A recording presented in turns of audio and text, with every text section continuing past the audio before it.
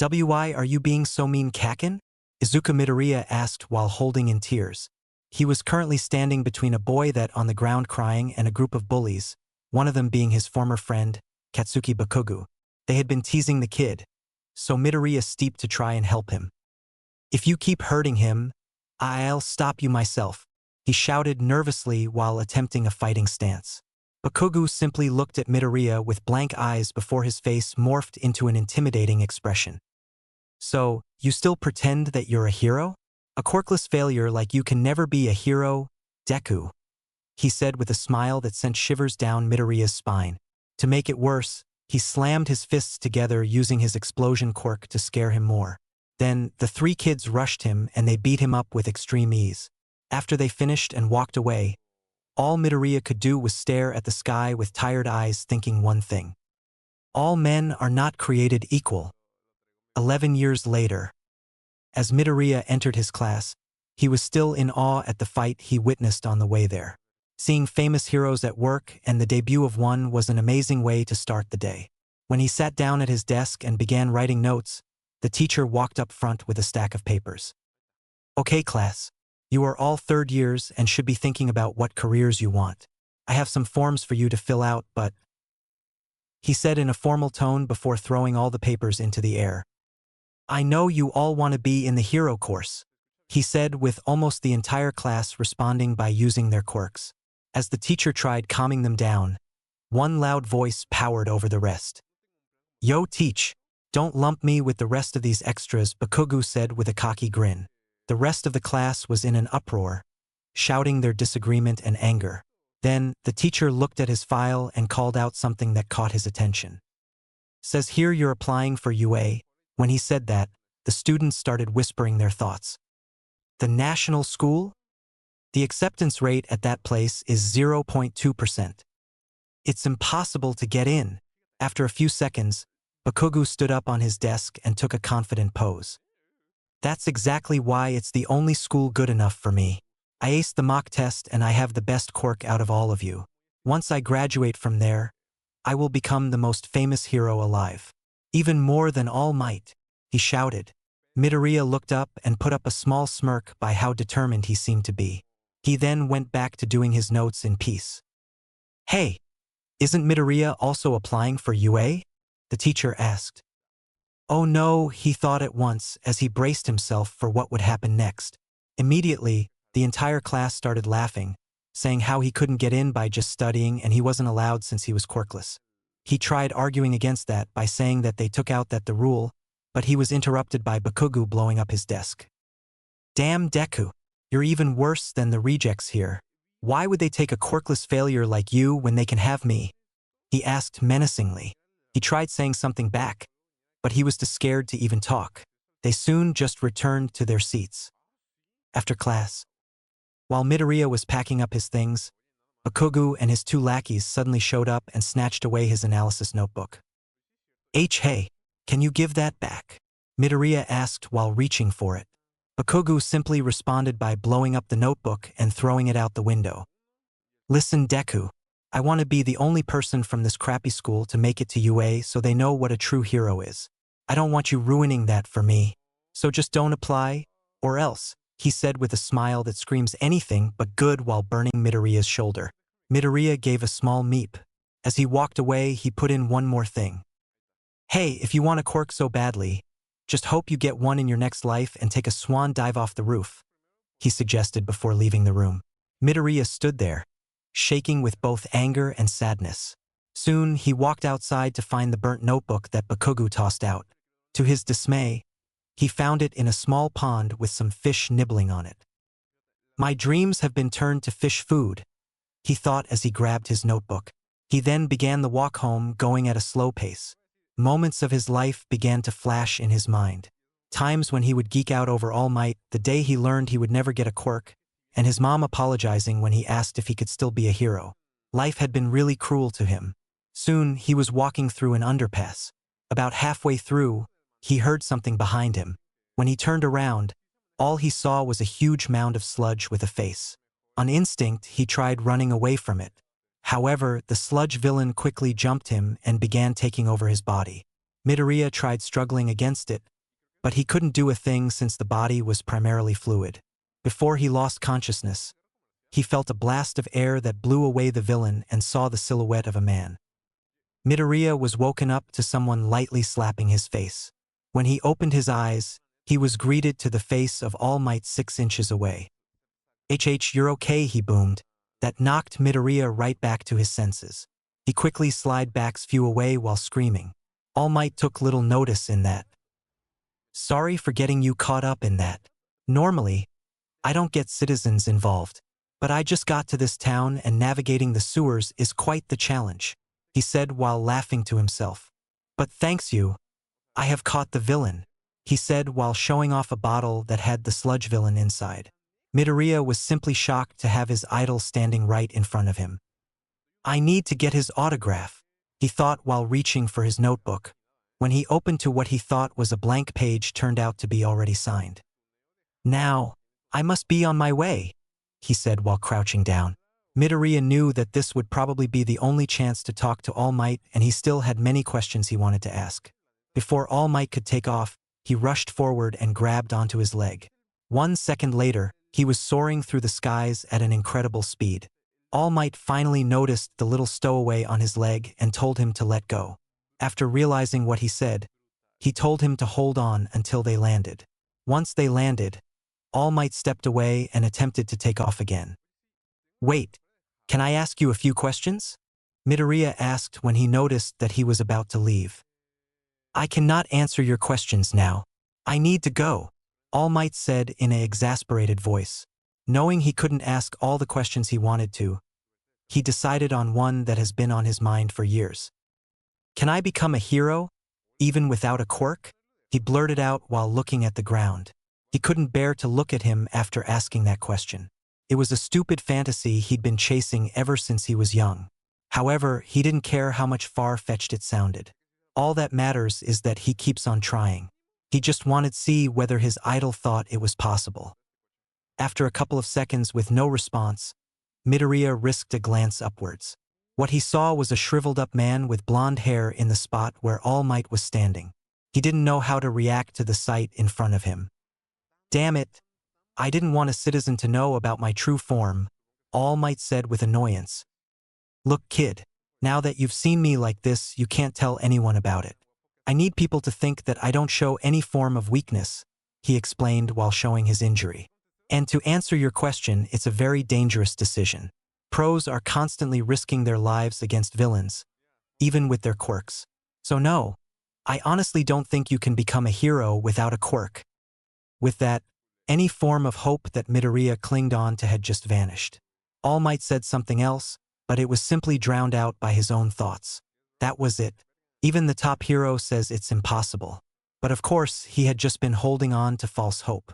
When he finally regained his surroundings, he found that All Might had was gone.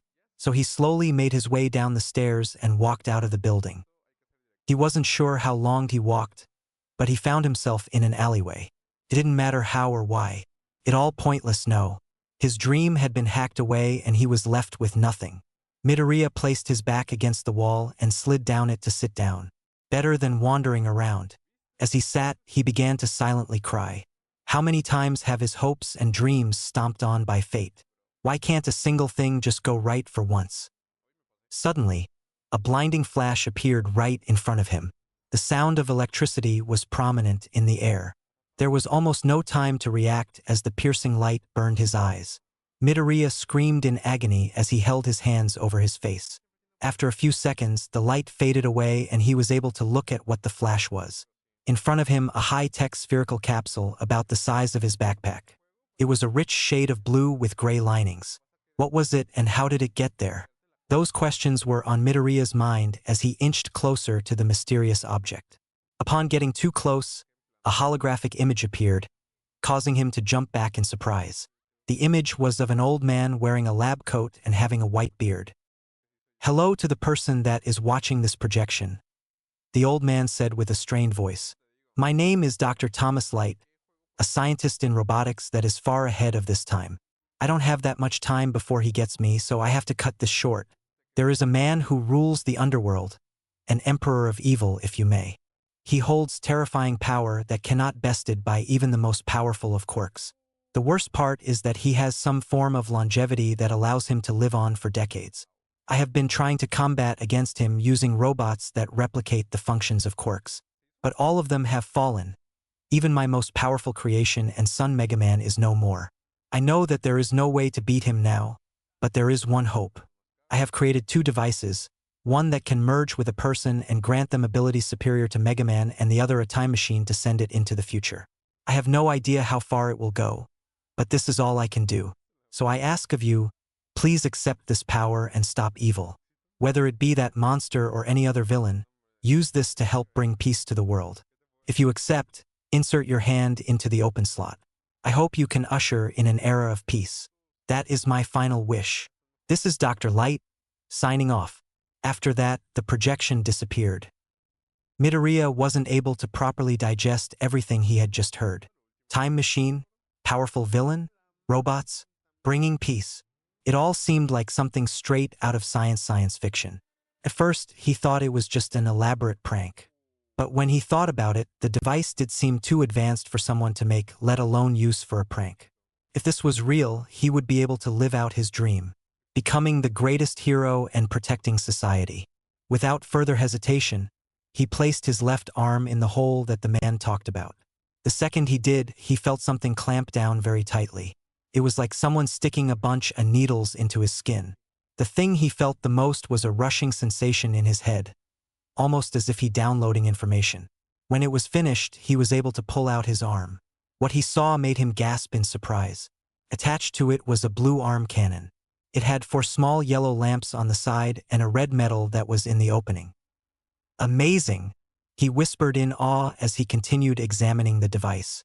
Suddenly, he heard an explosion from far away. Upon hearing it, he ran in the direction of it at a faster speed than normal. He arrived at the shopping district to see a crowd of people surrounding the area. Slipping through them, he got a clear view of what was happening. Wait, why's he here? He asked in shock when he saw the sludge villain. It was surrounded by flames and explosions seemed to be erupting from within the sludge. There's no way. All Might caught him in the bottle. Unless, he thought when he remembered that there was nothing in the hero's pockets after he landed.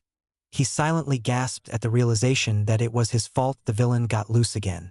The heroes were surrounding it had grim and frustrated expressions on their faces. It was obvious that they couldn't do anything in this situation. Come on. Why aren't the heroes doing anything? One of the bystanders asked. I heard that the villain has a hostage, another replied. When Midoriya heard that, he observed again in disbelief. The fact how the hostage was still alive was a miracle. After some moving around, he could finally see who the person was. To his utter shock, it was Bakugo. The pleading look in his eyes would hardly suggest of all the cruel things he has done in the past. Almost as if he were on autopilot, Midoriya shot off towards the villain and his former friend. Wait, you'll get yourself killed, he heard one of the pros shouted, but he kept on going. What the heck am I doing? Why am I running towards him? Midoriya thought in shock as his legs seemed to have a mind of their own. The biggest problem was that he didn't even have a plan for what to do. How the hell was he going to save Kakin from that thing? Suddenly, he remembered one of his notebooks that he wrote a line about. To restrain an opponent, a good way was to make them flinch first. He felt his arm shift back into the cannon, swung it forward, and fired. It shot out a small yellow ball of what seemed like light or energy. It struck the villain in the eye, causing him to roar in pain and reel back. Midoriya used that chance to try and claw Bakugo out. It did very little as the body was mostly fluid. What the hell? What you were doing here, Deku? Bakugo shouted after getting a chance to breathe. I don't know, I could just let you die. After recovering, the villain took another shot at him, only to be blocked by All Might. He quickly pulled the two boys away and brought his fist forward. Detroit Smash! He yelled as a strong force of wind caused the villain to explode and splatter all over the street. The winds also made a small tornado, whipping up clouds around the area. The people could only stare in silence at the scene they had just witnessed. After a few seconds of standing in awe, the onlookers felt small drops of rain. They immediately began cheering for their symbol of peace. After the entire incident was wrapped up, Midoriya was walking back to his house. He had practically ignored the scolding the pro-heroes have for being reckless. What he focusing on was the power he had just received. Along with the arm cannon that can appear at will and the fact it can shoot small balls of energy, he also noticed that his physical capabilities and senses have improved. What was the extent of the device's power? All of those things he would have to investigate once he gets home. I am here. Midoriya was caught off guard as All Might suddenly appeared right in front of him. All Might, what are you doing here? He asked in surprise. Because I wanted to egg. He was saying before he abruptly changed back to his skinny form, spitting out blood. He wiped the blood from his mouth and donned a more serious expression. Like I said, I wanted to talk with you. The courage you showed today was a sight to behold. You, a normal citizen, charging straight into danger just to save a person. Well, I didn't really know what I was doing back there, Midoriya said sheepishly. All Might laughed the instant he heard it. You know, that feeling is what many great heroes have felt when they started their career, he explained. Midoriya's eyes lit up in amazement by hearing how he acted like a hero. It was one of the first compliments he has ever received in his entire life. Then All Might's face changed to a solemn expression. I also wanted to change my answer. The question you asked me on the roof of that building. What you did today completely changed my opinion on you, he said. His next words set off something deep inside Midoriya's heart. Young man, you too can become a hero. Tears began rolling off his face. Crying wasn't something new to Midoriya, as he always cried when things got too bad. But this time, these tears were different. Instead of tears of sadness, they were tears of joy. It was the first time that someone had given him actual motivation. No one said that he could be one, not even his own mother. So hearing his words, it was the best feeling in the world. There wasn't anything that could possibly ruin this moment. Last thing, what was that cannon you made appear? All Might suddenly asked. Or maybe there was. After Midoriya explained everything he knew so far about his new power, All Might was intrigued. The part about how it was from the future seemed crazy, but it was put to rest the second Midoriya showed the arm cannon. So what you're saying is that by using this technology, you will help save humanity from tragic disasters in the future? He asked just to clarify. That's basically what the messages said. Judging by how he described it, it must have some functions that make it extremely useful in battle, Midoriya pondered as he looked at his weapon. From what he had seen so far, the power was not strong enough to battle with. The shit he fired at the villain only made it reel back, even when he hit it in a sensitive spot. The simple solution was to train it and find out more to it. Let me guess, you're thinking about training that power of yours? All Might suddenly asked. The fact he knew what he was thinking surprised him. How did you know? All Might dismissed it as just connecting the dots. That or there is the chance that he could read other people's minds. Listen, I'm going to make you an offer. I propose that I help you train that power of yours until you've got a good grasp on it, he suggested.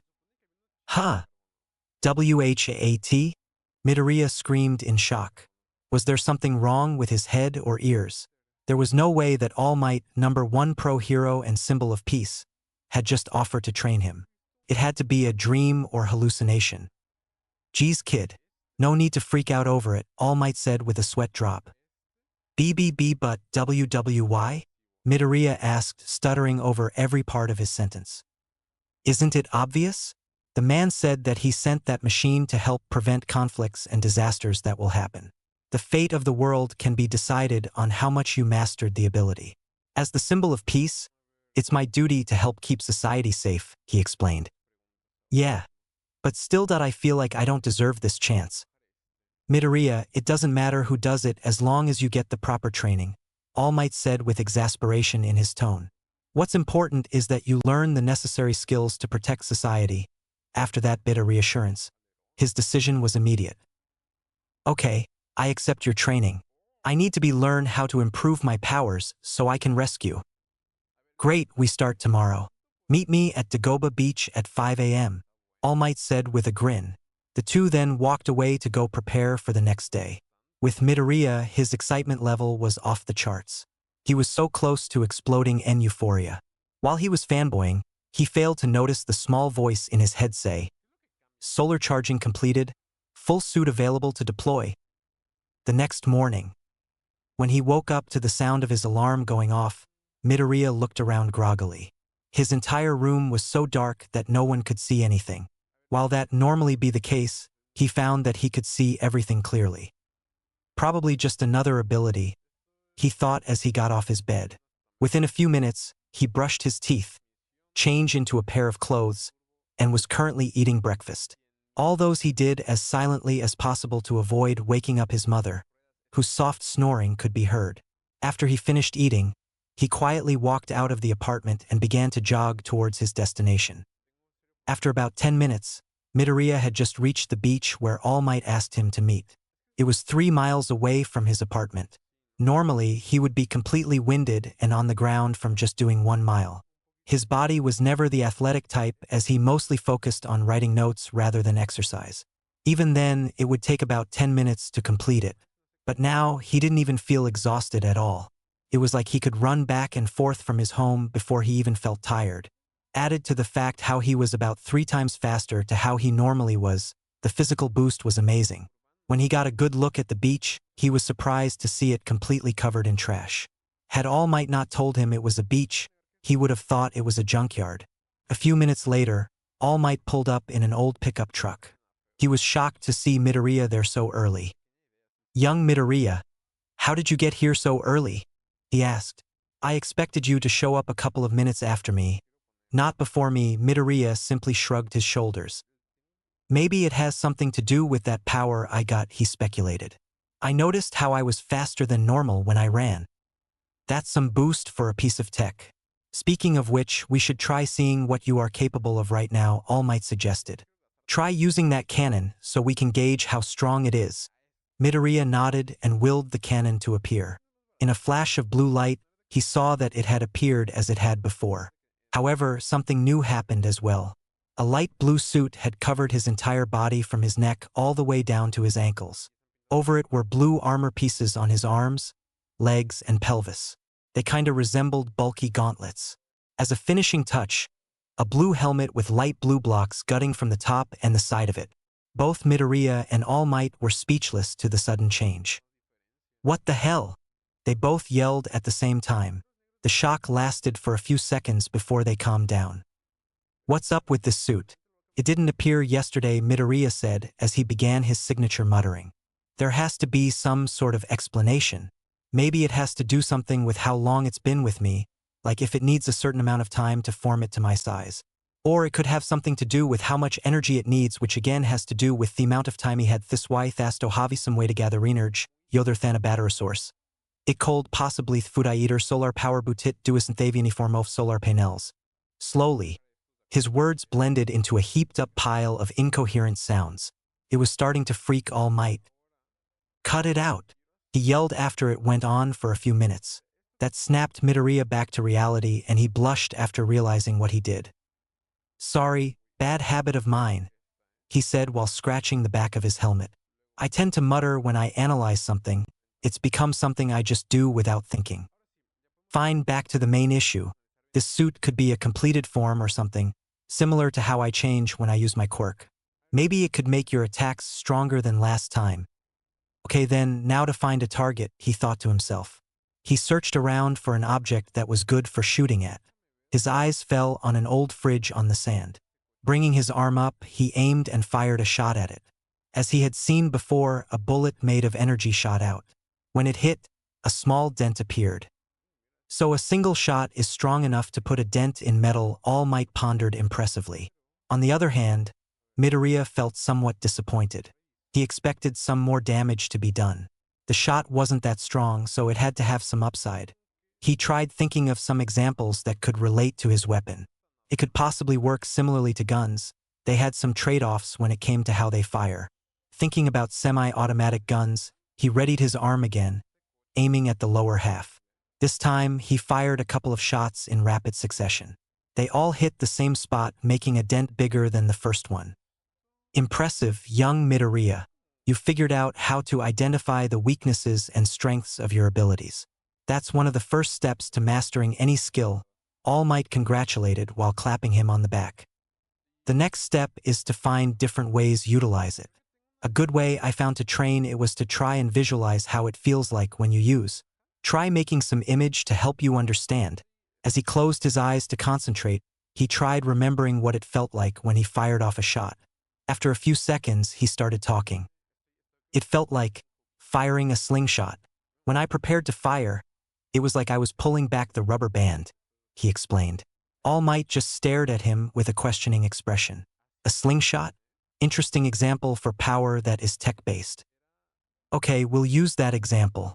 Your rapid shot was like you pulling it back a small distance before firing. How about you try pulling it back more to get a more powerful shot, he suggested.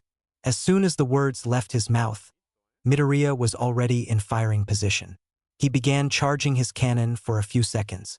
It was making a humming noise that sounded like it was from a game. After a few seconds, blue particles started swirling around his arm. He fired the shot towards the same fridge. This shot was a bit larger than a normal shot and it was green instead of yellow. Another difference was that the dent it made was bigger than the one caused by his rapid-fire attack. Eager to test more, he started charging again. The same particles appeared after a bit, but he kept on going. After about 15 seconds, the particles changed from blue to yellow. He still kept charging to see if there was any more levels. When nothing changed after a minute, he fired off the shot. This one was even bigger than the last and was blue. But the most shocking was the difference in power. The green shot made a dent the size of a head.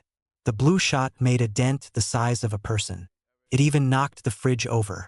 Both Midoriya and All Might gawked at the damage. That's so cool, Midoriya gushed as he glanced from his cannon to the fridge. Who knows how strong it will be when I train it? There you go. Now that we know what you can do right now, we can officially start your training, All Might said as he walked in front of Midoriya. So, how will training be like? He asked curiously. The way All Might laughed to that made him a bit nervous. What really set the danger alert was when he changed to his buff form. For the next 10 months, you will train your body to be further enhance your abilities and attend UA high. As for what your training is, you must clean this section of the beach, All Might said while stretching out his arms. Midoriya blinked a few times before he registered what he had heard. What? He shouted. It seemed a little bit too much for one person to clean all that up in 10 months. On top of that, he was even given a workout that outlined exactly everything that he would do for the time being as well. Even his sleep was planned out. Isn't this a bit too much? IT may be difficult, but it's necessary to be prepared for UA. This also helps you learn to give back to the community. As very few heroes do things that won't increase their fame, All Might explained while flashing his signature grin. Midoriya looked from him to the schedule and put a strained smile. Yeah, I need to work twice as hard if I want to catch up. From the moment he said that line, 10 months worth of hell would follow suit. Come on, keep going, All Might shouted at Midoriya, who was currently running around while holding a microwave. This was one of the many things he had to do in his training plan. The main focus of the plan was clearing up a certain part of the beach. The different types of trash would help exercise different muscles. Carrying objects would help increase his bicep and tricep muscles, while pushing them would increase quadriceps. The junk varied from normal things like old furniture and broken technology, which oddly made him shiver every time he saw it, to weird things like a safe. They started from things that weigh very little to progressively getting heavier. After some experimenting he found out that his power also gave him increased strength. It was obvious when he was able to lift up a car for a few minutes. All Might wanted him to do things the hard way, so he was prohibited from ever using his quirk on regular exercises. Cleaning the beach wasn't the only thing that he had to do. Almost all available time we wasn't at school or the beach was spent doing intense workouts. Push-ups, curl-ups, pull-ups, and many more different ways to get stronger. More times than he could count, he had forced himself to the point where he wasn't able to lift a finger for a few minutes. The combined efforts from both the beach and home training had caused extreme soreness that lingered 24/7. He had to constantly ask his mom to buy him muscle rub or Epsom salt just to ease the pain. But those weren't the only things he had asked his mother. His required amount of energy was abysmal. Huge meals with lots of protein were served daily for him, often asking for seconds. Of course, Midoriya intentionally ate less food than he needs. They weren't the richest family, so all the food would leave a heavy toll on the bank. To try and make up the missing energy, he would stand out in the sun for a few hours. It was something he discovered a few days after starting training. He had noticed that he was less tired if he worked out outside than if he worked out inside. He put this theory to the test by staying inside one day and staying outside the other. When he saw how he was less tired on the outside day, it confirmed that he was able to absorb solar energy. A final issue he faces while training was his schoolwork. More homework given out at this time of the year, to the dismay of every student. As workouts take up a majority of the day, he has little time to do a lot of homework. To make it worse, he also had to study for future tests and the UA written exam. That meant he had to cram in time to study, do homework, and train. On the plus side, Bakugo has mellowed out a bit after the villain attack. He still does throw rude comments and teases, but he doesn't seem like he is going out of his way just to make his life a living hell. The change in pace was quite relieving to Midoriya. Less bullying just means less stress. Hopefully, it would continue like that till the end of the year. Out of all the things he had to do within those 10 months, training his quirk was his most favorite part. He called it a quirk instead of power so he wouldn't sound suspicious when talking about it. His daily practice routine would be lifting extremely heavy trash, doing long sprints, and firing off shots from the Mega Buster. He learned the name of his weapon accessing some memory files that the device had collected before it made the trip. Some files showed pictures of a beautiful metropolis and robots helping out humans in difficult tasks.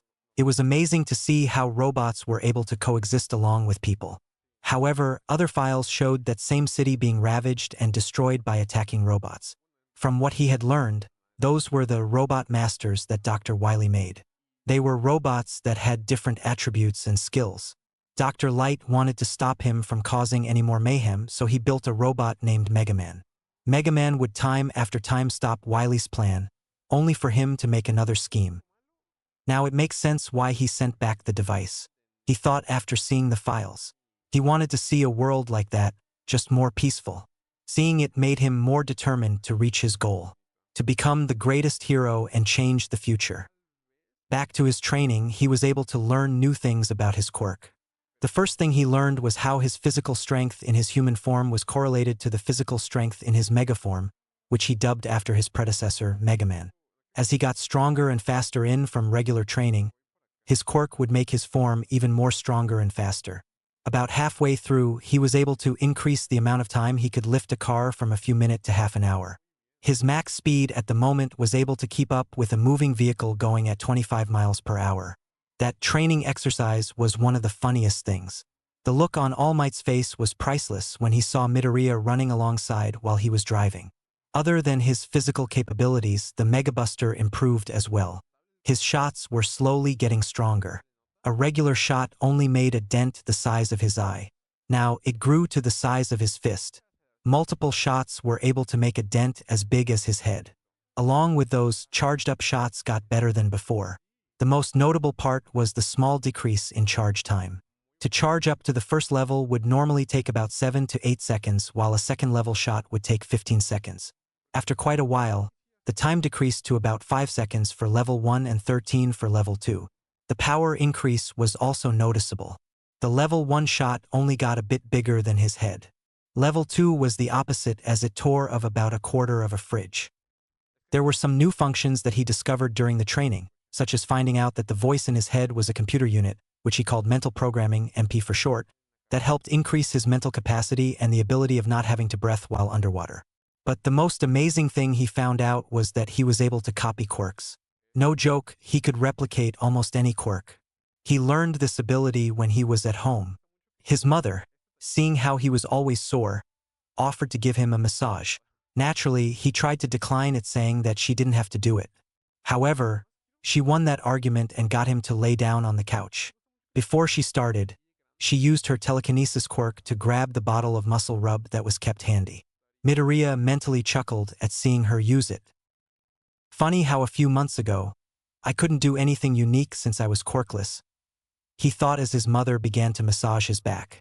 It was complete bliss to feel all the fatigue he built up be eased away. It took every bit of willpower not to groan in relief. As she moved her way up to his shoulders, the MP spoke in his head. Emitter quirk, telekinesis, copied. Midoriya would have missed this while he was distracted by the massage. But he has learned to always be alert for anything the MP said. What it just said confused him, though. Copied? What the heck does that mean? He thought. After his mom was finished, he went to his room to analyze what happened. The second he closed his door, he transformed into the suit. He gave a quick look over. There seemed to be nothing different from the last time. Next, he tried searching his database for anything related to telekinesis. After a bit of searching, he found a file that was labeled Copied Quirks. Curious, he opened the file and selected telekinesis. Right afterwards, a flash of light rose up from his feet all the way to his head. His color scheme changed from blue to a darkish green, matching his own hair color. What the heck? He shouted by the sudden change. Was this a new form? He again looked over himself to see if anything else had changed. The only other difference was how his Mega Buster changed from a cannon to something with a dome full of what looked like electricity. After examining it, he tried firing at a crumpled piece of paper. Instead of a ball of solar energy, it fired continuous rings of energy towards it. When said rings hit the paper, it slowly started to float towards the weapon. It took a few seconds until the paper made contact with the dome. Midoriya stopped using the weapon and the paper fell to the floor. That's what it meant by quirk copied. It copied and replicated my mom's telekinesis, he muttered in awe. This revelation opened a door of endless possibilities. If he managed to replicate more quirks, he would in theory have almost no weaknesses. Pair that with his natural affinity to analyzing quirks, he'd be a force to reckon with. He immediately set off the next day to learn more about it. All day at school, he would try and find opportunities to make prolonged physical contact with someone since that seemed to be the way it worked. The least likeliest subject would obviously be Bakugo. Just being next to would aggravate him, let alone touching him for a few seconds. A few days went by of this and he was able to compile all the need-to-know basics. First, he had to make and remain in contact with someone for about 10 seconds. It didn't matter what they were wearing as long as he was touching them.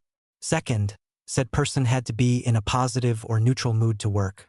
Any emotion that was negative like anger would block the attempt. Third, he had a separate energy supply for those quirks. Each time he used a quirk, the energy level would go down depending on how the quirk works. The only way to regain this energy was by drinking an energy drink, which seems very coincidental.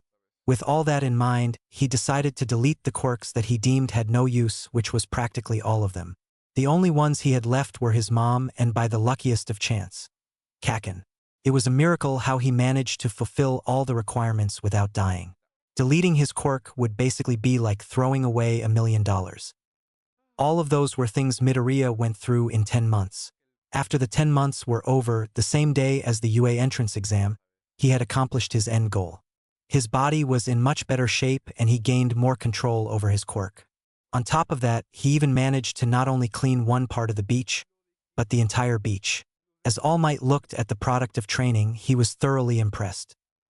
My young Midoriya, this is more than I could ever expect.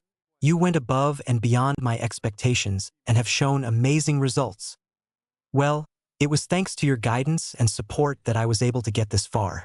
I was pretty lucky to finish, Midoriya said sheepishly. Midoriya, luck has nothing to do with this. You did this through hard work and dedication. Always take pride in that, All Might said. Now get some rest. You'll need it to take the entrance exam today. Midoriya nodded and ran back home to take his first nap in a long time. 3 hours later. Upon reaching the gate, Midoriya stopped right in front of it. Ahead of him was UA High, the top hero school in the entire nation. Almost all the greatest heroes, All Might included, had graduated from there. Now, he was about to take the test that would basically decide his entire life. Just thinking about it made him very nervous. As he entered the gate, he heard a familiar voice behind him.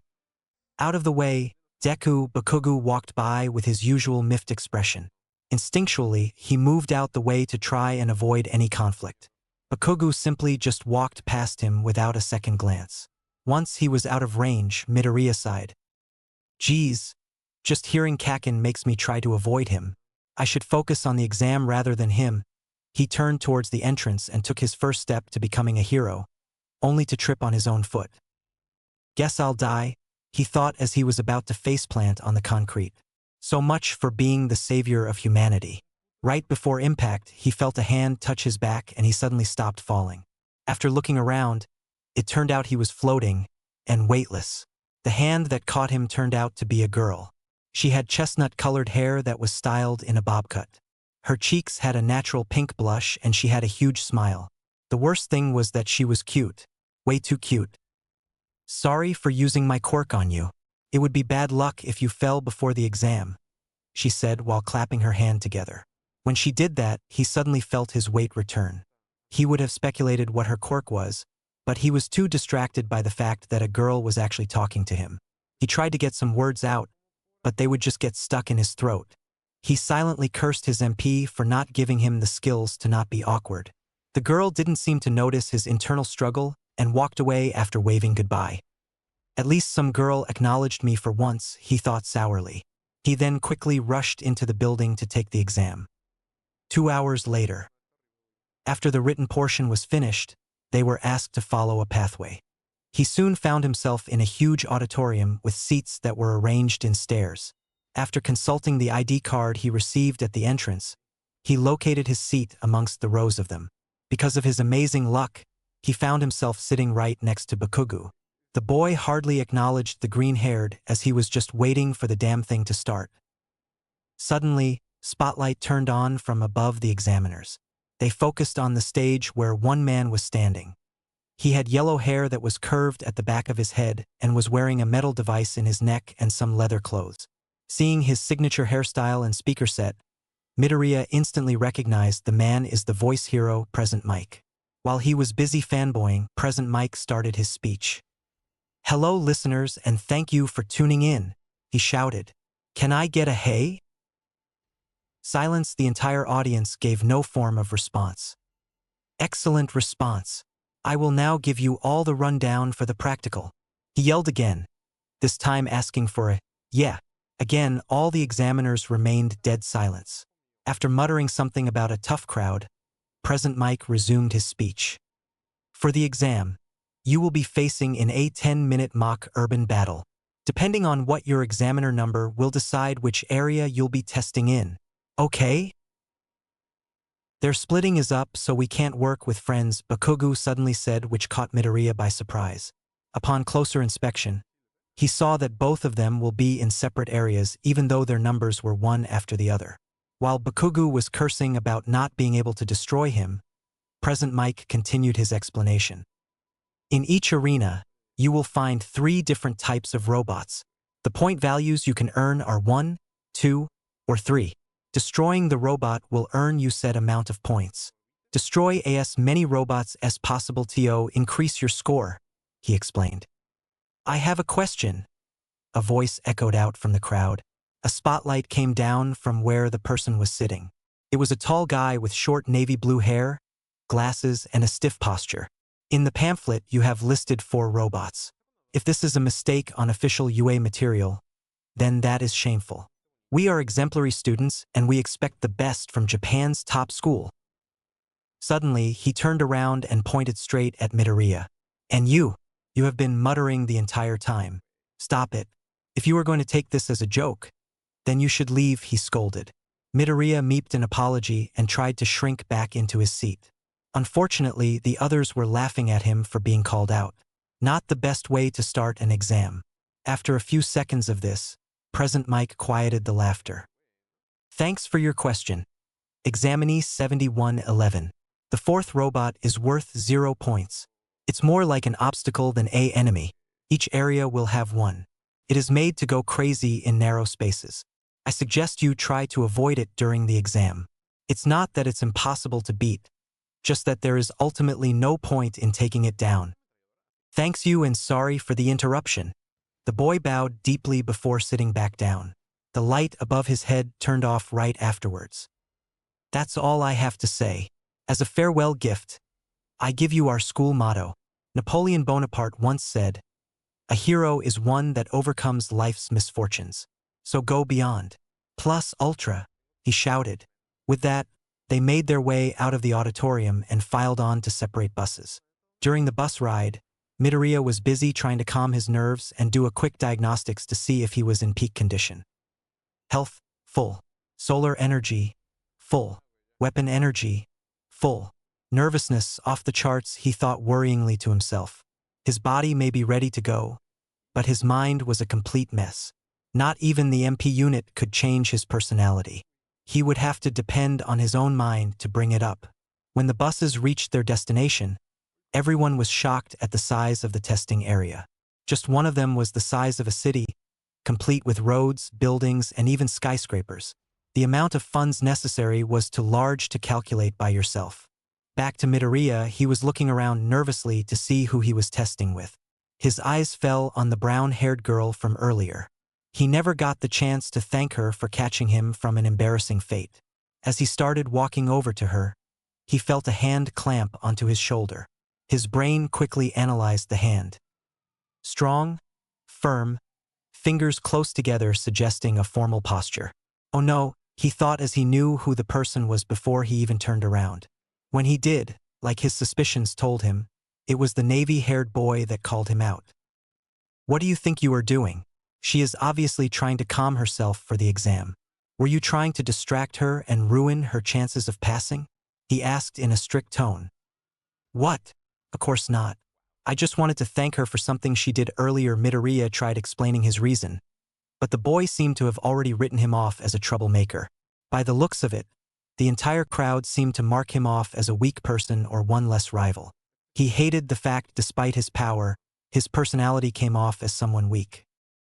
"No, you are not weak anymore. You have the power to fight and they can't tell you otherwise. I show them that I belong here," he thought to himself as he put on a determined expression. "Start!" President Mike suddenly shouted from the top of a tower that was outside the boundary of the testing area. Immediately, Midoriya ran inside the area, while the rest were looking around with confused expressions. "What are you waiting for? There aren't countdowns in real fights. Get going!" By the time the other participants got their bearings and started running in, Midoriya was already deep in the city. Right after he ran past the gate, Midoriya quickly got his suit on. He could feel his running get faster with each step that he took. The difference in speed from himself to the suit was almost unreal. But that was beside the point. He had to focus on getting as many points as he can. Even the shocked looks from the other people that he just knew they were giving wasn't enough to break his concentration. Scanning his surroundings, he located a small group of 4 robots a few meters away. Taking a hard left into an alleyway, he quickly saw his targets up ahead. In an area that opened up after the alley, 4 robots were looking around for any people. They were olive green and were shaped similarly to scorpions. 4 legs were attached to the body, bending towards the ground. Each leg had a plate of armor on the shin. A final touch was a tail that resembled the stinger. The head was on top of a tall neck about the same height as the tail. On the both sides of the head were red lenses which represented eyes. There were also 3 lenses placed in a cavity on the main body. On the armor plates was the number 2 draw in yellow. Those must be the 2 pointers, Midoriya thought after quickly observing them. When he stepped into the clearing, all the robots turned in his direction. They immediately crawled right towards him at a considerably fast speed. Though they weren't fast enough, Midoriya aimed and fired 4 shots at precisely the middle of their heads. With their visual cut out, the robots started moving in random directions and swinging their tails in hopes of hitting something. That resulted in them running into walls and striking a nearby robot. While they stumbled around, Midoriya started to charge up. He then fired a huge level 2 shot that was able to take all of them down at once. "That should be 8 points," he said before running off to find more. That proved to be a walk in the park as he was able to scan the nearby area for robots. No robot that he laid eyes on survived as they were destroyed within a matter of seconds. Some well-placed shots and a little melee combat was all it took to take them down.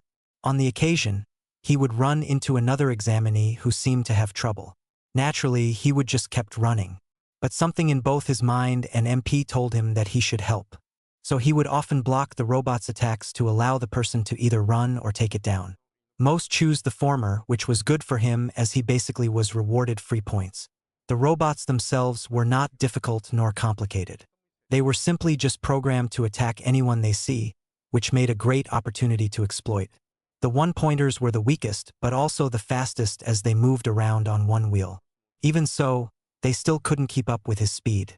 The three-pointers, on the other hand, were very slow but quite powerful. While the one-pointer relied on their arms to do close-range damage, the three-pointers were equipped with missiles. Freaking missiles! They could just comfortably stay in one place while bombarding you. Obviously, they weren't as strong as normal missiles. It was only as strong as a regular shot from the Mega Buster. If he knew that, he wouldn't almost have had a heart attack when one was fired at him. He made sure that one was thoroughly destroyed. In a room far away from the testing area, a group of people were observing each test through a big screen. They were watching the exam takers to evaluate if they have what it takes to get into UA. One of them was a small animal which wore a fancy vest. The species of the animal was extremely difficult to classify, but it seemed he didn't mind. He was giving a small speech about what they were looking for. This exam is meant to simulate a real-life villain chase. The students are given a small amount of time and they don't know how many robots are in there. It forces them to adapt and form strategies to get as many points as they can, he explained in a happy tone. Some use information gathering to locate and track down both robots and people. It helps prevent any meaningless actions that result in no reward, as he said that. A picture of a guy with 6 arms was shown as he stood on top of a roof. He seemed to be observing the testing ground. Others rely on speed to pull ahead of the rest. Finding and taking down villains as quickly as possible is necessary as it lowers the chances of them causing more trouble. The screen then changed to the navy-haired boy who scolded Midoriya, skidding to a stop to change directions. He had small exhaust pipes on his calves with smoke coming out of them. Staying calm under pressure is quite an important thing. Hesitation often leads to villains taking advantage of that to run away or pull a sneak attack. The next picture showed a blonde-haired boy whose hair seemed to sparkle. His entire body seemed to sparkle as a matter of fact. He was shooting a sparkly blue laser from his torso which destroyed a robot. He seemed to be posing with no sign of fear on his face. And so is pure combat ability. Villains can be very strong and you'll need exceptional power and skill to take them down. It then changed to Bakugo standing over the wreckage of a smoking robot. Though he was panting, he had a huge grin on his face. The most successful students are the ones that displays all of those traits. No great hero relies on just one to save the day. The screen finally changed to show Midoriya jumping over a robot and blasting the head off. This year's batch sure looks promising, the only woman in group remarked. Now we'll see how they react to a dangerous situation. The animal person presses a big red button that was in the middle of the control panel. After about 7 minutes, Midoriya had already accumulated 54 points. While he felt fairly confident that he had enough, he never dropped his guard and continued to look for any stray robots that were missed. The exam wasn't too difficult. The robots here are very weak compared to robots that were made in the future. I expected some big obstacle to weed out the strong from the weak.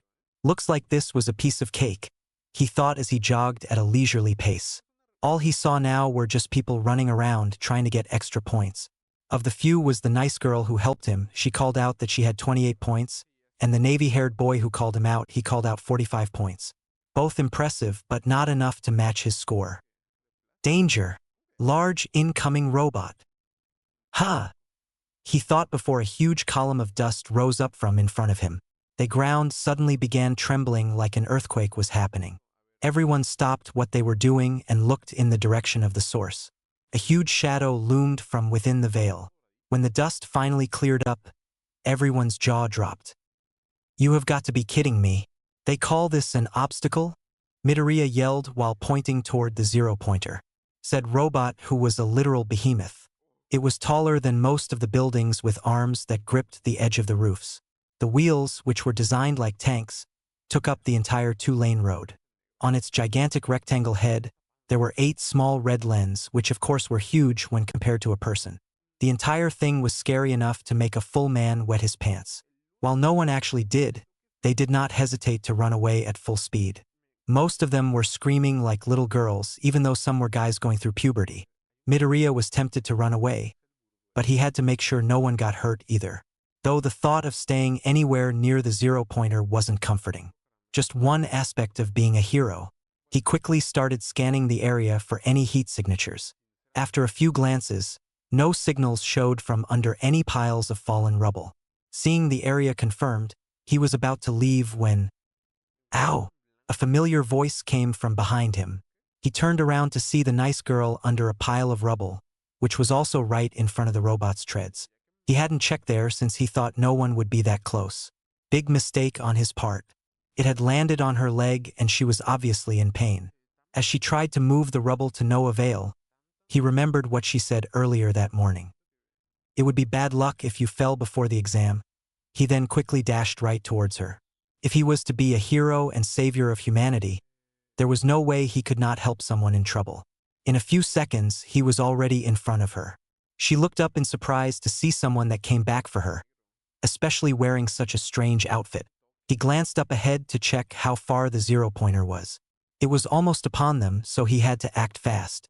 Using his left arm to effortlessly lift the slab of concrete, he pulled her out using his other hand. He ignored the shocked look that she gave when he did that. Running a quick scan over her body, he saw that the leg that was trapped was broken. He decided to carry her on his back until she could get some medical attention. When she was secured, he started to run in the opposite of the incoming robot. After getting a considerably safe distance from it, Midoriya started to slow down for a bit. They were out of the robot's reach, so it was okay to relax a little. Reality said otherwise when a piece of a building landed right next to them. It got so close that felt the small broken pieces hit his face. Great. Now it's just going to crush us with debris, he thought sourly before turning to the robot. It was using its arms to destroy buildings and send the debris towards them. He knew that it was keep doing that until the test was over or it was destroyed. The latter seemed much more interesting to him. Obviously, not even a level 2 shot to the head would take it down. He started to scan over the robot to find any vulnerable spots. At the same time, he was charging up his cannon to fire the second he found something. After a few seconds, the scan pointed at a small area on the neck joint. The exposed wiring could possibly lead to short-circuiting and a chain reaction. Coincidentally, he finished charging up right afterwards. After adjusting the girl so he could get his left arm up, he took aim. There was a minuscule window of opportunity. If he was off by a foot, it would harmlessly hit the armored part around it. Thankfully, he was already a natural at noting every small detail. He fired the blast and watched as it flew towards its destination quite smoothly. When it hit, there was the normal explosion that always happened. He and the others stared at the robot, half expecting nothing to happen. Then, boom! Another explosion happened right above the first. And then another, and even more started to appear along the head. As the explosions kept popping up around the body, the zero-pointer started to tip over backwards. In a satisfying scene, it slowly fell backwards. It landed in a thunderous crash with a huge dust column rising up. Everyone, except Midoriya himself, were speechless at the sight they had just witnessed. How someone managed to destroy that monstrosity of a robot completely baffled them. Midoriya just a look of disbelief and whistled in impress. "Thank you, Dr. Light and All Might," he whispered under his breath. This feat would have been inconceivable before he got the device, and it still would have been impossible without all the training he was given. He was lucky for all of these events to happen. As he was lost in thought, he barely registered the "look out" that came from behind him. He did register the shift in movement from the girl on his back as it felt like she was reaching up. Turning around, he saw the nice girl looking up with both fear and relief in her eyes. Confused, he looked up to see what going on. Right above his head was a piece of debris the size of a small car. It was only 2 feet away from landing on him. The only thing that was stopping it was the fact how it was floating. He inhaled sharply as he realized his close he got to a serious injury. Probably would have gave him a concussion or worse, even with his helmet. Slowly, he backed away from it as he didn't know when it would stop floating. Our release, the girl he was carrying sounded very strained. When she said that, the object resumed its action and crashed into the ground. Yep, definitely would have gave him a concussion. "Time's up." Present Mick's voice suddenly echoed through the entire city. Everyone looked around in surprise as they weren't expecting it. Midoriya decided to finally set the girl down in the ground. She was looking very nauseous and green when he looked at her. The very next second, She turned away and hurled out the contents of her stomach. He quickly held his nose to not smell any off the puke that came out.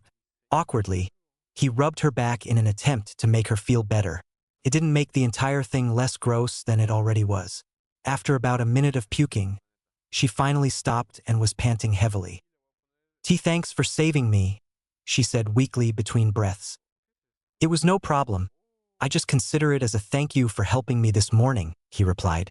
She looked at him in confusion and was studying his face. Huh? What do you mean? She asked. Midoriya guessed that since the helmet covered his hair, he had no other distinctive features. He then made his helmet disappear to let his curly green hair out. The girl gasped as she recognized who he was. You're the boy that almost tripped this morning, she exclaimed while pointing at his face. He chuckled at her reaction. Yeah, I wanted to thank you for saving me from embarrassing myself in front of everyone. And now I also have to thank you for saving me from getting my head destroyed, he said with another chuckle. Before she could give a response, a short old lady came and began asking for people who needed medical attention. He helped the girl up and brought her over to the lady. Once he placed her down in front of her, the old lady's lips suddenly grew huge. She then kissed the girl's legs, which then flowed green as they began healing. While it did gross him out a bit, he got over it as it was all to help. Once the old lady was finished with everyone, all the students filed into the bus to take them back to the main campus. 1 week later, Midoriya was doing his daily weight lifts in his room to pass the time. All the training he did with All Might had made it an unbreakable habit of his. He did it he was bored when he needed to calm down, and there were times he did it without realizing so. The memory of his mom catching him bench pressing the dumpster was still fresh in his mind. Now, he was waiting for his results on the exam. He did fairly good on it, and 54 points were no easy accomplishment. There was high hope that he would pass. Izuku. The voice of his mom was quite high-pitched, indicating some form of shock or anxiety. Opening his door, his mom quickly showed a letter that. It's from UA, she said as she handed him the letter. After grabbing it, he walked to his desk and opened it up. To his surprise, instead of a normal piece of paper, a small metal disc fell out. He looked around it for a little before a hologram appeared from it. It caused him to jump back in surprise. It wasn't because of the sudden appearance, as he already went through that with Dr. Light. What got him was how it was All Might shouting, I am here as a hologram. What the crap? All Might. Now you may be asking yourself, why is All Might doing in a UA result letter? Tio answer, I am proud to say that I will be teaching the next generation of heroes. The holographic All Might laughed heartily at Midoriya guessed would be the viewer's reaction, though he was right to laugh as his face was dumbstruck by the news. Young Midoriya, you passed the written exam with flying colors. Not only that, but you also scored 54 villain points on the practical. That alone would put you in the top 10 students. But there was another thing. We had a secret scoring method that would be decided upon by the teachers themselves. It was awarded to people who performed heroic actions. Hero points, for your courageous act of saving someone. You have been 60 points, raising your total score to a whopping 114. That makes you the highest score out of everyone who took the exam. Congratulations, Midoriya. You are now a part of the Hero Academia. After the speech, the device showed a leaderboard of the top 10 scores. True to his word, Midoriya was first with Bakugo coming in second. He could hardly contain his excitement as he processed all this information. I got in, he shouted in triumph while raising his arms in a victory pose. Midoriya had just put on his shoes and was about to leave when his mom walked up. Izuku, do you have everything you need? Yes. Supplies? Yes. Notebook? Yes. Handkerchief? Mom, I know that I'm not missing anything, he said in a slightly exasperated voice. His mom could be such a worrywart at times. Izuku, she asked nervously.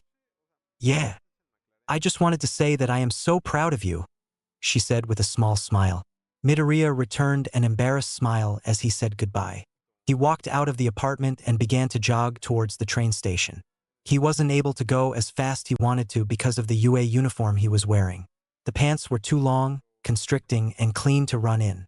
While it was an annoyance, it was also a good symbol. That and the entire uniform proved to the entire world that he made it into UA. Just putting it on felt like a dream that he didn't want to wake up from. After he got on the train, he was looking around to see if anything interesting happening. There was the usual cramped crowd of people around him, the somewhat overwhelming smell of body odor and perfume, and the shaking of the train itself. Overall, pretty normal. About 40 minutes later, the train reached his destination and he got off. The rest of the way to the school was already known to him as he went this way when he took the exam. The path he took soon led to the front gates of UA. He stopped right in front of them and took in the sight. Ahead of the gates was the huge glass building that was the main campus. The actual building consisted of 4 structures arranged in a perfect square. Each of them were connected to the adjacent structure by what seemed like a corridor. Looking down, the front of the building had a small garden with some trees, grass, and a couple of flowers. Beyond them was the entrance. There were 3 big red doors that were marked by numbers 1 to 3. Probably meant that you should enter the door with your grade number. This is it. This school holds my future in it. I need to go there and grab that opportunity, Midoriya thought as he took his first step into his new school. It took a lot of willpower not to squeal in pure euphoria. My future is harder to find than I thought, he thought as he ran around the hallways. He was trying to find the classroom he was assigned to 1A. That proved to be a challenge since the school was like a maze. He had to find it in the next 2 minutes or else he will be late. After some more searching, he saw a sign that stuck out of the wall that read 1A. He rushed over to the area near the sign to finally find the door. The extremely large door. The door that almost reached up to the ceiling. Geez, they must have built it for people with gigantification quirks, he said to himself while staring in awe. As he reached to open the door, he breathed a quick prayer. Please don't let Kaken and the glasses boy be in the same class. When he opened the door, the first thing he heard and saw proved that any higher being that heard him was just a jerk. Get your feet off the desk. That is official UA property, and we shouldn't be disrespecting that. The boy with the glasses yelled at another boy whose feet were propped on the desk. What? Someone shoved a stick up your ass or something? Bakugo asked cockily. Fine, let me start over. My name is Tenya Ida and I am from the semi-private academy. The now identified Ida said, while extending his hand. Bakugo took his greeting another way.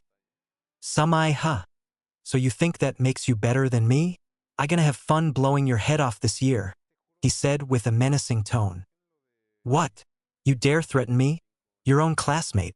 Are you sure you are in the right class? Ida asked in shock. Before their dispute could continue, Ida noticed Midoriya standing at the door. The entire class then turned to stare at him. Midoriya just froze at the many pairs of eyes that were on him. Suddenly, Ida started marching towards him. Hello. It's a pleasure to meet you. My name is... He started to say before Midoriya raised his hands to cut him off. Tenya Ida, I heard you. My name is Izuku Midoriya, he said nervously, while shakily extending a hand. Ida firmly grasped it and shook his hand at a fast pace. As I said, it's a pleasure to meet you. I first have to apologize for what I did at the exam. It was extremely rude of me to call you out, as well as assuming you were trying to distract that girl before the test started. You shown extraordinary bravery when you saved her and Perception for realizing the true intent of the exam. Your actions proved that you are the better student. Ida speedily apologized that left Midoriya speechless. He almost talked as fast as he did during his rambles. Almost. While that was going on, Midoriya decided to take the opportunity to try and replicate his quirk. Thankfully, Ida's handshake lasted a bit over 10 seconds, more than enough time to complete the process. Mutant quirk. Engine. Copied. When Ida finally let go, he planned to apologize for copying his quirk without his permission. I know you, green-blue boy, a familiar voice exclaimed right behind him. He turned around to see the nice girl from the exam. She was also wearing a uniform, to which he internally complimented. Hey, you're the girl from the exam, he said. Yeah, I'm Achiko Uraraka. You were amazing back there. You were all like PW and the robot went like boom, she said in an onomatopoeic way while moving her arms around to show emphasis. Midoriya started to get embarrassed by how much the girl was complimenting him. It was really nothing, he said with a slight stutter. If you're here to just socialize, then you should just leave right now, a bored voice came from behind Uraraka. When they turned around, what seemed like a huge yellow caterpillar with a face was lying down in the floor while sipping a juice box. It took you all 8 seconds to quiet down. That irrationality won't cut it here. What the heck is that? All the students thought. The creature then unzipped the front of its body, and a tall man wearing all black stepped out from it. There were some type of cloth wrapped loosely around his neck. His face simply told everyone that he doesn't care about anything. So it's a sleeping bag. They all thought in relief as it wasn't some mutant creature. The man finally spoke after a bit. "Hello class, my name is Shota Aizawa and I will be your homeroom teacher," he said in monotonous tone. "What's up with this guy? He must be a pro if he teaches here, but why does he look so worn out?" Midoriya thought as he tried to figure out who this person was. Before he could access his MP unit, Aizawa took out a one-piece uniform that was red, blue, and white. "Put these on and me out in the field in 5 minutes." He then promptly left the classroom without a second thought. The entire class were confused by what had just happened. When all the class got to the field, Aizawa explained what they will be doing. "You all will be taking part in a quirk apprehension test to see what you are capable of." "What? But what about orientation? We'll miss it," Uraraka asked in worry. "If you want to be a hero, you can't waste your time on pointless ceremonies. Here at UA, we are famous for letting teachers run the class. That means I can run my class how I see fit. If you have a problem with that, you can leave this class," he explained with a commanding aura behind them. Katsuki Bakugu stepped forward. Bakugu walked forward to stand right in front of him. "What was your farthest softball throw in junior high?" 67 meters, I think, he replied after thinking about it. Aizawa then tossed him a softball and told him to stand in a circle that was drawn in the ground. "Try using your quirk. Do anything as long as you stay in the circle," he explained. Bakugu first did some stretches and then got in position. He whipped his arm forward and at the last second, made an explosion that propelled the ball farther than a normal toss. "Die!" he shouted. Rings of air were left in the ball's wake as it soared into the sky. "Die!" Midoriya thought as they watched the ball finally begin its descent. Landed on the ground and rolled for a bit before it stopped. The ball itself was shockingly in perfect condition despite being launched by an explosion. Aizawa watched with a neutral face while he held his phone. "This test will serve as a baseline. You all need to know what your maximum capabilities are. This is the most rational way to judge your potential," he explained while turning his phone to face the students.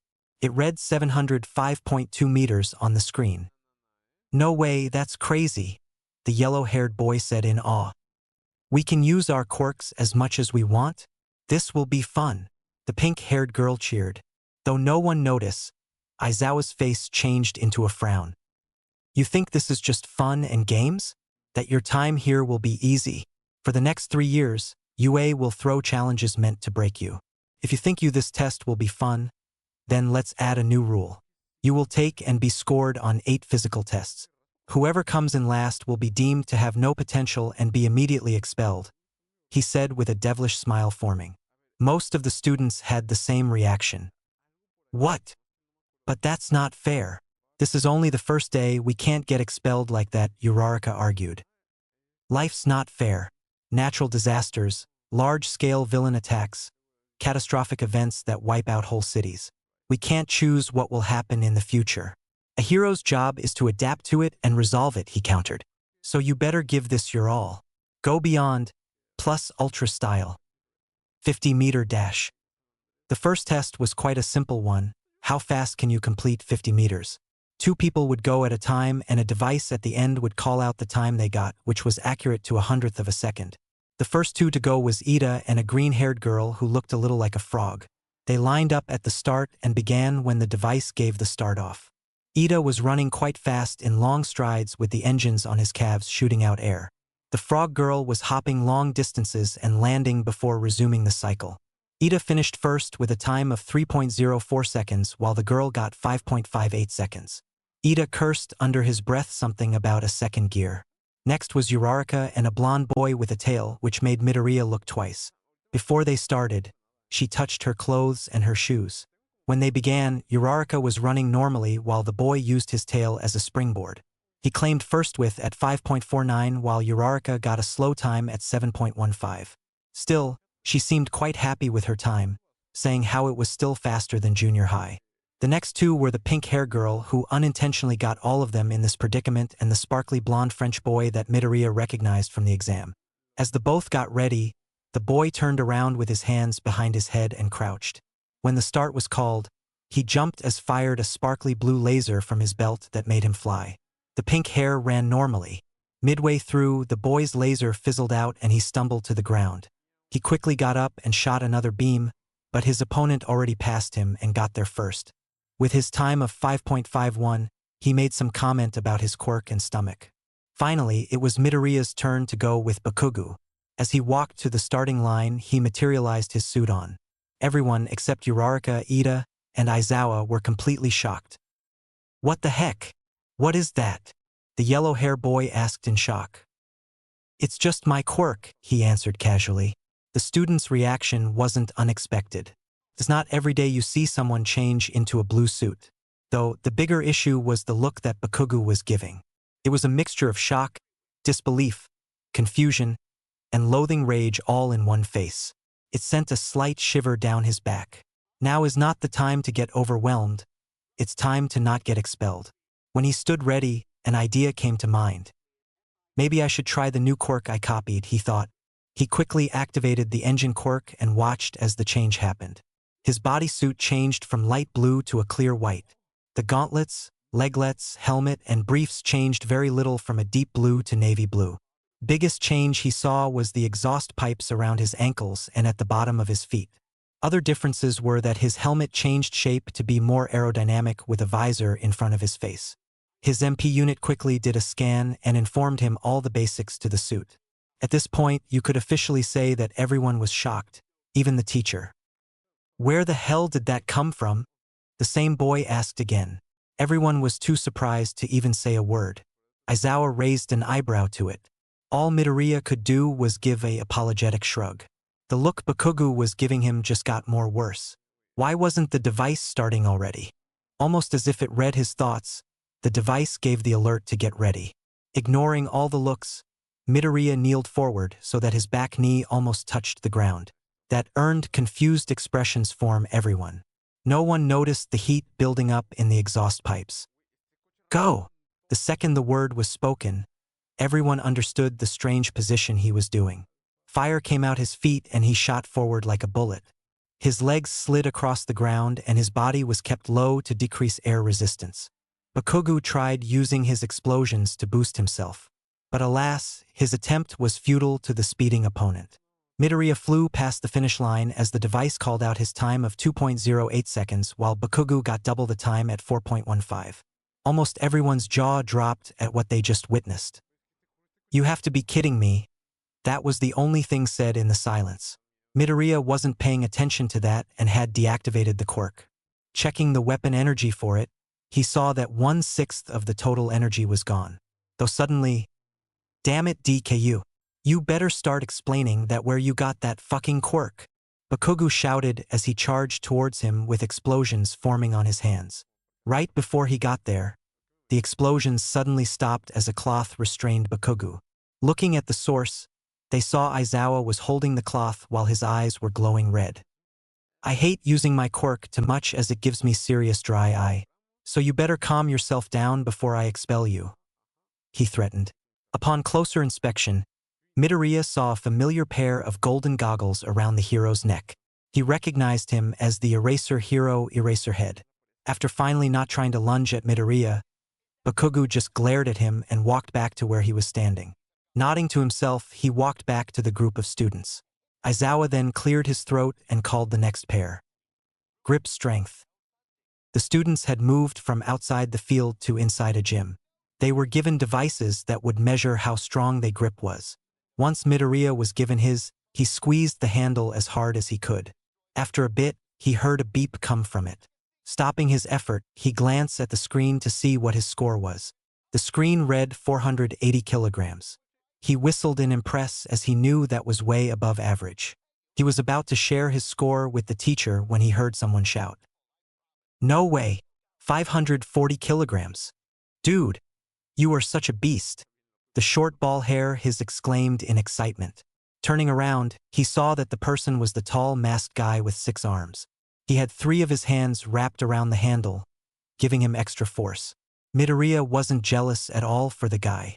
In fact, he was happy for Guy to get recognition as he seemed to be the seclusive type. He continued his walk towards the teacher and showed him his score. The look in his face wasn't the same as the first test, as he probably wasn't surprised anymore. He wrote the score down and told him to wait. Standing long jump. The next test was outside again. They were given a sandbox and they had to jump over it. The scoring worked on whether you made it or not. Bakugo went first and he used his explosions to launch himself over. Next was the laser boy, who used his laser to propel himself over as well.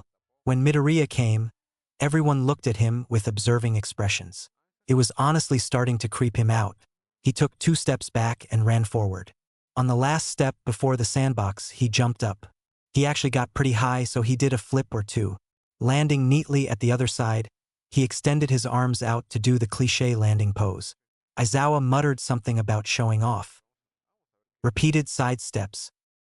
This test was simply just seeing how fast you can do side steps. Midoriya got an average score, much to the mocking surprise of some of his classmates.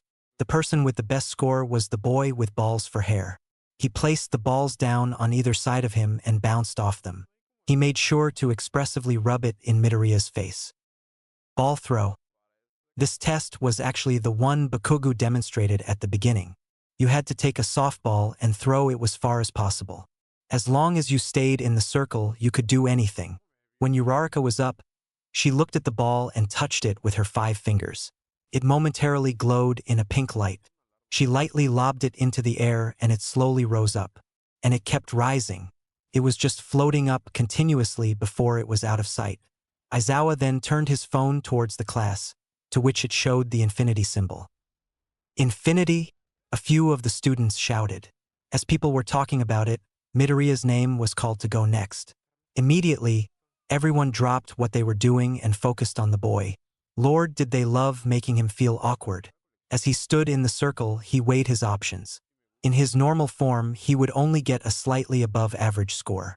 He wanted to be completely sure that he wouldn't get expelled. His Mega Buster wouldn't work, as it would just destroy the ball. His mom's quirk? No, it attracts objects, not repels them. Ida's quirk? That would most likely make him go out of bounds. Kaken's quirk? Actually, that would work out.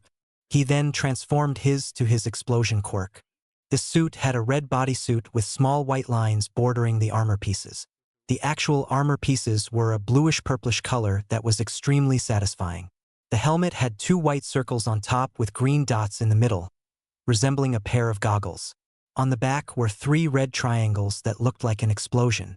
His left arm gauntlet changed so that it would have the same white circle and green, as the helmets, with a part sticking out to cover the back of his hand. It's just the Chain Blast suit from Mega Man 11. Look it up. There's more. The black hair boy with weird elbows exclaimed. That comment went unnoticed as they were more focused in what Midoriya was going to do. He pulled his right arm back and threw the ball as hard as he could. It flew quite high for a normal pitch, but it was a letdown when you consider the previous scores. That's it? I expected more with that flashy suit if yours, the ball hair boy said smugly. Before he could say anything else, Midoriya did something unexpected. He swung his left arm in an upward arc. Right afterwards, a couple of black balls with orange dots on them appeared and quickly floated in the direction of the now falling ball. Everyone watched in curiosity as the mysterious objects got closer to the ball. When they got pretty close, Midoriya snapped his fingers. The objects then detonated, collectively causing a huge explosion. The ball soared back up into the air by the force of the blast. When it landed, Aizawa showed the score to be 768.1 meters. This time, no one had anything to say.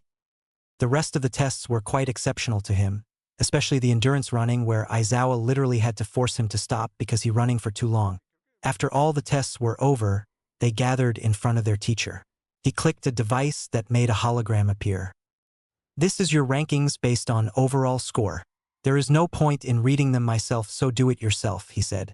Midoriya quickly looked around the top spot to see what place he was in. His name was in the second place slot, right beneath someone named Momo Yaoyorozu. He chuckled to himself, saying how he was so close to first. At least he wasn't last place. Speaking of which, the person in last place was Mineta, who turned out to be the boy that acted smug when he won the sidestepping test. He was on the floor bawling his eyes out over the prospect of being expelled. "Oh yeah, that threat of expulsion was just a lie. I wanted to motivate you to do your best," Aizawa suddenly said. "What?" Most of the class yelled in surprise and anger. A tall raven-haired girl shook her head. "You guys didn't know? I thought it was obvious." "And you knew?" Midoriya thought as he stared at the girl in disbelief. Aizawa then dismissed the class for the day and told them to pick up a syllabus in the classroom. Everyone soon filed off the field, most with annoyed expressions on their faces. As Midoriya was walking towards the gate, he couldn't help but chuckle at all the things that had happened today. It was a pretty interesting way to start his first day in high school. "Hello, Midoriya!" A shout behind him which he quickly recognized as Ida. True to his guess, Ida showed up right next to him and matched his pace. He began talking about what he thought of the tests. It was clear that he too was slightly miffed at the lie they were told, but he dismissed it as being necessary for a prestigious school like UA.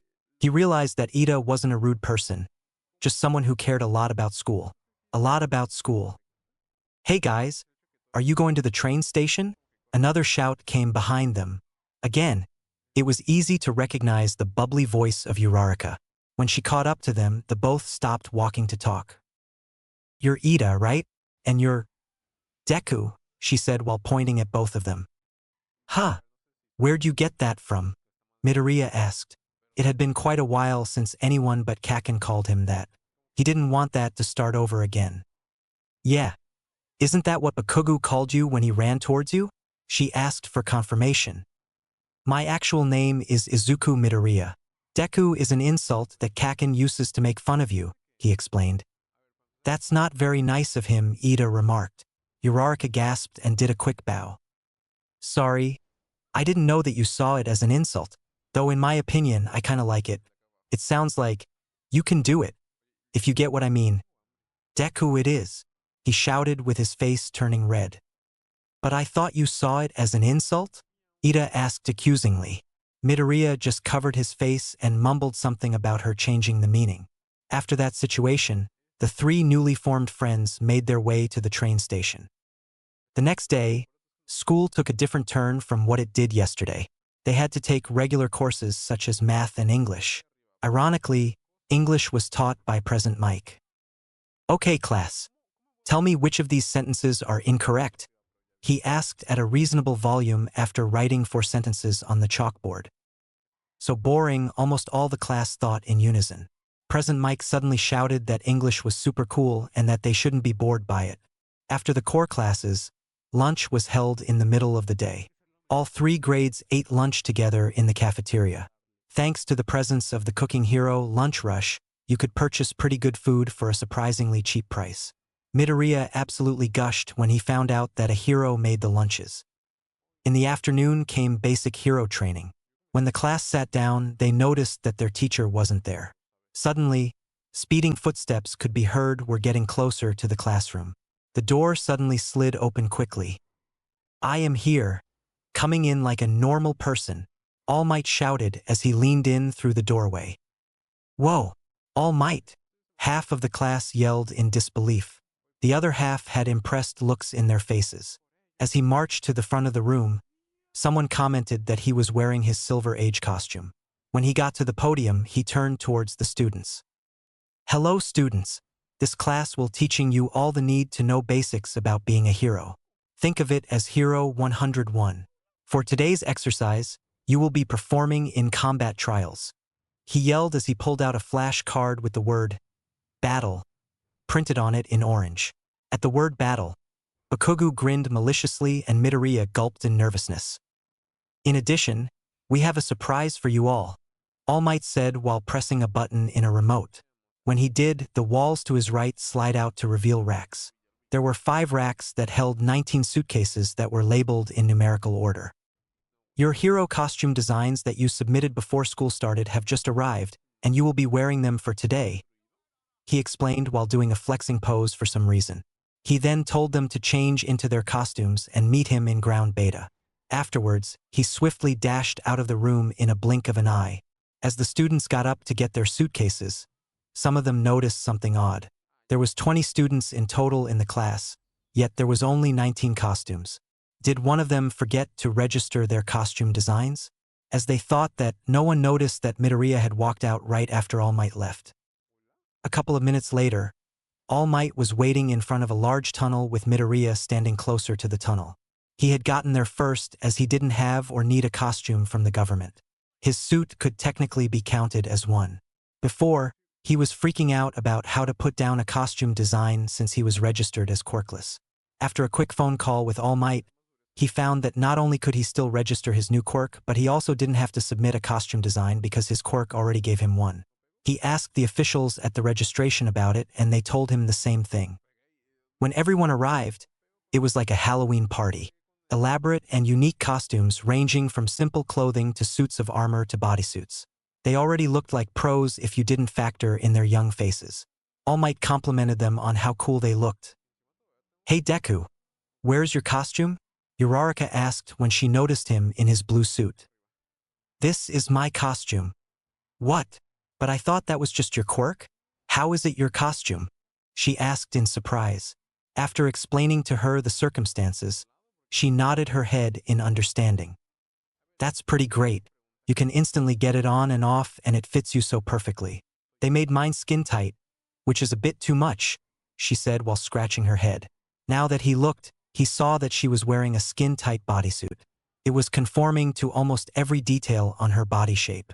He turned his head away in embarrassment, saying that it looked nice. The purple ball boy, Mineta, have a thumbs up and said how that was why he loved this class. Sooner or later, he was going to get what was coming to him. "All right, are you ready, you bunch of newbies?" All Might asked with a flashing grin. "As I said, you all will be doing indoor combat. While most fights happen outside, the most cleverest of villains always work in the shadows. Illegal deals, lairs, and other heinous acts. This test will simulate the experience of fighting a person." Right afterwards, the questions started rushing in. How will wins and losses be decided? Can we hurt our opponents as much as we can? Will we be given another expulsion threat? How will teams be arranged? Isn't my cape just dazzling? After a few seconds of it, All Might silenced them and pulled out a very tiny script book. "Here is the scenario. The villains have hidden a nuclear bomb in the building. After 5 minutes, the heroes must enter the building and retrieve the weapon or capture the villains with capture tape within 15 minutes to win. On the other hand, the villains win if they protect the weapon until time runs out or they subdue the heroes. Each of you will be randomly split into teams of 2, he explained. Isn't there a better way to make teams? The person in armor, who was now easy to identify as Ida, asked. Think about it. Pros are often forced to work with others on the spot, Midoriya suggested. After an affirmative nod, Ida bowed in apology and let him continue. All Might then brought out a box with lots. He asked that each of them to take out a number. Whoever had the same number as you will be your partner. After the lots, Midoriya found out that he would be partners with Uraraka as Team A. Isn't that great, Deku? We get to be partners, she said enthusiastically. He agreed with much less energy. As the teams were voicing their opinions on who their partner was, All Might brought out 2 more boxes. One was white with the word heroes printed in black, and the other was black with the word villains printed in white. I declare that the first matchup will be these guys, he shouted as he stuck his hands both of the boxes and pulling out 1 ball from each box. The ball from the hero box had the letter A on it, while the ball from the villain box had the letter D. Midoriya and Uraraka are the heroes. Bakugo and Ida are the villains. Be prepared to start in 5 minutes, he shouted. Midoriya instantly freezed up when he heard that he was fighting Bakugo. Knowing him, he would ignore the point of the exercise and target him instantly. Even with his mega powers, it would take at least 2 people to even have a chance of taking Bakugo down. The problem was that Uraraka didn't seem to have a combat-oriented quirk, as she was only shown to make things float. To make matters even worse, Ida was skilled enough to devise some plan to make it harder for them to retrieve the weapon. Hey Deku, are you listening? The sudden question snapped him out of his analyzing. He turned to see Uraraka giving him a strange look. Sorry? Did you say something? He sheepishly asked. Yeah, I was wondering if you had some sort of plan. Well, I'm not too sure of what to do. We are at a huge disadvantage, mostly due to Kaken's skill and Ida's speed. The only chance we got is me using my knowledge of Kaken for us to try and predict his moves. He was close to starting one of his rambles, but he was able to stop before it could get out. Uraraka still seemed very optimistic. Don't worry. We can do it. We can take them on. Right afterwards, the 5 minutes were up and the two entered the building. Separate to the testing ground was a surveillance room which All Might and the rest of the students were. They could watch each test from cameras that were placed in and out of the building. The reasoning was to both have the students learn from other battles and to stop matches if they get out of hand. Now they were watching Midoriya and Uraraka slowly make their way through each hallway. Who do you think is gonna win? The black-hair kid with weird elbows, Zero asked. I don't know. Both Bakugo and Midoriya scored high on the apprehension test. The pink-hair girl, Ashido replied after thinking. Nah, I'm rooting for Midoriya. Come on, you guys saw how he had those suits that made him extremely fast and have explosives, the yellow hair, Kaminari argued. Now that you mention it, his opponents have those quirks. Bakugo has an explosion quirk while Ida had an engine quirk. The raven-hair girl, Yaoyorozu said while scratching her chin. While they were discussing the possible outcome of the match, All Might focused entirely on Midoriya. This was the first time he would use his trained powers against a person. I hope you're ready, he thought. As he and Uraraka turned the next corridor, he was constantly scanning for any signs of Bakugo. The range of his scan allowed him to basically see what was inside the building. Currently, Ida was standing in a large room with the bomb next to him and Bakugo was roaming the same floor as them, albeit on the other side. His plan was to sneak up on Ida and have Uraraka distract him so he could dash towards the weapon.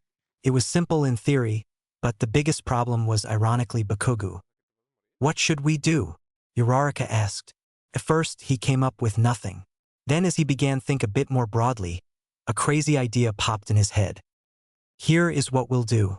I'll go distract Kaken and lead him away. You need to go retrieve the weapon from Ida. What? But it's not safe to take them on one by one. We should take him down as a team, she yelled as quietly as she could. Midoriya shook his head.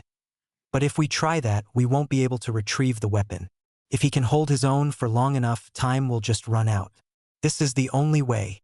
Uraraka tried to suggest other ideas, but it was immediately shot down after he explained how ineffective they were. After a few seconds, she looked at him as though she was going to make one last attempt to convince. Kaken has close proximity to location. Immediately, he tackled Uraraka out of the range of the explosion Bakugo made when he appeared from the corner. How did he get here so fast? I stopped scanning for just a moment and he just popped up out of nowhere. Midoriya thought as he got in a defensive stance. Bakugo waved the smoke away with one hand while not taking his eyes off his opponent. He looked ready to blow up anything that annoyed him the slightest, which so happened to be Midoriya. Uraraka, go now and get the weapon. I can't leave you to fight Bakugo, Uraraka persisted. If you don't go now, we may lose the exercise. So just go. He gave her a determined smile that oddly put her at ease. Reluctantly, she ran past him and Bakugo to the location where Ida was. As he expected, Bakugo paid little attention to her as he was focused on fighting him. Rearing his left arm back, he got ready to counterattack. Like he predicted, Bakugo quickly charged at him. He reared back his right arm to deliver a fierce hook to the jaw. But if only it weren't so predictable. Midoriya rushed towards him and jumped over his head. Out of all the possible moves he could have done, no one was expecting him to do such an interesting dodge. Once he landed, he spun around on his right foot to give Bakugo a swift roundhouse kick to the back of the head. His body pitched forward and rolled to avoid falling flat on the floor. After rolling a few times, he turned around and his face had changed from anger to disbelief and even more anger. What the hell was that? You shouldn't be able to even lay a fucking hand on me. You're just a pathetic Deku. His face was transitioning back to his pure anger expression. I am not that anymore. I am not the Deku who can't do anything. I'm the Deku that can do anything. In response, Bakugu then gave him a murderous glare. Well, then I'll just have to beat you down so badly that you won't be able to do a thing. With that, he fired 2 explosions and launched towards him. Midoriya tried firing 2 shots to hit him midair, but they were easily dodged. He ducked at the last minute as Bakugu released an explosion right where his head used to be and flew past him. Quickly turning around, he was about to fire again when he noticed a gloved hand right in front of his face. An explosion hit him point blank and sent him back a few feet. Thankfully, his helmet took most of the force and he got away with a small burn. Bakugu then dashed towards him with his arm outstretched, most likely to grab his face and release multiple explosions. Before his hand could reach Midoriya's face, Midoriya raised his left arm to block it. Bakugu's hand grabbed the blue gauntlet instead and let off a few explosions. The armor piece wasn't damaged in the slightest. Nice try, but I got you now. That fucking pea shooter of yours only fires from your left arm. Since you can't aim at me, you can't hit me with it, Bakugu states smugly as he readied his right hand. To his surprise, Midoriya just chuckled in response. That's a very logical deduction, Kaken. I'm impressed you were able to make that theory. There is only one small problem with that, he said in a song voice. Suddenly, Midoriya raised his Mega Buster on his right hand up to Bakugu's face. Before he could react, he got hit point blank by a regular shot. It felt like someone hit with a hard punch. Stumbling back a few steps, he glared at Midoriya with rage. That's it. You're dead, he shouted as he charged at him again. He was determined to show that nerd his place as below him. As Midoriya watched Bakugu charge at him, he tried formulating a plan of action. His opponent was an enraged, battle-hungry bomb who would not stop until he was broken and beaten. Even if he did make it out, he still had to help Uraraka get the weapon from Ida. There wasn't that much time left, so he had to finish this battle quickly. He used up most of his tricks, meaning he couldn't use them again since Bakugu would know what to expect and exploit it. The only trump cards he had left were his charge shots and replicated quirks. Once that thought ran across his mind, an idea popped up. Right before Bakugu could hit him, he dashed away and began running. Why is he running? The red hair boy, Kirishima asked when he saw Midoriya running away from his opponent. Almost everyone was confused by his actions. Maybe he realized Bakugu was too strong for him and opted to distract him instead. The purple hair girl with strange earlobes, Jiro suggested. If that's the case, it's useless since it relies on his partner succeeding, which isn't happening, Yaoyorozu said while looking at another screen. It showed Uraraka trying to get the weapon from Ida, but it was failing horribly. He was moving the weapon away from her every time she got close. With his speed quirk, it was impossible for her to get the weapon on her own before time ran out. In general, the hero team wasn't doing too well in the exercise. When they turned back to Midoriya's screen, they saw he wasn't there. Where the heck did he go? Kaminari asked in confusion. The screen only showed Bakugu running around, still trying to find his green hair opponent. Speaking of which, he was coming to an intersection that went left and right. He took the right passage and disappeared behind the wall. It seems that there is no camera for that area, All Might thought out loud. While they were nodding their heads, the unexpected happened. In a blur, Bakugu suddenly flew back from the way he went and crashed into the floor. What the hell? Most of the class, All Might included, yelled in surprise. How the hell did Bakugu get sent flying? As if to answer their question, Midoriya walked out from where Bakugu came flying from. He had the white and blue form that he used during the apprehension test. Hey, isn't that the same thing suit he used during the test? The frog girl, Azui, pointed out. He probably used the engines on his feet to boost himself to power a knee attack, Yaoyorozu speculated. Back to the two fighters, Midoriya was surprised by the fact that actually worked.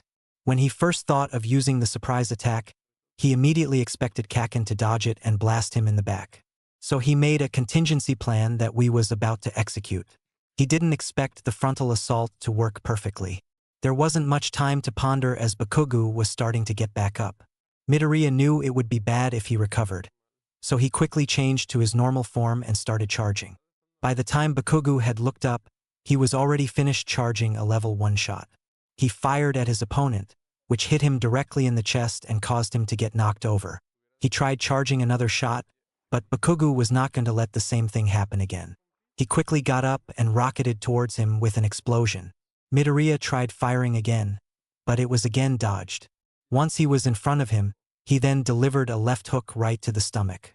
Not letting up, he started to rain multiple punches on the blue boy's body. To add a little kick, he used an explosion on each punch to give more damage. Midoriya tried raising his arms to block upcoming attacks, but he then aimed to knock them out of the way. "You still think you can beat me, nerd?" Bakugu asked menacingly as he kept at the attacks with unrelenting force. Midoriya ignored it and kept trying to protect his body. Suddenly, Midoriya brought his right fist up and landed a strong uppercut to the jaw. That made Bakugu dazed for a few moments, which was more than enough time. Quickly, he changed to his explosion form and brought his left arm up, and an arc explosives appeared in front of the arc and attached to Bakugu. Almost instantly, they detonated and sent him flying back a few yards. Copying his opponent, he kept launching barrages of explosions to keep him away. Each group of explosions sent Bakugu even further away. When the explosion weapon energy had only a quarter left, he stopped his bombardment to take a breath. "This quirk is way stronger than I thought. I should train with it more to increase the amount of time I could use it," he thought. A good distance away from him, Bakugu was slowly getting up from the attack. "Damn it. How the hell are you even able to fight me? You've always been under me. Yet now you are almost beating me. I will never let you win, Deku," he shouted in anger as he brought his arm up. His hand moved to his grenade-designed gauntlet and pulled back the top to reveal a pin. Having a bad feeling about it, he ran a scan over it. It apparently worked like both a reservoir and grenade. It would store up sweat from Bakugu's body and release it to make a huge explosion.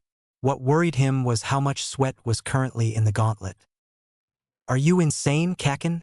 The amount of force that blast will make is enough to destroy this entire corridor, let alone aiming it at a person," Midoriya shouted in fear. His warnings, including the ones that All Might was giving once he too found out the nature of the attack, fell deaf to Bakugu's ear as he had a hysterical smile.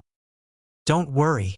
You'll be fine as long as you dodge," he yelled with hysteria in his voice as he pulled out the pin.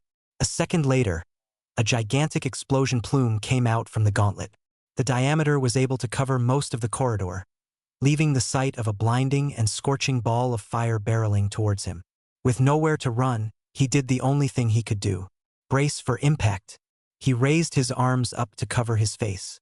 The explosion engulfed him in a sea of fire, and the last thing he felt was extreme heat and unbearable pain before everything went dark. Boom! After the blast covered Midoriya, the live feed was cut out. The force of the explosion was shaking the entire room they were in. Everyone was aghast by what they just witnessed. "Midoriya! Come in, young Midoriya!" All Might called into his microphone urgently. The lack of response made the mood even darker. "I can't believe he just did that," Kaminari said in disbelief. "I thought we were training to be heroes, but he took this battle way too far," Siro said. "There is no way that he survived that. A pro probably couldn't survive that blast without needing serious medical attention, let alone a teenager," Jiro pointed out. That comment made them fear for the worst.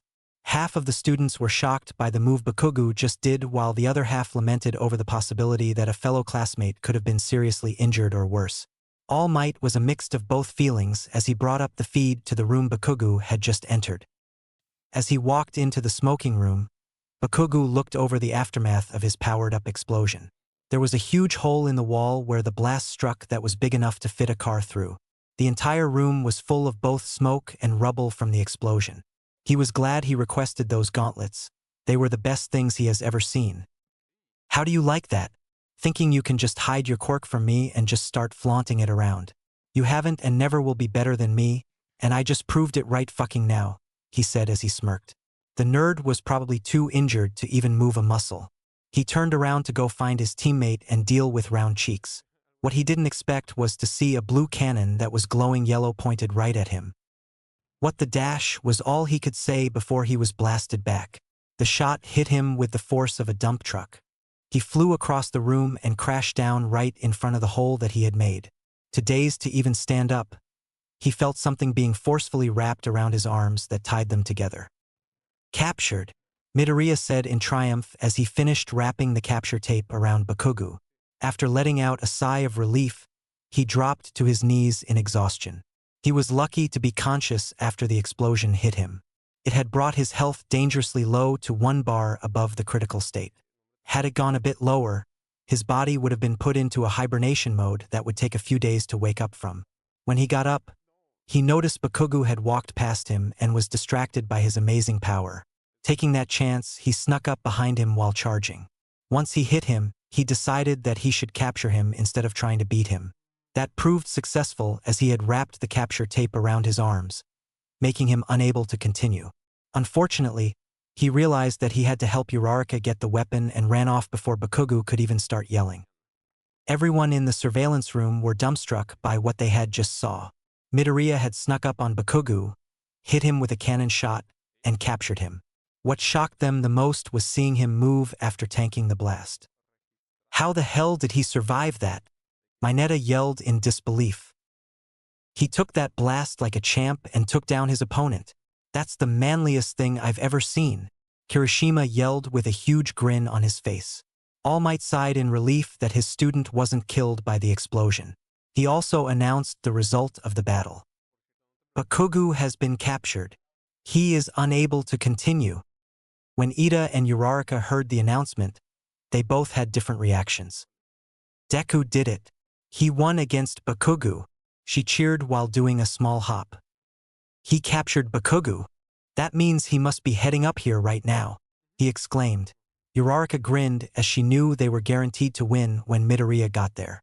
She quickly charged towards Ida again to take advantage of his shock. Unfortunately, he noticed and moved the weapon to the other side of the room. Even if he is coming, there isn't enough time left for him to get here. He can't get to this room fast enough by taking the stairs. It's too late to win heroes, he states while attempting a villainous tone. It only served to make Uraraka stifle a laugh by how serious he was to acting like a villain. Uraraka, how are things going? Midoriya's voice spoke from the earpiece she had. Not good. Ida has been keeping the weapon away ever since I got there. Where is he right now? He's over by the windows. Why? She asked. I need you to lure him to the door. Once he's there, give me a signal. Once the earpiece went silent, she charged towards Ida again like normal. He simply carried the weapon away and settled in front of the door. There is no point in trying. You can't keep up with my speed, he mocked. Now! The moment she shouted that, the door slammed open and Midoriya flew into the room. He tackled Ida to the ground and held him there. Ida tried struggling against him, but it was proved to be futile. Without needing any more directions from her teammate, Uraraka rushes towards the weapon and touched it. Retrieved, she said with a huge smile on her face. Uraraka has retrieved the weapon. That means the hero team wins. All Might's voice boomed from the speakers in the building. After everyone had gathered in the surveillance room, All Might began the critic. Good job. You four performed exceptionally well for your first combat training. Now class, who was the MVP of the match? Obviously Midoriya, a few of the students yelled. Midoriya blushed at the praise he was receiving and Bakugo was silently fuming. After they calmed down, Yaoyorozu stepped forward to explain. Midoriya had started the training exercise with a logical plan. He was able to adapt and improvise it when Bakugo showed up unexpectedly. He kept a cool head and was able to execute some dizzy moves to secure his capture of Bakugo. To top it off, he also helped his teammate retrieve the weapon in the end in a smooth and efficient way. All of these actions resulted in very little collateral damage. Bakugo seemed to be driven by a personal grudge against Midoriya that blinded his sense of logic, which led to him firing an explosion which caused significant damage to the building his team was protecting. Ida lost because he was overconfident and failed to anticipate how fast Midoriya could get to the room. While it was an attempt to play the role of a villain, you should always expect everything. Uraraka did fairly well herself as she stuck to the plan and was able to execute the new plan. Her only problem was her hesitation at the beginning. Once she was finished, almost everyone stared at her with amazed and confused expressions. Yes, I was thinking something along those lines as well, though you pointed out some additional details, All Might said. Yaoyorozu thanked him and stepped back into the group. Now, on with the next group. When they had all finished their battles, they went to the classroom to pack their things before they left for the day. Midoriya was in the infirmary for most of the battles since he had to heal his injuries. Surprisingly, Recovery Girl's quirk worked on him. He also found that any injury he gets in his megaform transfers over to his actual body, proven when he saw burn marks littering his body. When he got back to the classroom, some of the students walked over to him. "Hey, Midoriya, that was some awesome fighting you did back there," Kirishima heartily said while clapping him in the back. "By the way, my name is Ejiro Kirishima. My name is Hantasiro. I'm shocked you were able to beat Bakugo. He's super strong," Siro said with a grin. "I'm Mina Ishido, and I just want to say that your quirk is amazing," Ishido gushed as she was bouncing around. One by one, each of the students introduced themselves to him, often complimenting his battle. After he embarrassingly thanked them, they all walked out and headed back home to prepare for their next day. Of all the things he expected to see before he entered the school, a huge mob of reporters was not one of them. Midoriya had just got there to witness the madness that was the media. All of them would practically pounce on any student they saw and ask them the same exact question. "How would you describe your experience with All Might as a teacher?" The desperate looks on their faces was quite obvious. You could literally see the hunger in their eyes for any info they can get. He had tried sneaking around them by sticking close to the wall. By not making that much sudden movement, no one had glanced in his direction yet. He had almost reached the gate, but he was spotted by a female reporter. "You, tell us about All Might." In an instant, he was surrounded on all sides by people with microphones and cameras. He started to sweat nervously at all the attention directed towards him. All Might is a good teacher. He points out things that are useful for being a pro hero. That's all I've got," he said as he tried to back away from the mob. From the corners of his eye, he saw Uraraka and Ida also being hounded on. Uraraka was doing some sort of flexing pose that didn't make sense, and Ida seemed to be giving a full-out explanation and lecture. Both of them were able to get away since the reporters got bored of them. They entered the gates and sighed in relief from escaping.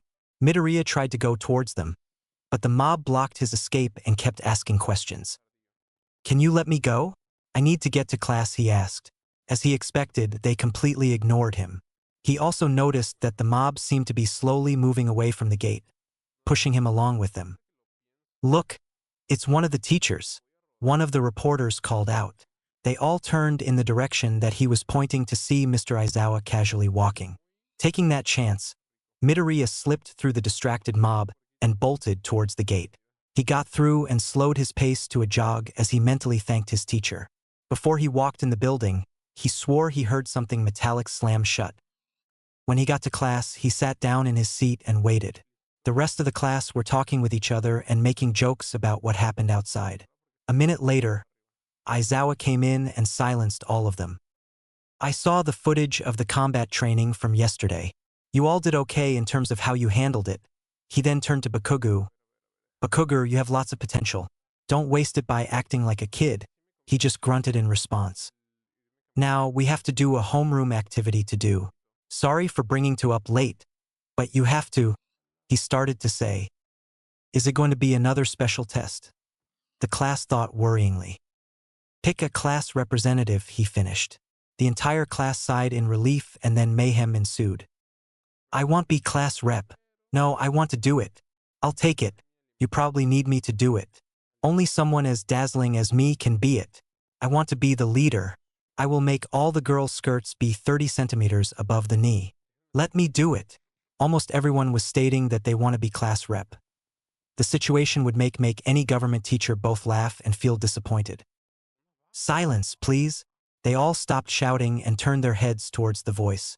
Turned out to be Ida who shouted. The role of leading the class carries great responsibility.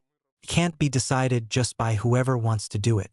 That person has to be trustworthy. If we want make this a democracy, we should hold an election. The ironic thing was that he was raising his hand the highest. "But we've only known each other for a small amount of time. We can't easily know who is the best candidate. Besides, won't everyone just vote for themselves?" Ajui argued.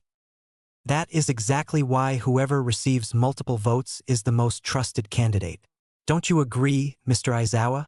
He asked. Aizawa replied that he didn't care as long as they finished. After the ballots were cast and drawn, the results were in.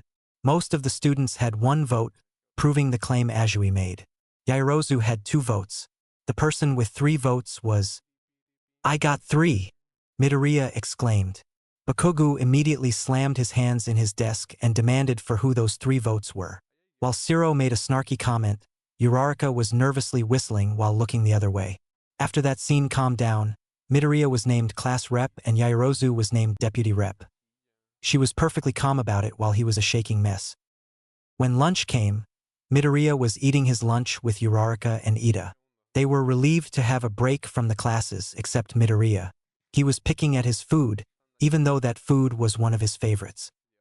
I don't know if I'm qualified to be class rep, he said after a few moments of silence. Yes, you are. Your judgment skills and determination make you an excellent person to lead the class. Well, that's the reason I voted for you, Ida said.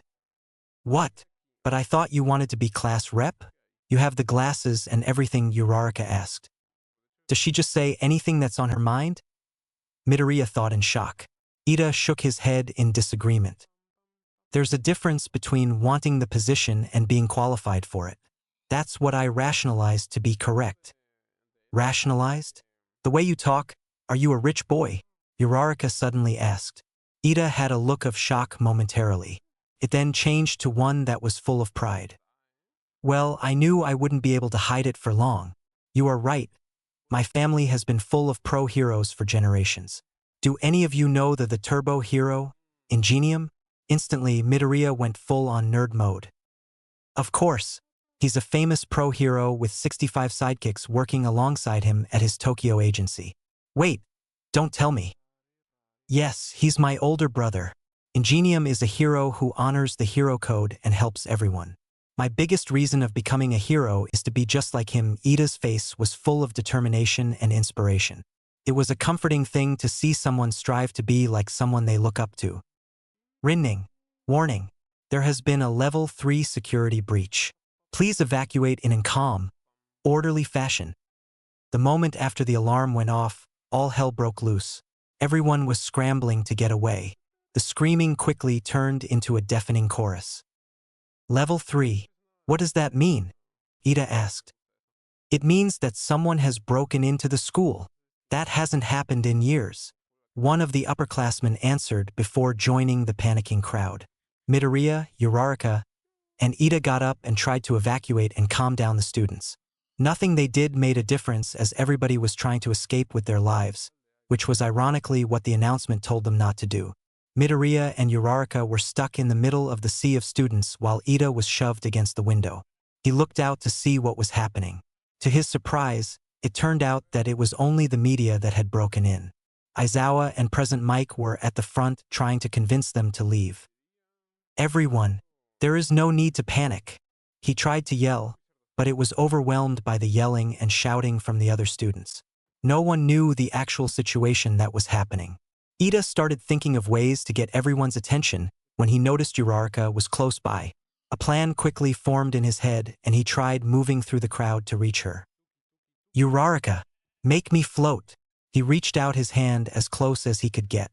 After a look of confusion on her face, she touched his hand with the tips of her fingers. Instantly, he felt his weight go away and began to float above the crowd. Pulling up his pant legs, he activated his engine quirk to propel himself. It did, but the position of his engines made him spin crazily as he flew toward the emergency exit door. He hit the wall above the door, grabbed the pipe on the ceiling, and faced the crowd. Everyone, calm down. Everyone stopped and looked up to see one of the students perched above the door, posing like the icon on the emergency exit. There is no threat. It is just the media. We are students at UA. We should act in a way that honors this school. Almost immediately, all the students stopped panicking and made their way back to whatever they were doing before the alarm. When they got to class, Midoriya made a surprise announcement. He that nominated Ida should take his place as class rep instead. He said that he was more fitted to do it as he was able to handle the panicking students and calm them down. Ida graciously accepted the offer and most of the class supported that decision. After that, Aizawa instructed them on what they will be doing next. Class, you'll be doing rescue training today. That includes earthquakes, floods, and everything in between, he said while holding a flash card that had the word rescue printed in it. Rescue. Sounds like a lot of work, Kaminari said with an uneasy expression. Dude, this is the main part about being a hero. The point of being a hero is to rescue people, Kirishima said. While the class discussed, Aizawa continued. We'll be holding this training in an off-campus facility, so we'll be taking a bus. Myself, All Might, and another faculty member will be in charge. Last thing, you all may choose whether to wear your hero costumes or not. They may limit your performance while training, so choose wisely. He finished as he pressed the button that opened the racks. He told them to get ready and then left. As everyone got in the bus, they sat down randomly by anyone.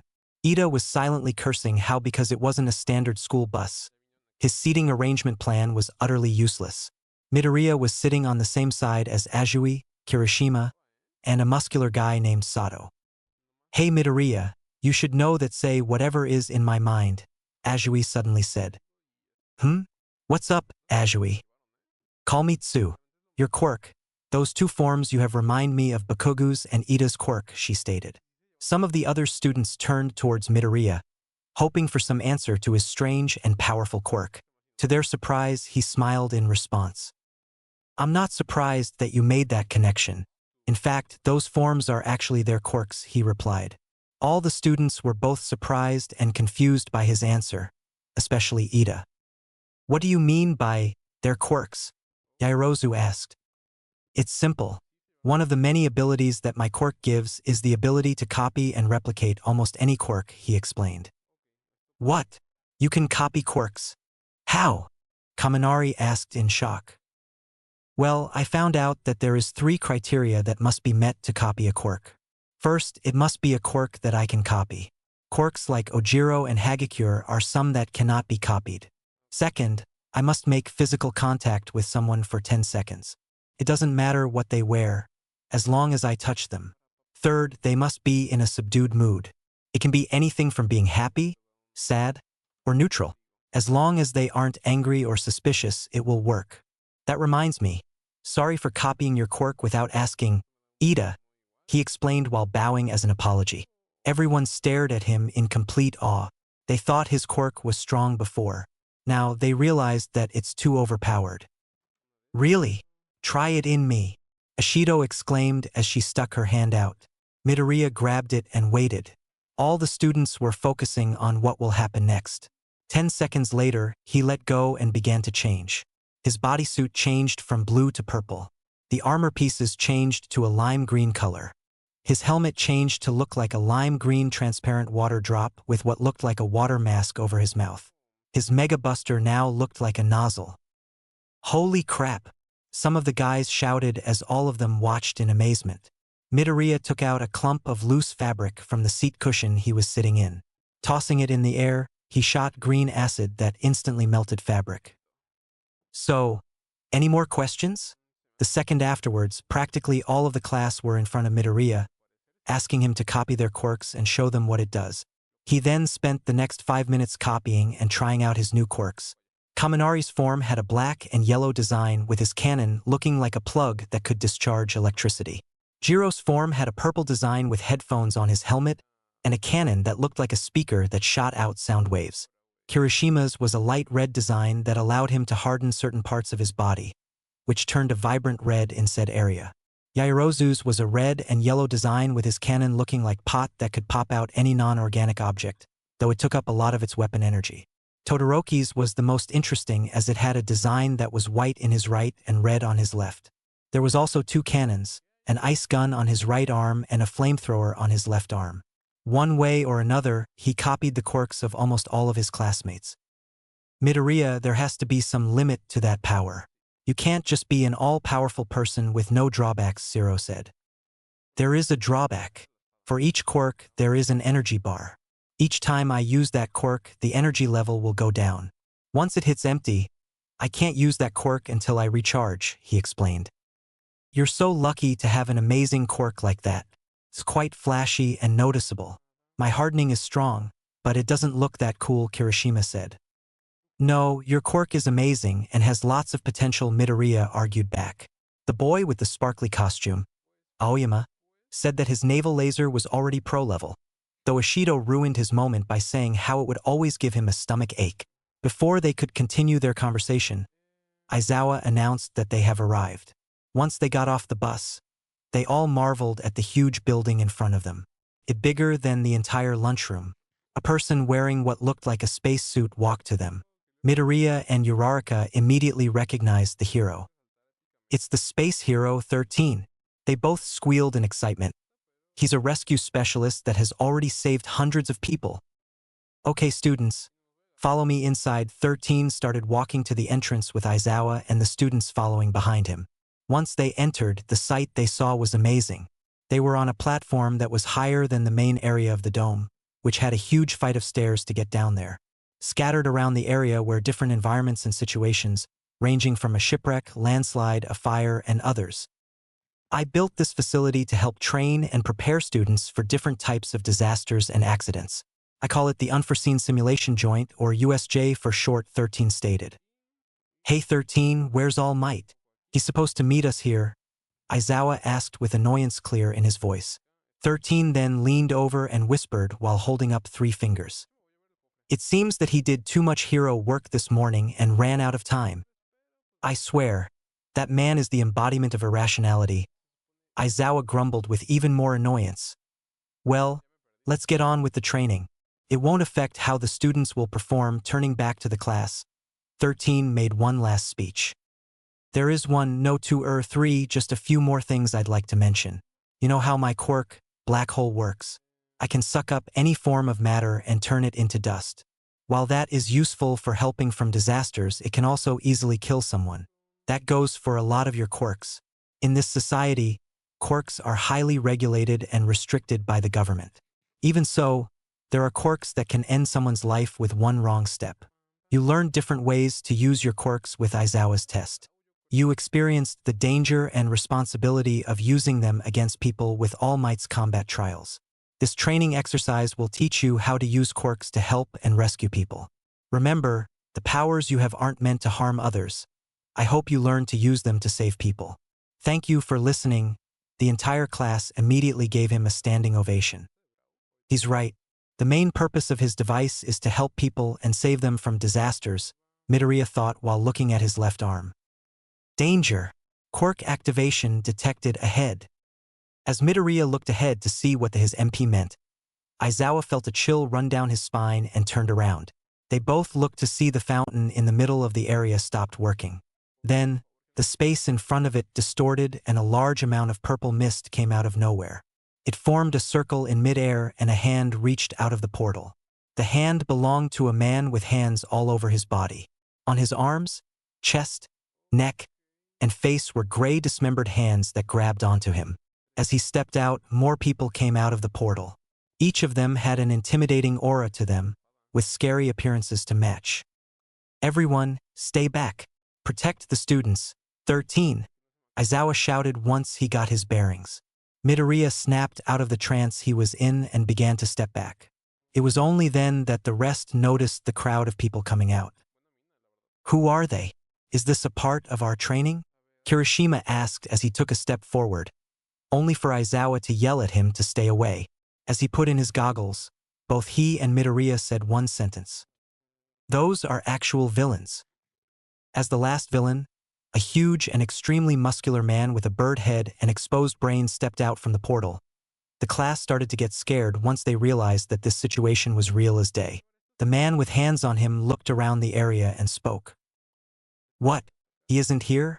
After all that planning we did, it gets messed up by a no-show. Well, maybe a couple of dead kids will convince him to come. The creepy smile he gave sent chill down all their spines. They knew that this was going to get ugly quick. Aizawa had just grabbed a hold of his scarf and was about to fight when Midoriya called him. Mr. Aizawa, it's too dangerous for you to face all of them. Your fighting style is mainly focused on taking down single opponents with surprise attacks, not an entire group. Aizawa just gave a smirk in response. Kid, you can't be a pro if you only have one trick. With that, he jumped down from the stairs towards the horde of enemies. A few of the villains with long-range quirks took position and were aiming to fire at the pro hero. Once he was close, they activated their quirks. Except, nothing happened. What the hell? One of them asked as he tried to use his quirk to no avail. As he tried, a scarf wrapped around his torso and he was kicked right in the gut by the person they were trying to hit. Pulling back the scarf, Aizawa lassoed other nearby villains and slammed them on the ground with extreme force. While no one could see it due to the gold goggles, his eyes were glowing a bright red, indicating the use of his erasure quirk. Oh crap, it's Eraserhead. He can nullify any of our quirks by just looking at us. One of them exclaimed after recognizing him. Almost immediately afterwards, Aizawa flew in and delivered a flying kick to the head, knocking the guy out.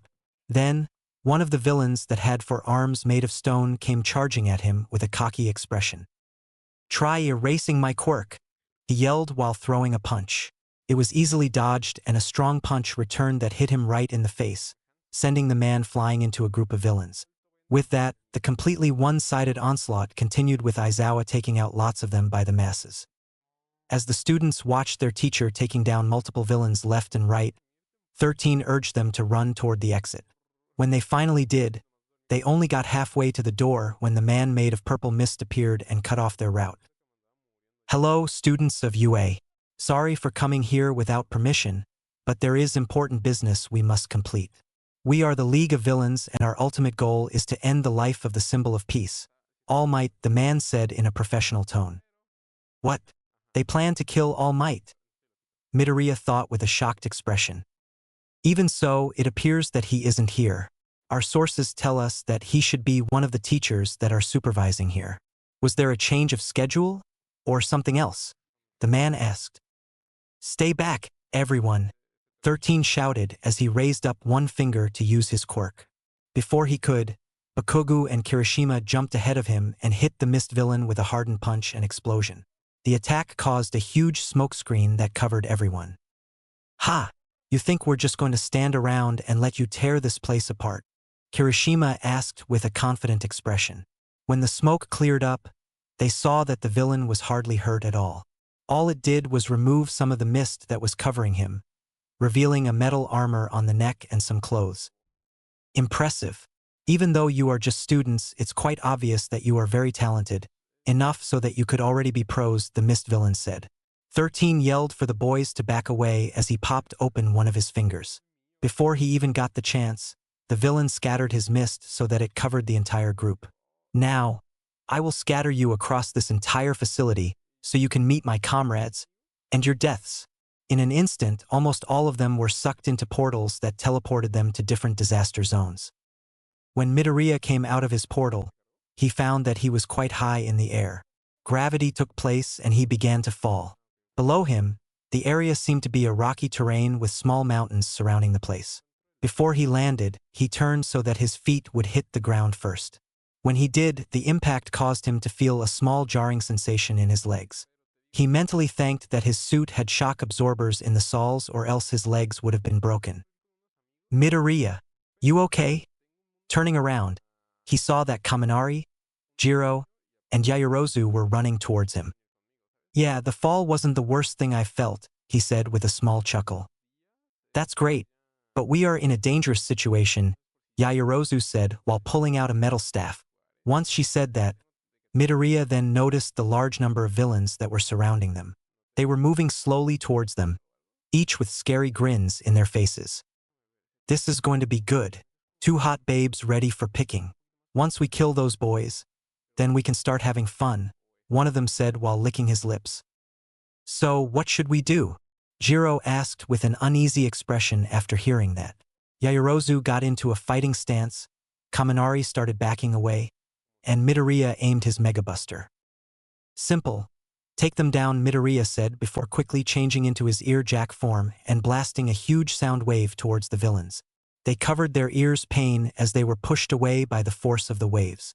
Quickly, the 2 girls began their attacks as well. Yaoyorozu charged towards the group and began spinning her staff, striking lots of them in the heads. Any villain that came near them received either a blow to the head or a stab to the chest. Jiro plugged her ear jacks into the speaker in her legs and fired her own sound waves that knocked down some of them. Hey Midoriya, sound waves are my quirk. Try using one that isn't mine. Jiro shouted as she blasted away 2 villains that came at her. Have it your way, he shouted back as he dodged a punch aimed for his head. Changing into his engine form, he boosted and delivered a hard knee attack to the gut. That sent the villain flying back a few meters. Noticing something from his peripheral, he then boosted over to Yaoyorozu and landed a flying kick on a villain that was sneaking behind her. Thanks, she called as he jumped away and rammed into a group. He barreled right through them and toppled them like they were bowling pins. When he stopped, a loud bang and a flash of light came from behind him. Turning around, it seemed like Yaoyorozu had thrown a flash grenade, as she was wearing black goggles and the villains in front of her were covering their eyes. A small group of villains tried running towards him, to which he then changed to his explosion form and threw explosives towards the ground. When they detonated, it kicked up a big veil of dust. Ah, I can't see a thing, one of them yelled as they tried rubbing the dirt that got in their eyes. While doing that, one of them felt something wrap tightly around his torso. Before he could look down, he was roughly yanked into the air and then slammed down into his own group. The dust cleared up to show Midoriya in a form that was white and orange. His cannon has changed to resemble a dispenser. From the cannon was a long and thin strip of tape which was what had been wrapped around the villain. Swinging it around, Midoriya threw the man around like a flail. Geez dude. No mercy, Jiro commented as she watched him release the man and sent him flying away over the mountain tops. Sorry. I really wanted to try out Zero's form, and the technique was from what Mr. Aizawa did and duck. He suddenly shouted as he changed to his normal form and fired 2 regular shots. Jiro quickly ducked to avoid the attack, which had hit a person trying to sneak up and grab her. The shots both hit him in the face and left him dazed. Midoriya then jumped over Jiro and tackled the man down, using his tape form to tie the arms together. Thanks for the save, she said. No problem, though it seems like someone might need it more, he replied while pointing. She turned to see Kaminari running away from a few villains chasing him, screaming similarly to a little girl. Jiro immediately stifled a laugh that was noticed. Is it really necessary to laugh at your friend being chased by people who want to hurt and kill him? Midoriya asked with an accusing expression. Yes, it is, she replied before letting out a full-on fit of giggles. Not funny, guys, Kaminari yelled as he barely dodged a stab from a knife. Sighing in disappointment, Midoriya then started to charge and aim his cannon. After a few seconds, he fired a level 2 shot at the villains chasing his friend. The blast took out all of them at once. Thanks man, I owe you one. I wish that I could help out, but my quirk isn't good for fighting with friends, he panted while leaning on Midoriya's shoulder for support. Well, tell me how your quirk works, and then we can think of a way for you to use it here, Midoriya asked while getting his cannon ready to fire at anyone that got too close. My quirk is electrification. It allows me to cover my entire body with electricity. I can release and discharge it to the surrounding area, but I can't control what direction it goes in. It would just shock you guys as well, he explained. Wait, you can cover yourself in electricity? I think I got an idea, Jiro suddenly said. Really? Kaminari and Midoriya waited to hear what her plan was. She gave a mischievous grin in response. I have a bad feeling about what she's going to do, Midoriya thought worryingly. Suddenly, she did something that no one anticipated. She lifted her foot and kicked Kaminari towards a villain that was coming towards them. Once he bumped into him, Kaminari instinctually used his quirk and covers his body in electricity, electrocuting the man. Jiro, you can't just kick your teammate towards an enemy, Midoriya exclaimed with a shocked expression. So, it worked, didn't it? Her smirk only grew larger. Back with Kaminari, his face had changed to a confident smirk once he realized that he was doing damage. Whoa, this is what I'm talking about. Don't worry guys, you can leave it to me, he said as he ran towards another villain and electrocuted them as well. Midoriya just sighed and continued fighting the villains. With the addition of Kaminari to their attacking, they were taking down villains even faster than they already were. By then, unconscious villains were scattered around the entire area. though more would always come from nowhere. It was like the zone had an infinite amount of them. Soon, their stamina was running out. Yaoyorozu and Jiro had used their quirks so much that they were too tired to move. Kaminari was releasing weaker bolts of electricity, and Midoriya was almost out of energy to keep up with the high pace of fighting. Damn, is there no end to these villains? Jiro asked in exasperation. Midoriya was trying to keep his cannon up to fire at any moment. Yaoyorozu was crouching in the floor with what looked like pain or concentration. Suddenly, she opened her eyes and spoke. Okay. It's finished a moment after she said that. Her back glowed pink and a huge blanket popped out and covered them. What, you think a blankie is going to protect you? One of the villains asked mockingly. Feeling the blanket, Midoriya noticed that the material was thicker than that of a normal fabric. You are looking at a sheet of insulation 100 millimeters thick. You're up, Kaminari, Yaoyorozu proudly said before closing the opening by holding it down from the inside. Kaminari smirked once he realized what she meant. Thanks. Now I don't have to worry about frying my friends. He then discharged a large voltage of electricity that spread around. It electrocuted all the villains nearby, knocking them all out. The attack left burn marks littered across the empty ground. The three students slightly lifted the blanket to see the aftermath of the attack. Midoriya sighed in relief when he saw that all of the villains were taken out. That's a relief, he said while turning towards his friends. He didn't even get the chance to look at both of them before Jiro jumped in front of him yelling, "Don't look!" "Gah! What the heck?" he yelled as she put her hands in front of his eyes. "What are you so worked up about?" "Yaoyorozu, cover yourself up," Jiro shouted while looking towards her friend, whose entire upper body was exposed.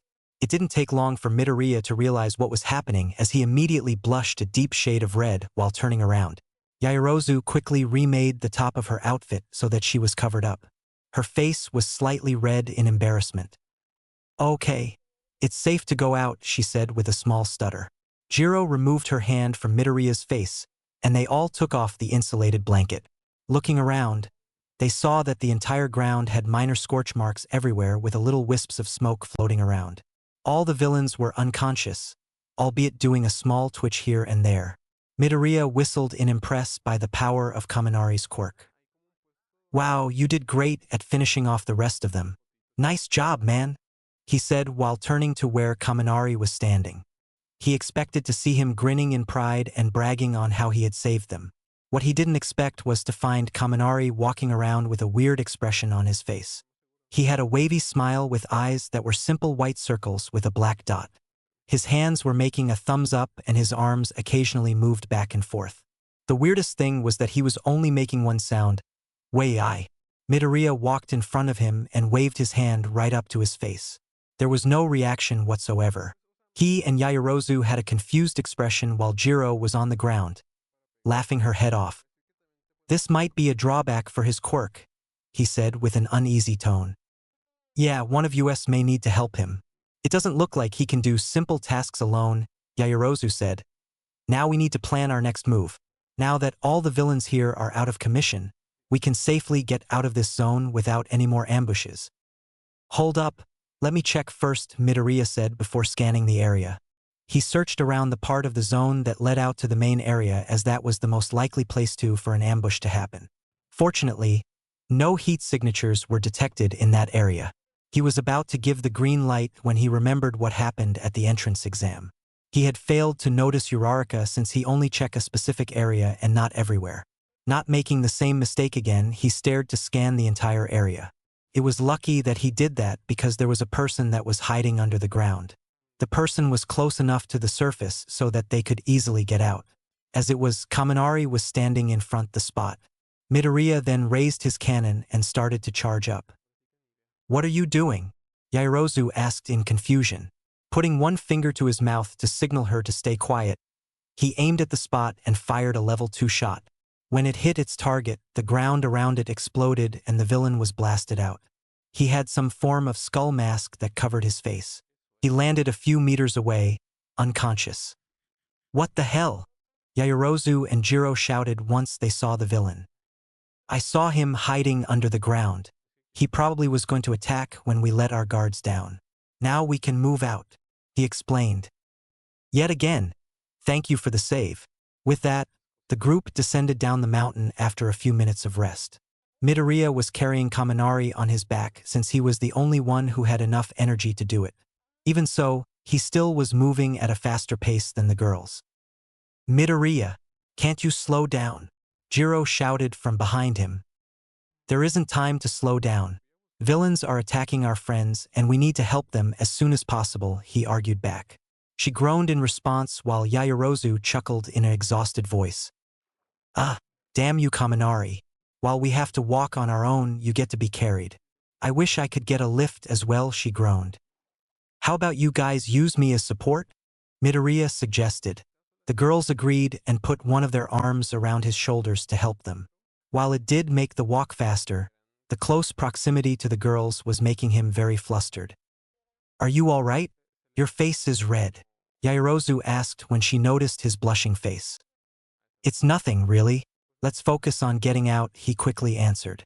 At the pace they went, they were able to get out of the mountain zone in 3 minutes.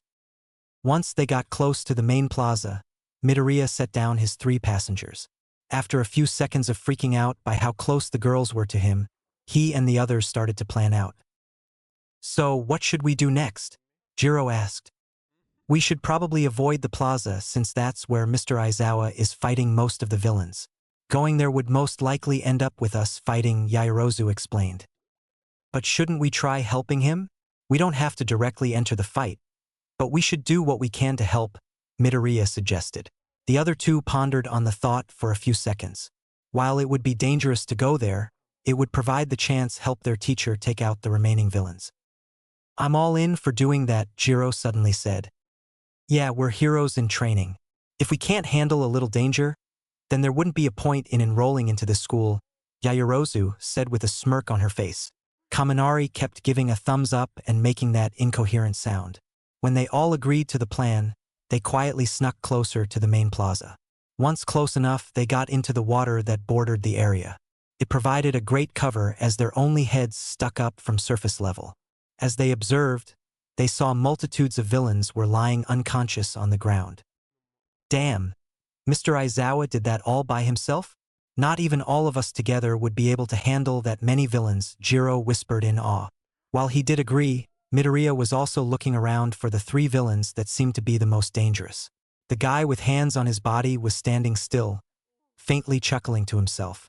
The mist villain that warped them was not there, probably in another one of the zones. The bird monster was nowhere to be seen as well, which was a bit worrying. The thing was almost as muscular as All Might is. It could mean that it has some form of super strength. He hoped none of his classmates were fighting it. Ag! A pained scream echoed from his right, which sent chills running down all 4 of their spines. Turning his head in that direction, his stomach dropped as he had just found the bird monster. It was holding down Aizawa, with one hand on his arm and the other in his head. Aizawa's arm was bent at an unnatural angle with exposed flesh showing in his elbow. His head was being shoved into the ground hard enough to make a small crater. Blood was pouring freely down his face. There was already enough blood around him to form a big puddle of it. Had it not been for the fear that all of them were feeling, they would have thrown up from seeing that. What the hell is that? Jiro whispered. I don't know. Whatever it is, we need to avoid at all costs, Yaoyorozu said with a scared look. Midoriya was about to argue that they couldn't leave their teacher, but even he knew that it would be pointless. If that thing could take down a pro hero, they wouldn't stand a chance against it. Maybe if they distracted it long enough to get him out of there, but they didn't know how fast it was. As he thought that, the hand villain began to speak. What do you think of my pet? Eraserhead? It's the bioengineered anti-symbol of peace, Nomu. It was made to take down All Might himself, so don't be too sad that it beat you that easily, he said while monologuing. Wait, it was made to beat All Might. That explains what they meant by having plans to kill him, Midoriya thought. It also guaranteed none of them stood any chance against it, as it was made specifically to take down the #1 hero. Wait, maid? How do you make a living weapon strong enough to overpower a hero? After the Nomu slammed Aizawa's head in the ground again, black mist materialized next to the hand villain. The mist villain appeared and the two began to discuss. So, Kurojiri, did you kill 13 and the kids? The hand villain asked. Sorry, Shigaraki, 13 is only incapacitated and injured. As for the students, they managed to overwhelm me and one was able to get to escape, Kurojiri apologized. Upon hearing that, Shigaraki started to scratch his neck. At first, it seemed like a normal itch. Then, it gradually got faster and tougher till the point that he almost drew blood. Damn it, Kurojiri. If you weren't our escape route, I would use my quirk to disintegrate you to dust. Shigaraki screamed with extreme annoyance in his tone as the itching hit faster. His hands then stopped and lowered in defeat. Well, that's it for this plan. With the pros coming, this mission has gone up in smoke. Game over, back to the starting screen. And I was really excited in finishing this today.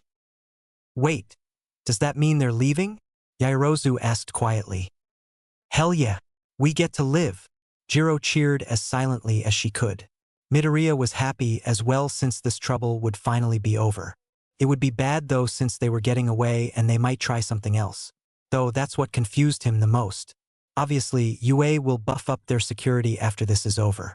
The villains won't get another chance that easily, and they are just running away. He continued to observe them so see if they were going to retreat. They weren't making any moves at the moment, so that could either be good or bad. Maybe we are safe, he thought to himself. Then, he saw something that made all the blood in his body run ice cold. The hand villain, Shigaraki, was looking at them. Worse of all, he had a smile that made every instinct in his body scream for him to run away. Let's leave All Might some souvenirs, shall we? He said maliciously. Suddenly, in the blink of an eye, he appeared right in front of them. His hands were inches away from Yaoyorozu's and Jiro's face. Midoriya had barely turned his eyes to react. Normally, one would think he was using a normal physical attack. But his threat to his comrade held some frightening information. He said that he would use his quirk to disintegrate him. Along that as well was how the skin on their teacher's elbow seemed to be decayed. If Midoriya's hunch was correct, then his two friends would be killed the moment the hands touched their faces. He had to do something to save them. Immediately changing to his engine form, he used max thrust to grab Kaminari with one hand and tackle both of the girls out of the way right before the hands made contact with the other. Gah! Jiro yelled as she was suddenly being shoved in the water by something slamming into her. She had no idea what had just happened since it went by too quickly. Yaoyorozu was in the same situation. Midoriya ignored their reactions and swiveled around to face the villain, who was turning to look at him. Not letting him get another chance, he changed to his explosion form and sent an arc of explosives towards the villain.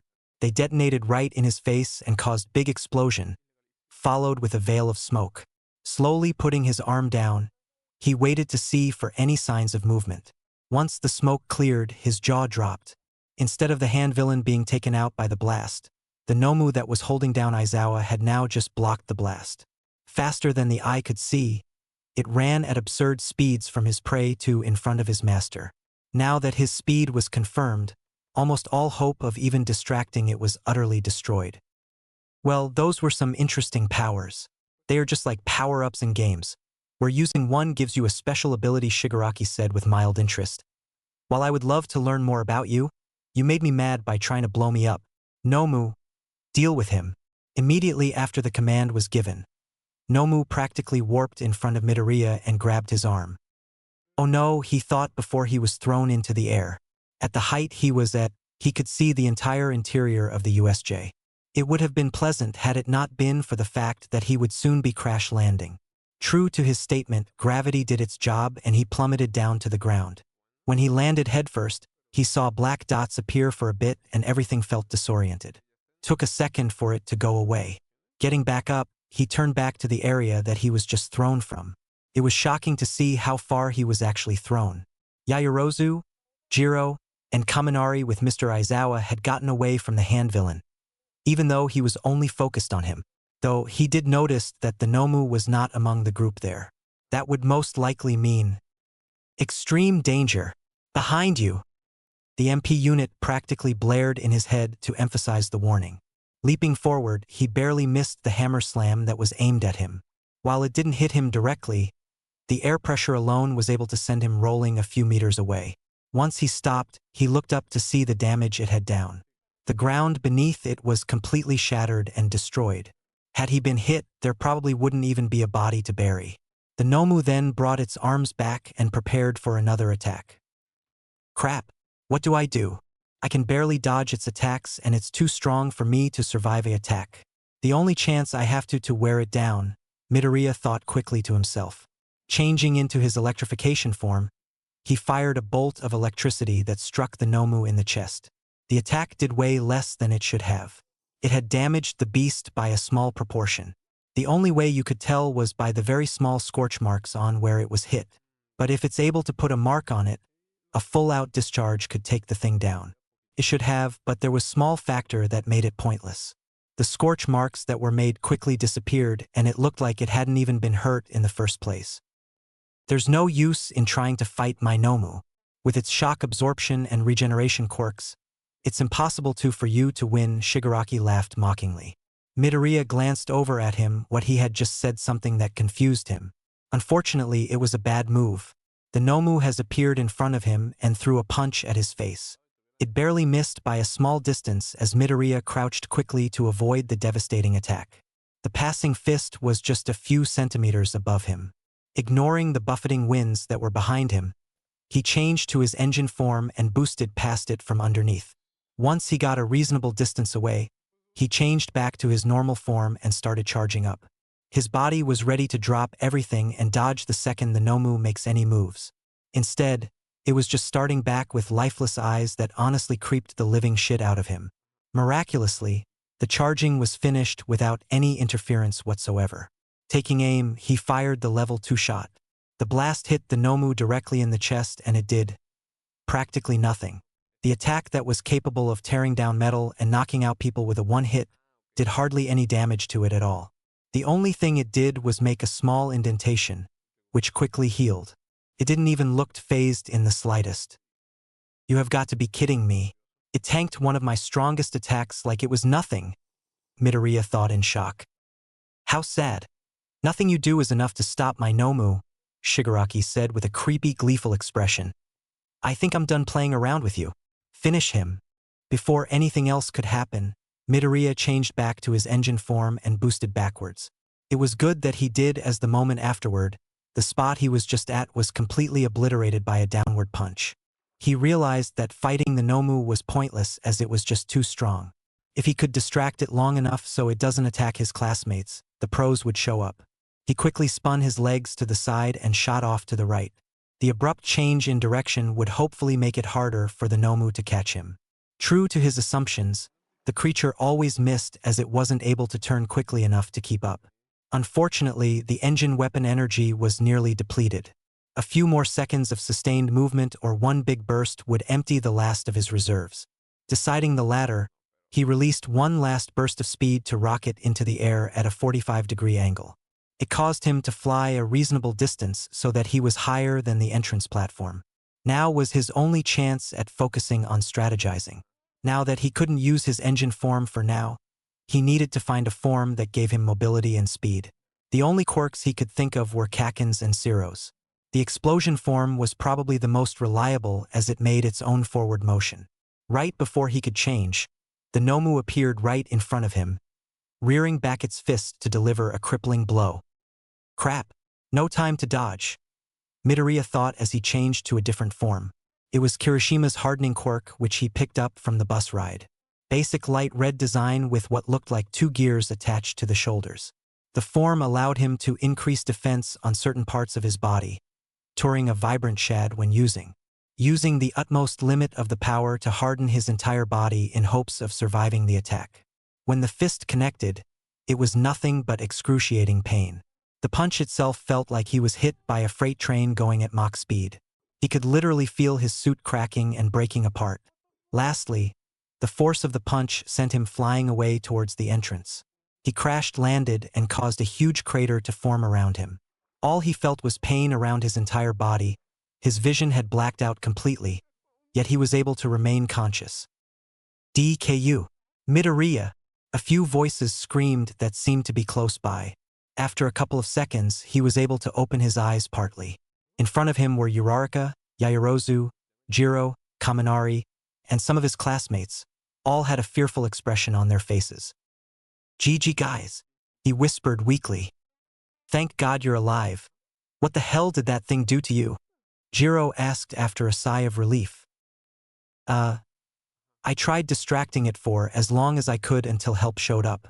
In the end, it took me out with a single punch to the guts," he said. Now all of them were more scared. "One punch? That bird creature punched you, and it basically put you on the edge of death," Kaminari exclaimed. Midoriya strangely just chuckled when he heard that. "Well, it was made to take down All Might. I'm more surprised how I'm still alive." After he said that, he checked to see how low his health was. Shockingly, his health was past the critical state. How he was still conscious was a complete mystery to him, perhaps adrenaline. Had he not used Kirishima's quirk, he would have been blasted apart. "Dear God. And I thought Mr. Aizawa and 13 were injured badly," Shiro said suddenly. When he said that, Midoriya slowly glanced around to see that Aizawa was lying nearby. While he was bleeding bad, it was probably minor to what his own body would like when he changed back to normal. 13 was way less severe in that only the back of the suit was destroyed with no other apparent injuries. "Anyone else injured as well?" he asked. "Well, everyone here is fine except for you, Mr. Aizawa," and 13 Yaoyorozu said. He sighed in relief that most of his classmates were not hurt, though the others were unaccounted for and cannot be sure whether they are seriously injured or not. Maybe the pros were almost here? Maybe they're gonna burst through the entrance and make sure they all got back alive? Those hopes ran through his head as he silently prayed that everything will just go right for once. Then he saw it. Coming up from the stairs, the Nomu has just appeared in the line of his sight. It was slowly taking one step after another, purposely taking its sweet time. It was basically telling them that to dread the inevitable fate that would come upon them when it reached them. Instantly, Midoriya paled to a ghostly shade of white. His breathing had been halted for a moment as his mind was too distracted by the situation at hand than just breathing. Even though he wasn't able to move a muscle, his whole body was visible trembling in fear. "Hey, what's wrong?" Kaminari asked once he noticed the huge change in expression from pain to terrified. Midoriya turned to the group and said one word, "Run." They all turned around to see what he was telling them to run from, and they immediately understood when they saw it. "Everyone, run," he shouted loudly. He knew that the leader ordered it to target him specifically. If the others were to get away, they had a better chance to survive while it was finishing him off. That was what he thought his plan would go, but one thing went differently. "And no, we can't leave you behind," Uraraka shouted as courageously as she could, even though she was shaking more than him. The rest had similar cases with a face that showed some confidence while the trembling of their bodies says otherwise. It was quite impressive that they were able to look at the monstrosity and not run away immediately. While useful when becoming a hero, it didn't change the fact the beast. We're gonna die, we're so gonna die." Kaminari's frightened voice kept getting increased by every step the Nomu made towards them. As it got closer, Midoriya was saying his goodbyes to each of his classmates, even if they only know each for a short amount of time. This would be their place where their short-lived lives would end. Or so he thought. Boom! With a loud crash, the entrance door gets blasted apart by what seemed like blunt force. Everyone near turned their heads towards the direction of the commotion.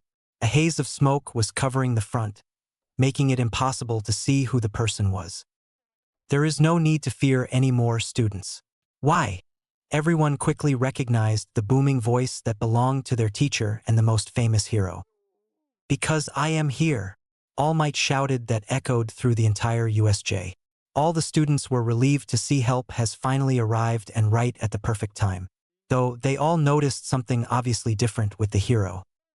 He wasn't smiling. Instead, it was replaced by a grim frown that showed he was dead serious and angry. Over by the two villains, the hand villain was completely ecstatic by long-awaited appearance of his most hated hero. "Finally, I was wondering when you were going to show up. Now I can test to see how you fight against my toy." Nomu. Quickly after the command was given, Nomu stopped its previous task and charged at the pro with blinding speed. Unlike Midoriya, All Might was easily able to react fast enough to counter the punch that was thrown at him.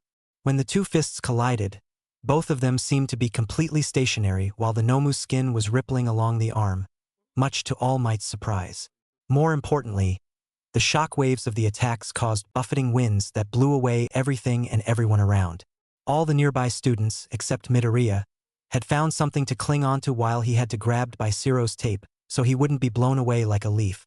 Back to the two powerhouses, the two exchanged punches after another, each time resulting in a stalemate. Then, the Nomu suddenly grabbed All Might's arm with both of its hands and leaned back to judo throw him. It was able to get him overhead and on the ground, but not do its intended purpose. All Might quickly adjusted his body to land in his feet and then used the momentum to hurl the Nomu over his head with one arm. This attempt worked and it was sent flying down towards the main plaza where its master and the hordes of unconscious villains laid. When it landed, it got up without delay and turned to look at its opponent. That creature is quite troubling. It's strong enough to tank my punch and not be hurt in the slightest. How? All Might said under his breath so that no one would hear, which one of them did. All Might, that thing was created so it can beat you. It somehow has both a shock absorption and regeneration quirk. Midoriya yelled. All Might was shocked when he heard the last part. Two quirks. Never mind, questions come later after they are captured. What matters is that they pay for what they have done, he said before charging into the battle. Again, both the heroes and the creature's attacks canceled each other out. They both continued to throw punches at each other until one could hardly see their arms at the speed they were going. Neither of them looked like they were going to back down from their standoff. The collective shockwaves from all the attacks made what seemed like a hurricane-like effect where winds blew anything that was in the building. The students near the entrance had an even harder time trying to hold themselves down. Midoriya was having it the worse as he barely had the stamina to cling on to anything against the winds. More than once, he nearly lost his grip before narrowly catching himself. He watched as the two powerhouses continued to duke it out. Each time the Nomu landed a punch on All Might, he would return a punch back. Even so, he was able to notice some small details that probably no one else had picked up on. First, All Might was actually landing more hits than taking it. It was just quite difficult to see with the blurring fists. Second, the Nomu was actually getting pushed back little by little. As each second passed by, those two details were slowly becoming more and more obvious.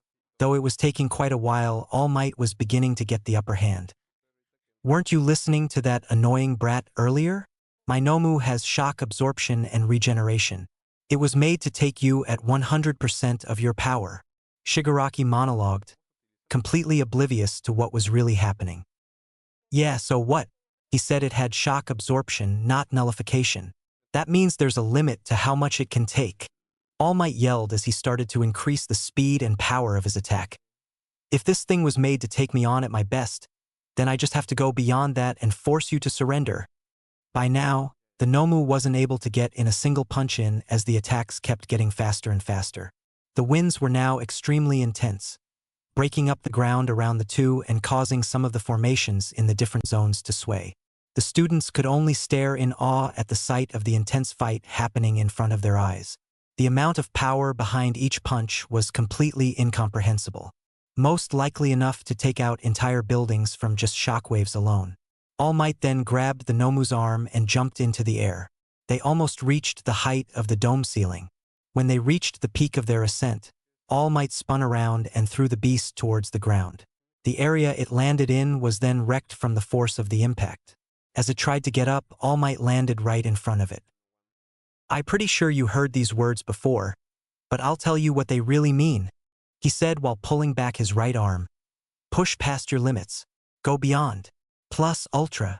With a powerful punch, the Nomu was sent flying through the dome of the USJ and into the sky. The force of the punch caused an effect that was almost exactly like an earthquake. Every student in each zone felt shaking of both the ground and the air. The ones that did see were at a complete loss of word at what they just witnessed. Even the villains had dumbstruck expressions by seeing their trump card get sent hurtling into the stratosphere. The next few moments could only be described as rather peaceful and serene, like when a huge hurricane had just subsided, and all that was left was a calm aftermath. No, no, no, this can't be right. How can my Nomu be defeated like this? You cheated, Shigaraki growled in anger, breaking the silence. He looked ready to brutally murder the next person that he sees. Ha! Give it up, villains, you have lost. Just surrender and turn yourselves in, All Might demanded with a strained smile. Small wisps of steam were coming off his body. It didn't look like much to the average person, but only Midoriya knew the true nature of the smoke. He's at his limit. Any longer and he'll change to his actual form, he thought as he remembered what happened the day he first got his powers, the day he learned All Might's secret. It would be bad if this number of people, especially the villains, were to find out about his weakened form. Hopefully, the villains would surrender and the teachers will make sure the students didn't see. Back with the villains, the Mist villain already knew it would be suicidal to charge at the hero now when their ultimate weapon was beaten and more heroes would be coming any second. Shigaraki, we need to retreat. Our plan has failed and can't let them capture us, he reasoned. Shigaraki snapped his head towards him as if he was going to argue back, but he seemed to calm down after a few seconds. Fine, let's get out of here. This day has been pissing me off enough, he said before turning to the hero. All Might, you win this time. But remember, I will kill you in the future and prove how fragile this society is without you. With those final words, both of them were enveloped in the purple mist and teleported to who knows where. All Might then sighed in relief and frustration at the fact how they ran away. 1 hour later, after the pros and police arrived, all the villains except the Mist villain and Hand villain were captured and arrested. All of them were just your everyday ally thug, meaning they were only there to distract the students. Speaking of which, all the students were found in each zone in a relatively unharmed condition. None of them, excluding Midoriya who passed out and was immediately taken to the infirmary, had any serious injuries. The 2 teachers were in the hospital, but the doctors confirmed they would make a successful recovery. Now, the police were asking down questions to the students to find as much information as possible. Hey guys, you alright? That attack was something else, Kirishima asked after he was finished. Yeah, I was at the entrance. That Mist guy was pretty good. We were lucky to have Uraraka float the guy so Ida had a chance to escape, Zero said while sighing. Still, manly for you to fight them. I was in the collapsed city zone with Bakugo. You should have seen how many villains he took down. Guy's a natural, Kirishima said while sticking his thumb in the boy's direction. Bakugo just replied with a confident smirk. Hey, you guys want awesome? Kaminari suddenly popped in after hearing them. Midoriya was kicking but back at the mountain zone. He probably took down the most villains out of the 3 of us. He used those different abilities, like Jiro's sound wave and Zero's tape. Zero grinned at the fact how his quirk was used by his classmate while Kirishima nodded. Kaminari continued his recounting of the event. Not only that, he also stood up against that huge bird guy. Really? The one that All Might had to take down? The 2 boys exclaimed in shock. Yep, though it was mostly him just dodging its attacks. And it was the one that landed him in the infirmary. Suddenly, Jiro and Yaoyorozu heard their conversation and walked up to them. Hey, what's this about Midoriya? Jiro asked. Oh, Kaminari was just telling us about what Midoriya did during the attack, Zero explained. Ah, he did help us on more than one occasion. He stopped villains that were trying to sneak up on us, Yaoyorozu said with a small smile. Yep, and then he also took it upon himself to distract the bird creature long enough so we could escape, even though it nearly killed him, Jiro pointed out. They small group hoped that their classmate would make a safe recovery. Back at the infirmary, Midoriya had just woken up from his short-term coma. Looking around, he quickly noticed Recovery Girl sitting right next to him. Good, you're awake. I've been waiting for a while till now, she said with a smile. As he tried to process what had happened, the memories of the USJ came flooding back. Is everyone okay? He asked worryingly.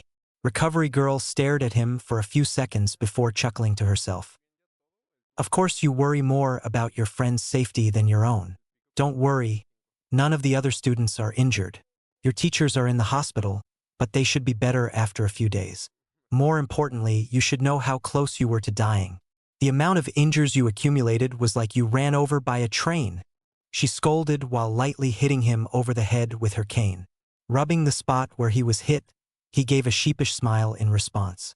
His entire body was exhausted and he felt like he could sleep for an entire day. After Recovery Girl finished doing a final checkup on him, he was allowed to get some extra sleep to regain his lost stamina. The sweet embrace of sleep never felt any more satisfying as he drifted off. Snowball fight. As the snow fell gently from the skies, you could find Class 1A engaged in an extreme snowball fight. Being an even split of two teams, snowballs were raining down at dangerous speeds. Of the 20 students, 3 of them were especially motivated. Midoriya was simultaneously throwing and shooting down snowballs with one hand for each task. Bakugo was using small explosions to launch the snowballs at faster speeds without melting them, and Todoroki was more or less a snowball maker that supplied his team with an almost endless supply of ammunition. "Bring it on, Deku!" Bakugo shouted while winding up to throw. Before he could, he was interrupted by a snowball to the face. The force from said ball was strong enough to knock him over into the ground. Everyone laughed at the sight while also taking 5 steps back in preparation for what was going to happen. As expected, everything in a 5-foot radius around the boy was blown up with a huge explosion. "Bastard! I'll kill you for that!" he screamed before continuing his assault, with more strength and viciousness. The match went on with huge grins on all of their faces. "Christmas tree. That should do it," Kirishima said as she put the final ornament on the tree. The entire class stepped back and took a look at the Christmas that they had just finished. It was tall enough that it nearly touched the ceiling. The entire thing was littered with ornaments and lights that shined the colors of the rainbow. On top of the tree, they had put an All Might ornament of him giving a thumbs up. That idea had obviously been suggested by Midoriya, who was completely red when he asked. Their favorite part of the tree were the custom ornaments of them in their hero costumes. Yaoyorozu offered to make them too as a fun idea when Kaminari said that he would look cool on the tree. "Deku, this tree really turned out good," Uraraka exclaimed. "Yeah, it's nice that we were work on it together. This is the first Christmas we are spending together as a class," Midoriya replied with a smile. "So, what should we do next?" He turned to face her when he asked the question, but she didn't seem to be paying attention. She was staring at him with focused eyes. Uraraka?" he asked nervously after a few seconds of it. There was still no response from her. It was really starting to creep him out. "You kinda look like a Christmas tree," she suddenly said. "Huh. Your hair. It reminds me of the tree," she said while pointing towards said tree. That was definitely a new one. People have usually called him broccoli or bush head. Bet never a tree. Did he actually look like a Christmas tree? Unfortunately, some of the other classmates heard their little exchange and decided to join in. "You are right. His green hair and red face make him the perfect tree," Kaminari said with a huge grin.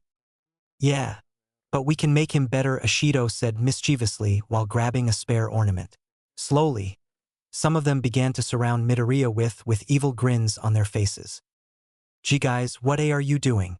Wait, no," he screamed before the students pounced on him. A few minutes later, Aizawa regretted stepping into the common room at the moment. He had heard some screaming and rather slowly walked over to where his students were to go check on them. He honestly expected that one of them angered Bakugo and faced his explosive temper. What he didn't expect was to find almost all the class laughing and taking pictures of Midoriya, who for some reason had ornaments attached to his hair and lights wrapped all around his body. In addition to his beet red face, he was the personification of a Christmas tree. As most of the students laughed at him, the only one that seemed not to was Ida, who was chastising them for forcing him into it. "I don't get paid enough," was the last thing he said before leaving the room. Mistletoe panic. Ashido was on a mission, a romantic Christmas mission. Get her classmates to kiss each other using mistletoe. While normally she could have just placed them at random places and just hope for the best, but she wanted to get guaranteed scenarios. To do so, she analyzed her friends for the past week to find out their movement patterns and where they usually talk with someone. From someone's favorite spot on the couch to the exact place where 2 classmates tend to run into each other each morning. Nothing got past this matchmaker. Going by her notes, she put the mistletoes in positions and waited. The first spot was in the kitchen, right next to the pantry. More often than not, Midoriya and Uraraka would run into each other there at noon to grab a quick snack before doing homework. When the 2 got there, she gave Hagakure the cue to call them out. "Oh, look who's under the mistletoe," she squealed while longing at the 2. Everyone around stopped and looked at the spot above the 2. As she said, The infamous plant was hanging right above their heads. Both Midoriya and Uraraka immediately flushed red and started to incoherently stutter. After about a minute of it, Uraraka quickly pulled Midoriya in for a kiss and ran away embarrassed. He stood there for a few seconds before promptly falling over and passing out. As the guys tried to shake him awake, Ashido sneaked away to find her next targets. Pair, Kaminari's Jiro. This spot was above a specific couch where Jiro would usually sit and Kaminari would always drop in to make a joke. When she called them out, Kaminari looked surprised while Jiro looked red and shocked. What was even more shocking was when Kaminari shrugged his shoulders and gave Jiro a quick peck on the lips. This of course earned him direct sound waves to his head. Pair, Todoroki's Yaoyorozu. This spot was actually above Midoriya's room as the two would go over there to study with him and some other people. It went perfectly as they both were under it right before they knocked on the door. She had sent Kirishima to go as her stand-in and record the entire thing. It was probably the most entertaining one since Yaoyorozu was completely flustered while Todoroki looked confused by why they had to kiss. Thankfully, Ashido planned for it and taught Kirishima some manipulative phrases to push them in the right direction. It worked out as Todoroki kissed Yaoyorozu because, "I am too tired to even listen to your explanation." The day went on with some other awesome mistletoe moments that no one could explain how they happened so perfectly. What was better was how all of them were recorded and preserved for future reference. When the news about the USJ were made known, everyone was in an uproar. This was the first time that a villain attack on this scale was ever attempted on any school. Parents were completely outraged at the fact how first-year students were almost killed, and the media was taking advantage of it by pumping out headlines that were intended to over-exaggerate. Some of the more known titles were "Top Hero School Nearly Let Student Die," and "UA Allowed Villains to Infiltrate Their Facility and Cause Life-Threatening Injuries to Kids." Of course, they were heavily bending the truth.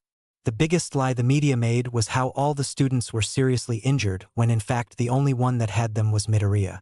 Even so, he was able to make a full recovery within the span of a single day thanks to a self-repairing function in his suit combined with Recovery Girl's quirk. In response to the event, UA gave the students 2 days off from school and promised to fortify their security. While it did calm down people, it would take a long time for them to regain the trust it built up.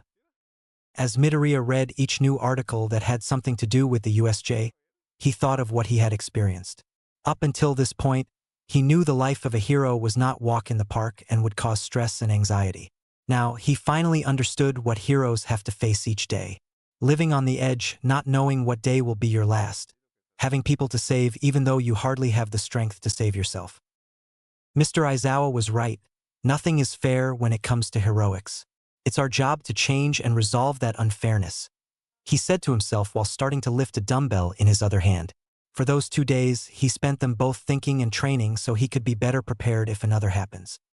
When they got back to school, the class was waiting for a teacher to show up. They were catching up on what had happened after the incident. It's hard to believe that we're so well known. We were able to get a few seconds of screen time when the news reporters came, Hagakure said with what everyone assumed a happy expression.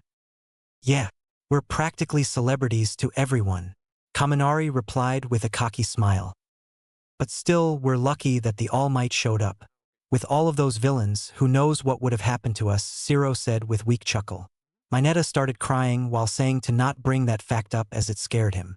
Bakugo yelled at him to shut up, which was quickly followed.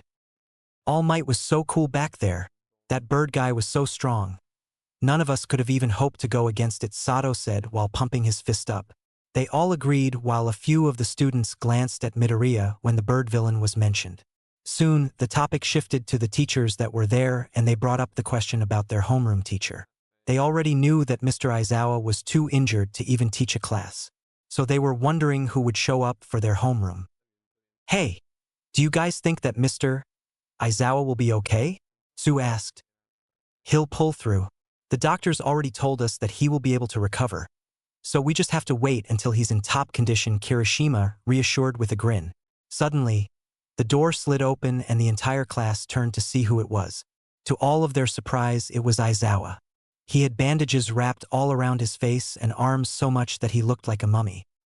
Good morning, class, he said in his usual monotone voice, albeit a bit muffled due to the bandages over his mouth. Mr. Aizawa, What are you doing here? All of them shouted in surprise. I'm doing my job, teaching students. If you take a break just because of simple injuries, then you aren't cut out to be heroes, he replied. Most of them sweat dropped at the fact that he called his injuries simple. He was one hardcore hero. Anyways, there is another reason why I had to be here. I need to prepare you all. Your fight isn't over yet. Please don't let it be more villains. Some of them thought worryingly as they waited for what he was about to say. The UA Sport Festival is coming up, he finished. Why does he always do this? They thought in relief while some others were excited. Hell yeah, I've been waiting for this. This is what separates the boys from the men, Kirishima yelled as he pumped his arm up. Quickly, the rest of the students started to get excited for the important event. That is until Aizawa silenced them using his quirk. Okay, I assume you know some things about it. Back then, the Olympics were a huge thing for sport competitors. When quirks started showing up, Olympic participation grew smaller and smaller as it became unbalanced. Now, the only competition the world cares about is our school's sports festival. Not only will civilians be watching, but pros all over the country will be seeing your performance. The only difference from the previous years is that it's being held earlier than before, he explained. But Mr. Aizawa, is it really a smart idea to hold the festival right after the villain attack? It might be targeted again, Jiro asked with an uneasy expression. From what I heard, the administration is doing it to show that the situation is under control. We are making the security stronger with some pros acting as patrol, he said. The news did make all them feel more at ease than before. Aizawa continued in with his explanation. Besides, this festival is too important to cancel just by a couple of villains. It's really meant for pros to scout out potential. This is your chance to go big and be noticed. He's right. Most students that graduate become sidekicks to pros before they become pros themselves, Kaminari said explained. But some of them miss their chance to and just stay sidekicks, Jiro said before turning towards him. Actually, that's probably where you'll be heading. You are pretty dumb. He just sighed in annoyance and tried to ignore the snark insult that was directed at him. 1 chance a year, 3 chances in a lifetime. So you all better no slack off with any of your training. Make the most out of it and show them what you're made of. Class is dismissed, Aizawa finished. From that moment on, all of Class 1A trained themselves to be ready for this competition.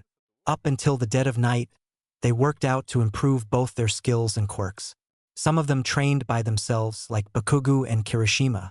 Bakugu practiced by trying to make larger explosions to build a tolerance to the kickback, while Kirishima jumped off buildings to test the durability of his hardening. Some others were Ida, who did long sprints to improve the power of his engines, and Siro, who trained his mobility. Others opted to train with their classmates to develop combos and teamwork skills. Uraraka, Ashido, and Aoyama were practicing on floating pieces of debris and using precise shots of acid and laser to destroy them midair. As for Midoriya, he did a combination of both. He asked each of his classmates for more insight on their quirks so he could understand more about his copied quirks. The only ones he didn't ask were Bakugu and Todoroki, as they seemed like they wouldn't want anyone to talk to them. For individual training, he continuously used his copied quirks to increase their energy capacity, allowing him to use them longer. Along with an increase in energy, the training also helped discover new things about the quirks. He found out with Jiro's quirk that he could make small jacks and plug them into objects, either to listen for noises or send sound waves into the object to break it apart. Another new feature was how he could bring a second cannon when using Siro's and Bakugu's quirk for more control. With the improvement of his quirks, the Mega Buster was getting stronger as well. The power and speed of each shot were better than they were at the combat trials. The charge time had also decreased by 1 second, so a level 1 shot took 4 seconds of charging and a level 2 shot took 11. There was also a boost in his MP unit that allowed a more focused analysis on objects. Other parts of the training included talking with All Might for advice. He would give guidance on what areas Midoriya should work, which really made the training more effective. During that time, students from the other courses would often crowd around their classroom to scout the competition of the students who survived a villain attack. As quoted by Bakugu, thanks to his aggressive and rude attitude, all the other students hated him and his entire class, one going as far as to declare war on all of them. Why do we have to dragged into this because of him? Midoriya and the rest of the class thought. Even with the looming threat of the other competitors, it didn't hinder their training.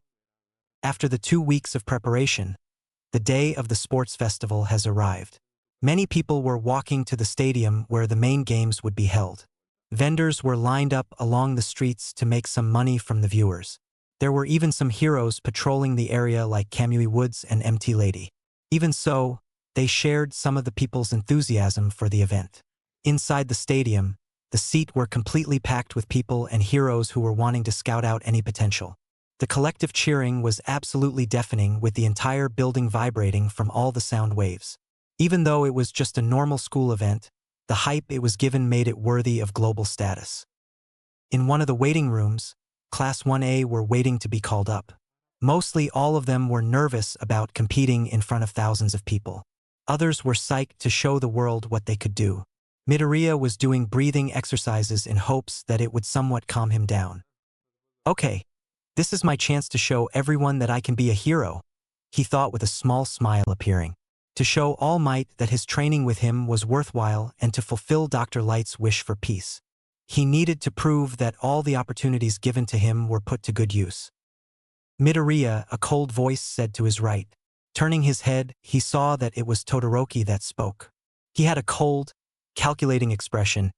"It's pretty obvious that I'm stronger than you." That took both Midoriya and the rest of the students as a surprise. Only a moment ago, he was isolating himself from all of them, and now he's confronting one of them out of nowhere. "Well, you are probably right. Even so, you can use a copied version of my quirk, both ice and fire. That alone makes us enemies," he said with a darker expression. "Whoa, chill out, man. No need to attack your classmate like that." Kirishima tried to intervene by placing a hand on Todoroki's shoulder, which was immediately shook off. "We aren't here to be friends. This tournament isn't a group effort. It's whoever comes on top, and I intend it to be me using only my ice," he countered before walking off to his spot he was previously at. No one could comprehend what had just happened. Their classmate just made a declaration of war against one of their own, which makes it the second one they heard. This competition was really getting intense before it even started. Breaking the awkward tension that hung in the air, Ida burst in through the door, announcing that it was time to start. The class followed their president through the halls of the stadium until they reached the opening to the main field. Here they come, the class who not only shown tremendous promise since school started, but has also survived a villain attack. "Give it up for Class 1A, extremely loud voice shouted. Stepping out, they were greeted by the sight and sound of thousands of people cheering for them. From above the spectator rows, there was a teacher's area and a commentator's box where they could see Mr. Aizawa and Present Mike. That must have been him who made them introduction. As they walked across the field, Midoriya felt even more nervous now that he was actually there. All the eyes that were in him made him feel like he should be smaller so that they didn't notice him. Is this what popular heroes have to deal with on a daily basis? He suddenly had a greater admiration for All Might for the fact he was able to keep his cool with so many fans. After that, the other 4 courses were introduced in alphabetical order. Once they were all gathered up, the referee walked up onto a stage. All the males in the audience started cheering upon seeing the R-rated hero, Midnight. She was wearing her hero costume, which was way too revealing for a high school sports competition. All the students agreed on that notion except for Mineta, of course, who was loving it. "Hello. Welcome to this year's UA Sports Festival. I'm sure we are all excited to see what these students are capable of doing." She started with a seductive voice, making most of the students feel extremely uncomfortable. Presenting the opening speech is the freshman representative, Izuku Midoriya. "Wait. What?" Midoriya shouted once he realized that his name was called. No one had told him he was going to make a speech, not even that he was freshman representative, whatever that means. His classmates urged him to walk forward with some friendly nudges. Hesitantly, he walked up to the stage and faced all the students. Everyone was looking at him with complete focus. "Dear Lord, what do I do? I don't have a speech and so many people are watching me. Maybe I should just tell them what I think about this." Midoriya quickly tried formulating a plan that wouldn't embarrass him. Hello, I would like to say that in the name of competition, we should all work our hardest to win, and I wish all of you good luck," he said as confidently as he could. For a few moments, no one had made any sort of reaction. He thought that he messed up and they were about to laugh. Then, he started to hear clapping from the students. Looking up, he saw that most of the students were giving him an applause. Of course, a few of them didn't share that same reaction, but it was nice that he didn't embarrass himself. He quickly stepped down and walked back to his class. "Nice job, Deku," Uraraka said in a small whisper. Yes, that speech was perfect for the occasion. Sportsmanship and confidence are some great traits to have, Ida remarked. Thanks. I was worried that I messed up somehow, he replied while scratching his head. Before they could continue their conversation, Midnight took back charge and announced the first event. Behind her was a screen that showed signs spinning to indicate a wheel style. After a few seconds, it stopped and the sign read, "Obstacle course." Okay everyone, this event is quite simple. You all will run one lap around the stadium where you will start and exit from that hall, she said while pointing towards said hall. There will be obstacles that you must get through to progress in the race. You can use your quirks in any way as long as there is no foul play. Now with the explanation out of the way, let's start. After she finished, all the students lined up before the starting line and were getting ready to start. Most were preparing to use their quirks to gain an early lead. Others were doing normal stretches to prepare for running. Midoriya was in the former as he transformed into his suit. To his mild surprise, all the students who saw him were both shocked and angry at seeing in his suit. Though there was none from his class as they were used to it, the others didn't have that prior knowledge. What the hell? How come he gets to wear that special suit while we have to use our PE clothes? A guy with silver hair and shark teeth like Kirishima yelled in protest. Midoriya remembered him being in Class 1B, as were most of the other kids in his class who were protesting as well. This matter has been brought to the teacher's attention prior to now. We approved it due to the fact that it was an unavoidable part of his quirk. So no more complaining and focus at the task at hand, Midnight states while cracking her whip to show finality in the argument. The protesting students just grumbled to themselves as they got ready. Thank God that was settled peacefully. It was a good thing that the teachers allowed me to have my suit on, Midoriya thought as he continued his preparations. He ran a quick analysis on the area to see if there was any areas that he could use to his advantage. The only thing he found was that the hall was too narrow to comfortably fit all of them. If he could boost over the rushing students, he would have a head start on them. The best quirk to use was Kaken's since he could easily propel himself in the air unlike Ida's. Changing to his explosion form, the other students gave him confused glances while his class looked a bit suspicious with his choice of suit. Okay listeners, are you ready? Go! Present Mike suddenly announced. Immediately, all the students began rushing forward to get the lead first. Present Mike continued his commentary of the event. Our students are OFF2 and amazing start. You can't anticipate who will come in first place. Who do you think we should keep our eyes on? Eraserhead. Aizawa just answered in 2 words, the door. True to his words, all the students were cramped up in the hall that was packed with them trying to run. It was like people at Black Friday who were trying to get the best items first. None of them were able to break from the pack, all except for one. Explosions could be heard from above them, and they looked up to see a person in a blue and red suit flying above the rest of them with explosions coming from his hands. That's who we should keep our eyes on, while the rest are struggling below. Class 1. Suzuku Midoriya is flying above and beyond, Present Mike shouted into his microphone. The audience started to cheer loudly for the student that had took the lead in an eye-catching way. The students themselves were momentarily surprised by the sight that they didn't notice the sudden drop of temperature. Immediately, all of them were suddenly stuck in place with their feet frozen to the ground. Todoroki quickly ran by with a quiet apology. Quickly, a few of the students were able to get out of the students' ice and resume the race, one of them being Bakugu. Damn it! You aren't getting away, Deku! Icy hot! He shouted as he propelled himself with explosions as well. Midoriya by now has changed back to his normal form and was now running to preserve weapon energy for further obstacles. I won't give up that easily, Kaken, he yelled back with a determined grin.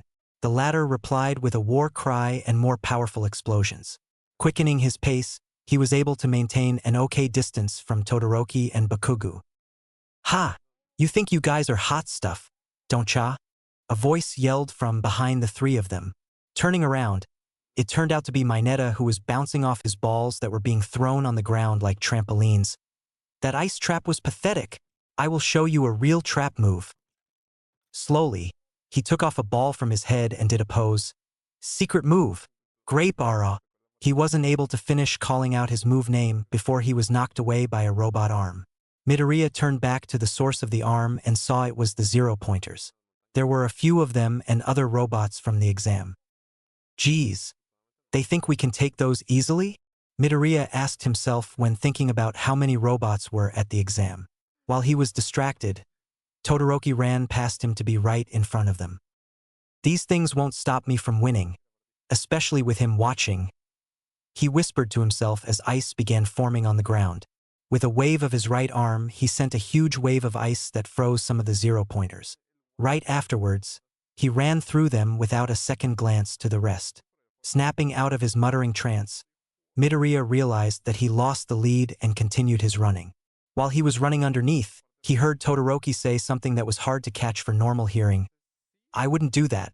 I froze them while they were off balance. On purpose. The sound of groaning metal became apparent to everyone right afterwards. True to his warning, the robots started to fall over from the imbalance of weight distribution on the ground. When they hit the ground, they made a huge heap of robot bodies that were broken apart. Midoriya was able to get past the roots before they blocked him and was now running full speed to catch up. He couldn't let Todoroki win that easily, not after the declaration he said in the waiting room. Back to the students behind him, he heard two bursts that sounded like someone had busted through metal. Turning around while still running, he saw it was Kirishima and the silver-hair boy who called out in his suit who were sticking out of one of the limbs. Both of their skin looked harder than normal, with Kirishima looking rock-like and the silver boy steel-like. Both of their quirks are the exact same concept as each other, he thought.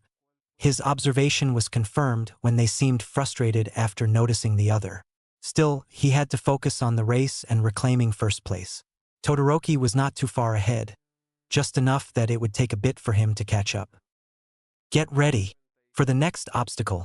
You all will have to face the gorge, President Mike suddenly yelled. Looking ahead, Midoriya did see that the ground ahead led to a cliff. The distance from them to the other side was way too large for even someone with a jumping quirk to clear in one leap. How deep the chasm was. It was like a perfect abyss that never seemed to end. In the gorge, large stone platforms were rising from the bottom with tightropes connecting them to one another. This obstacle seems so favor aerial and balance quirks over others. Up ahead, Todoroki was sliding on the tightropes, freezing them as he goes. Okay, I still have a chance to catch up. Gotta fly over this thing entirely, he thought before changing to his explosion form and firing explosions from both of his hands. The technique for flying was to simply detonate the explosives the moment they come out of his hand, a trick he got from Bakugo from the combat trials. The problem was that he had to plan out when to use an explosion so he didn't burn through the energy quickly. The MP unit came in handy as he could plot out his own trajectory. Right now, he was slowly getting closer to Todoroki, who had just cleared the obstacle and was running to the next one. Suddenly, he heard some explosions from right behind him and he instantly knew who it was. Out of my way, Deku! Bakugo yelled as he passed him. He was able to propel himself faster as he didn't have to limit the number of explosions he made. By then, both of them made it over the next obstacle and lowered themselves closer to the ground. Midoriya changed back and began running after the two. Would you look at that? Midoriya has just dropped to third place with Todoroki and Bakugo ahead. Will he be able to reclaim his spot? Either way, all three of them are blowing ahead of the rest. The third obstacle should really change up the game. You all will face the minefield. Why do you have to be so loud? President Mike shouted again with Aizawa asking in the background. As he said, and wide area in front of them was noticed. There was no distinct objects that were sticking out, just circles in the dirt that were everywhere. By the time Midoriya had reached the area, Todoroki was halfway done with Bakugo gaining on him. Looking at one of the circles, he stepped on one to see how strong they were. The mine exploded a second after contact in a pretty big cloud of pink smoke. The force wasn't strong enough to seriously harm someone, just enough to blow them off their feet. Great, I need to think of a way to get past these to catch up without being blown up. The sensors of the mines take a moment to activate after someone steps on it. That means I have to move fast enough so that I'm not on one for more than a second, Midoriya analyzed as he formulated a plan. Using the explosion form wouldn't help as it wouldn't be fast enough to overtake them. The only form fast enough would be his engine form. Changing into it, he kneeled on the ground in the startup position while his engines were building up. Taking aim, he activated the engines and shot off like a bullet, sliding across the ground in the direction of his two classmates. The mines were detonating behind him, but none were able to get him as he was too fast, making a stream of pink smoke trailing him. Todoroki and Bakugo heard the explosions and turned around to see a blur of white and blue speed past them. Before they could react, the mines that were just touched exploded underneath them. Holy crap! In a huge burst of speed, Midoriya just passed both Todoroki and Bakugo to reclaim his former spot of first place. Your class is something else. Eraserhead, President Mike yelled. Back to the race, the two boys recovered from the detonations and were trying to chase after Midoriya. It was futile as he was almost near the finish line. Jumping up from his shins, he dug his heels into the ground to slow down his momentum. The efforts led to him passing the finish line and stopping a few yards away from it. The winner of the obstacle race is Izuku Midoriya from Class 1A. The announcement caused all the audience to cheer loudly. Confetti dropped from out of nowhere and covered the green hair boy who had just changed out of his suit. Despite his best attempts not to, tears began streaming down the side of his face. After a couple seconds of that, second and third place finished with frustrated expressions. Damn it, not again! Bakugo looked like he was about to blow a fuse and blow up anything and everything around him. Todoroki had a more controlled anger for losing to him. Both of them looked at Midoriya and made mental vows to beat him in the next competition. Slowly, the rest of the competitors were finishing the race with exhausted looks. Uraraka walked up to congratulate Midoriya for his win while Ida looked frustrated for losing in a race. The weirdest one was Yaoyorozu walking in looking utterly exhausted for some reason. The answer revealed itself when she turned around to show them Mineta, who was hanging onto her back using his balls. It took a bit of effort to pry him and his balls off of her, but she looked relieved by it. After that, Midnight called them up to the stage to explain what happens next. That was a very exciting performance there.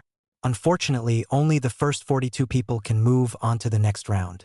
While they continue, the rest who didn't make it can still participate in games we set up, she explained while licking her lips. For the next round, let's see what you will be doing. Spinning the wheel, it spun for a few seconds before landing and cavalry battle. There were some murmuring among the students as some of them didn't know what it was. Let me explain, you all will split into groups of 2 to 4 people. One person will be the rider while the others are the horses. This is just your normal co-op activity, but with one difference. Points were assigned depending on your position in the obstacle race. The combined amount of points your team has will be written on headbands. The main goal is to snag as many points as you can before time runs out, she said while showing a picture of how the formation should look like. So, the amount of points your team has depends on who you team up with? Uraraka asked. Exactly, the points begin at 5 for last place and increase by increments of 5. So it would be 5, 10, 15, and so on. The amount of points for first place though you is 10 million, she shouted. It was silent for a moment while everyone was processing what was just said. Then, Midoriya began sweating and shaking uncontrollably upon realizing the weight of her words. The rest looked towards him with hungry eyes, resembling that of a predator who do anything to get its quarry. With that amount of points, it would guarantee the team who gets it will move on to the next round after that. It was the perfect chance for anyone to take down the top and claim it for themselves. Such was the intended meaning of this round. Maybe it wasn't a smart idea to try and get first place, Midoriya thought to himself nervously. After all, doing so placed a huge bounty over his head for the next round. With everyone obviously wanting to take it, he was seriously stressed about how he was going to deal with them chasing him. Now that you know about the next round, you have 15 minutes to make your teams, Midnight said while a timer showed up. Right after it started, everyone began walking around to find a good teammate. Some strolled while others dashed in a hurry to get the best people. He was neither of those categories, just standing around alone. Because of his 10 million points, it would be a risky gamble to join his team. It'd be much safer to steal the headband later on. He tried asking some people to join up with him, but they either discreetly or not discreetly move away from him. Even his own classmates turned him down when he asked. He tried asking Ida as he was his friend, but he politely declined because, "I want to prove I can stand up against you." Looking around, he saw that Bakugu had the opposite issue as he was being swarmed by students wanting to team up with him while Todoroki already had a team. Great. How can I compete if I can't make a team? He asked himself sourly. Hey Deku, want to team up? A voice suddenly asked behind him. Turning around, he saw that it was Uraraka. Processing what he heard, he was on the verge of releasing a waterfall of tears. Out of all the darkness, a single dot of light in the form of his friend comes forth. Really? Even with my stupid number of points? Well, yeah, it's best to work with people you're close with, she said with a smile that radiated energy. What did he do deserve such a friend? Wiping his face of upcoming tears, he donned a more confident expression. He had his first teammate and needed more to make a complete team. Looking around, he saw a girl with pink hair and goggles walking. She seemed to be looking for someone particular as she ignored some people who asked her. When her eyes landed on him, she dashed over to him at an incredible speed and got right in front of him. Let me join, person in first place, she yelled. The outburst caught both him and Uraraka off guard. Who are you? He asked.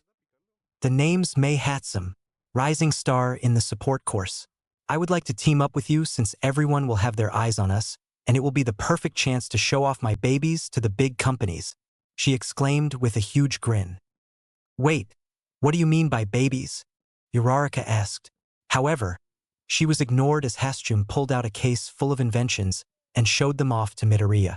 There were a huge variety that included stun guns, grenades, grappling hooks, jetpacks, and much more. She also explained how support corps students were allowed to use as many inventions as they want as long as they designed it. The two quickly began an animated discussion about robots and technology. Perfect. Now we need one more member to complete this team, and I know exactly who it should be, Midoriya said.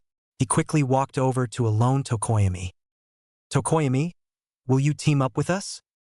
Well, it's a surprise that decided to pick me out of the rest. For that, I accept your invitation, he replied with a smirk. The two then walked back to the girls and discussed strategy. After the recruiting time was up, all the teams went up front to receive their headbands.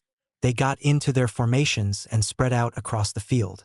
Team Midoriya was laid out so that Midoriya was the rider with Tokoyami being the front runner and the girls in the back.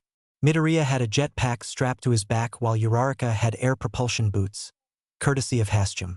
The plan was to avoid all the teams and keep them away with Tokoyami's Dark Shadow and Midoriya for anyone that got past it or had a quirk that made some form of light. Tokoyami told them about how his quirk was affected by light levels. Once they were ready, Present Mike began the countdown. 5, 4, 3, 2, 1, and start. He shouted into his microphone. Immediately, all the other team ran towards Midoriya's. That headband will be ours, the gray-hair boy from 1B yelled. I expected this to happen. Time to go. Uraraka, Hasjum, watch your heads, Midoriya shouted while pressing a button. The jetpack quickly flared up and flew all of them into the air. His teammates clinged onto his legs desperately to not fall down. The others' teams gawked at the unexpected takeoff. The only team who was able to react to it was Hagikure's, as she had the perfect teammate. Jiro, now, Hagikure yelled. Jiro quickly extended both of her ear jacks towards the airborne team. They almost reached the headband, but Tokoyami was able to have Dark Shadow knock them away before they got too close. Thanks a lot. Your quirk is perfect for mid-range defense from any direction, Midoriya gushed. Well, you were the one who asked me to join. I should be thanking you for this opportunity, he replied. By then, they were starting to drop through the air towards the ground. Before they did, Uraraka activated her propulsion boots and eased the landing to a soft thus rather than a large impact. They continued to run away from any of the teams that chased them. Nice job, Hasjum. Your babies are working perfectly, Midoriya said while changing to his acid form and firing some acid at the ground that was in front of a pursuing team. I know. Aren't they amazing? She replied. Uraraka mumbled that she was the one operating them. We won't let them get away. After them. Hagakure yelled as her teammates carried her, while looking embarrassed by the fact how she wasn't wearing a shirt at all. One of them, Sato, took a glance at her and noticed something peculiar. Wait a minute. Where's the headband? He asked in shock. Hagakure lifted her hand to her head to feel the headband, only to discover that it was really missing. While their team was freaking out, a nearby team was jogging away with a blonde rider spinning the headband around his finger casually. Back to Midoriya, his team was running all over the place to avoid other teams. Many attempts were made to steal their points with quirks, such as the jumble of vines that came rushing at him from behind to a person that ejected out some weird viscous liquid that strangely resembled cement. Each was either dodged or blocked by dark shadow. Deku! The other teams are starting to surround us, Uraraka suddenly shouted. True to her words, the competitors had formed a ring around them and was going for a pincer attack. Thankfully, they had a solution to it. They quickly turned on the jetpacks and flew into the air where none of the teams could easily reach them. The stalling method of staying in the air for as long as possible was working out for them, but it seems that a certain student was annoyed by it enough. Boom! With a big explosion, a familiar spiky blonde student propelled himself into the air and right towards the airborne team. Midoriya heard the explosions and turned around to see that Bakugo was already next to them. Give me that headband, bastards! He shouted while firing an explosion right at them. Midoriya reacted by changing to his earjack form and firing a sound wave to counter the attack. The result led to Bakugo and most of the explosion being blown back towards the ground while his team was only hit a little. While none of his teammates were hurt, the sound of something breaking apart became quite distinct. It turns out that what little damage the explosion managed to do was able to destroy one of the propulsion boots. As they landed, it was way more jarring than it was the previous times. No! My baby! Hatsum cried while looking at her broken invention. This isn't good. Without a stable way to land, it's too risky to take to the air again. That means we can only do it as a last resort, Midoriya mumbled with a strained expression. Okay. We have almost reached the halfway mark. Let's check the leaderboard to see who has the top spots, President Mike yelled. The leaderboard turned on and there was a small pause in the audience as they looked at the positions. Besides Team Midoriya, who was at the top, the second and third place teams were taken up Team Monoma and Tetsu. On the field, Bakugo's headband had just been stolen by Monoma. Ha! I never expected Class A to be so easy to take points from. It's like taking candy from a dumb baby, he said with smug smile. What was that? Get over here so I can kill you, Bakugo roared in anger. That's exactly why you guys are so stupid. You are so caught up in winning and being the best, you never take the time to plan out. We know all of your fancy quirks from the preliminaries, all because we weren't trying to take first in that childish race, he said with a cocky laugh before his team jogged off. That's it. We are going to fucking murder those damn B-listers and show them who's better, Bakugo screamed to his teammates who quickly began chasing after the team. They were mostly scared by the extreme killing intent that their rider was giving off. With Midoriya, they were jogging at a moderate pace to conserve their stamina. Without their flying, they were forced to resort to running as their only means of escaping. As he looked around for any nearby teams, he saw a hand reaching towards his head from the side. He swatted the hand away and turned around to see who it was. The hand had belonged to a blonde-haired student with gray eyes and an expression that resembled narcissism. He had a grin that made it seem like he knows that he won already. Around his neck were quite a lot of headbands, meaning that he had to be either Tetsu or Monoma based on the leaderboard. Ah, impressive. Unlike the rest of the buffoons in your class, you actually pay attention to what's around you. However, you made the same mistake of revealing what your quirk can do during the race, he said with his grin growing bigger. Midoriya's team was slowly backing away in case he tries to take their headband again, though it was strange why he was stalling. Now the I made contact with you, you just gave your greatest weapon to me, he explained. Then, he started to tense up like he was trying to activate his quirk. Whatever it may be, it wasn't working as nothing happened. Confusion spread across his face as he tried harder to make something happen. Even his teammates were giving confused looks towards their rider. Damn it! Why isn't it working? I know that I made contact with you, so why won't your suit appear? He yelled in frustration as he gave up. Make my suit appear? Does he mean my megaform? Midoriya thought as he watched the boys' team asking about what just happened. Almost immediately, it clicked on what he had meant. The boy must have some form of copy quirk, and he tried to copy his megaform for his own. There was only one problem. His megaform wasn't an actual quirk. Guys, let's go, he said. His team responded quite quickly by moving away from the team. I may not be able to use your power, but that headband will be… Get back here, you bastards. Monoma started to say before he was cut off by shouting. Both him and Midoriya turned and saw that Bakugo was flying towards them by himself. One of Monoma's teammates inhaled deeply and breathed out an air shield that blocked the explosive blonde from reaching them. Team Midoriya quickly took that opportunity to run away before he went after them next. After they got a fair distance from them, they slowed down a bit to catch their breath. Whoa, that was close. I don't know what that was talking about, but I didn't want to be there when Bakugo looks ready to kill. Uraraka exclaimed with both a sigh of relief and shudder. Midoriya nodded his head with a sheepish expression. By this point of the match, some of the teams lost interest of chasing him and decided to go after small points instead. This meant that they didn't have to worry about being chased down that much. He thought that the rest of the match would go smoothly, but some movement caught his eye from the edge of his peripherals. Guys, look out, he shouted. His teammates quickly dodged and backed away from the team that was gunning towards them. As it turns out, it was Todoroki's team.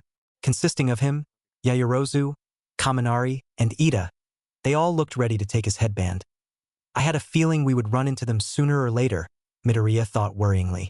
The two teams were standing completely still, staring down each other as they waited for their next move. Ida, forward, Todoroki finally broke the tension with the command. Ida then began to run towards them at a quick pace while pushing out thrust from his engines. Both Yaoyorozu and Kaminari were wearing roller skates, allowing them to use Ida's quirk without anything holding it back. We need to move, Midoriya shouted once he saw them go towards them. He tried to use the jetpack, but it malfunctioned and broke down. With no other choice, Uraraka used the remaining boot to propel them backwards away from the approaching team. However, it wasn't fast enough as Todoroki was slowly gaining on them. Yaoyorozu, be ready to defend us. Kaminari, prepare to attack. On those commands, Yaoyorozu made a rod that gutted out of her arm and plunged into the ground while making a large blanket from her torso. Once the blanket was finished, Todoroki quickly wrapped it around his team. Midoriya recognized the blanket as the same one that she used during the USJ. With Kaminari there, that could only mean Tokoyami. They're about to send a huge discharge of electricity, he shouted. Tokoyami quickly sent Dark Shadow in front of them just as Kaminari used his quirk. The attack spread everywhere and hit all the teams that were nearby, except their own. Dark Shadow was able to take the brunt of the attack and prevent it from reaching them. Once it stopped, Todoroki took the rod and froze it completely. Using it, he sent a wave of ice that trapped all the teams that were behind him. Grabbing some of headbands from the immobile teams, he finished his work by making large barriers that cut off any means of escape for Midoriya. That one was way too close. Thanks a bunch, Uraraka said. This isn't the time for a thank you. We need to make sure they don't get our headband, Tokoyami said, while sending Dark Shadow to attack the Todoroki. Before it reached them, Yaoyorozu made a large stone plate that intercepted the attack. She grinned as she watched it go back towards their team. This isn't good. One of them has some form of trick that gives them a certain advantage over us. Looks like Todoroki really did pick a team that was meant to beat ours, Midoriya mumbled to himself. Ida's speed made it impossible to outrun them for long. The combo of Yaoyorozu and Kaminari are able to keep Dark Shadow out of their way while also protecting themselves. Along with Todoroki's ice and fire, there was almost no way to counter them. Wait, fire? His left side. Guys, make sure you keep to their left side. It may be our best chance to keep our spot. His team nodded and began pacing towards the right. Anytime Todoroki's team turned to face them straight on, Midoriya's would scoot to the left even more.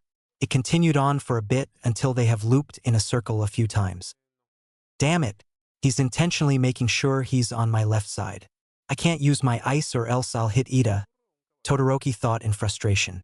The only way to hit them now was to use his fire, which he vowed never to use ever again.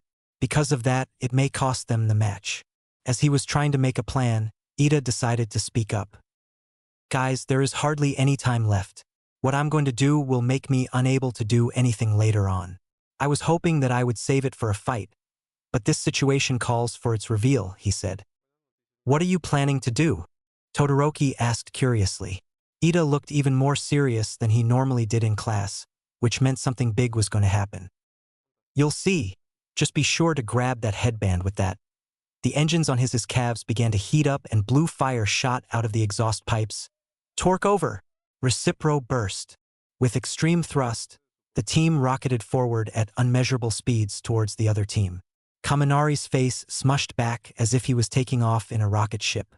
Todoroki was hardly able to react quick enough to grab at the spot where Midoriya's head should be and grip it tightly. The speeding group continued past the team and took a small turn before slowing to a quick stop. Everyone was staring with shocked expressions at the team who had just crossed a big distance in a blink of an eye. Uraraka, Hatsum, and Tokoyami were looking towards them with expressions of shock and disbelief. Team Todoroki was gaping at their teammates' insane new move. This was the first time he has ever shown this technique of his quirk. If you three are wondering, that was the result of putting my engines into overdrive. It gives me explosive speeds, but it causes the engines to stall for a while, Ida explained before looking towards Midoriya, whose head for some reason was bent back. I told you, Midoriya, that I would do my best to beat you. The crowd started to cheer for the sudden turnaround and the amazing feat that was just performed. Whoa, I did not see that coming. Where was this speed back in the race?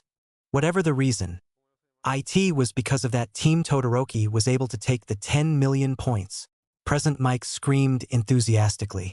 While he was doing that, Aizawa was also watching and had noticed something that none of the others have. Midoriya was still in a daze at what had just happened. The speed at which they were going, he didn't even see them run past them. There was no time to react nor any indication on what Ida was about to do. So this was what he meant by wanting to stand up against him. He'd be happy for him showing everyone what he was capable of, but now his team was at risk of not moving on. Damn it, we need to get back those points. After how hard Uraraka, Tokoyami, and Hastrum worked to get to where they are right now, I can't let those efforts go to waste. Midoriya thought with determination. He was going to show that he can support his friends, the same way they supported him. Guys, we're going to get back our headband. But we can't get in close.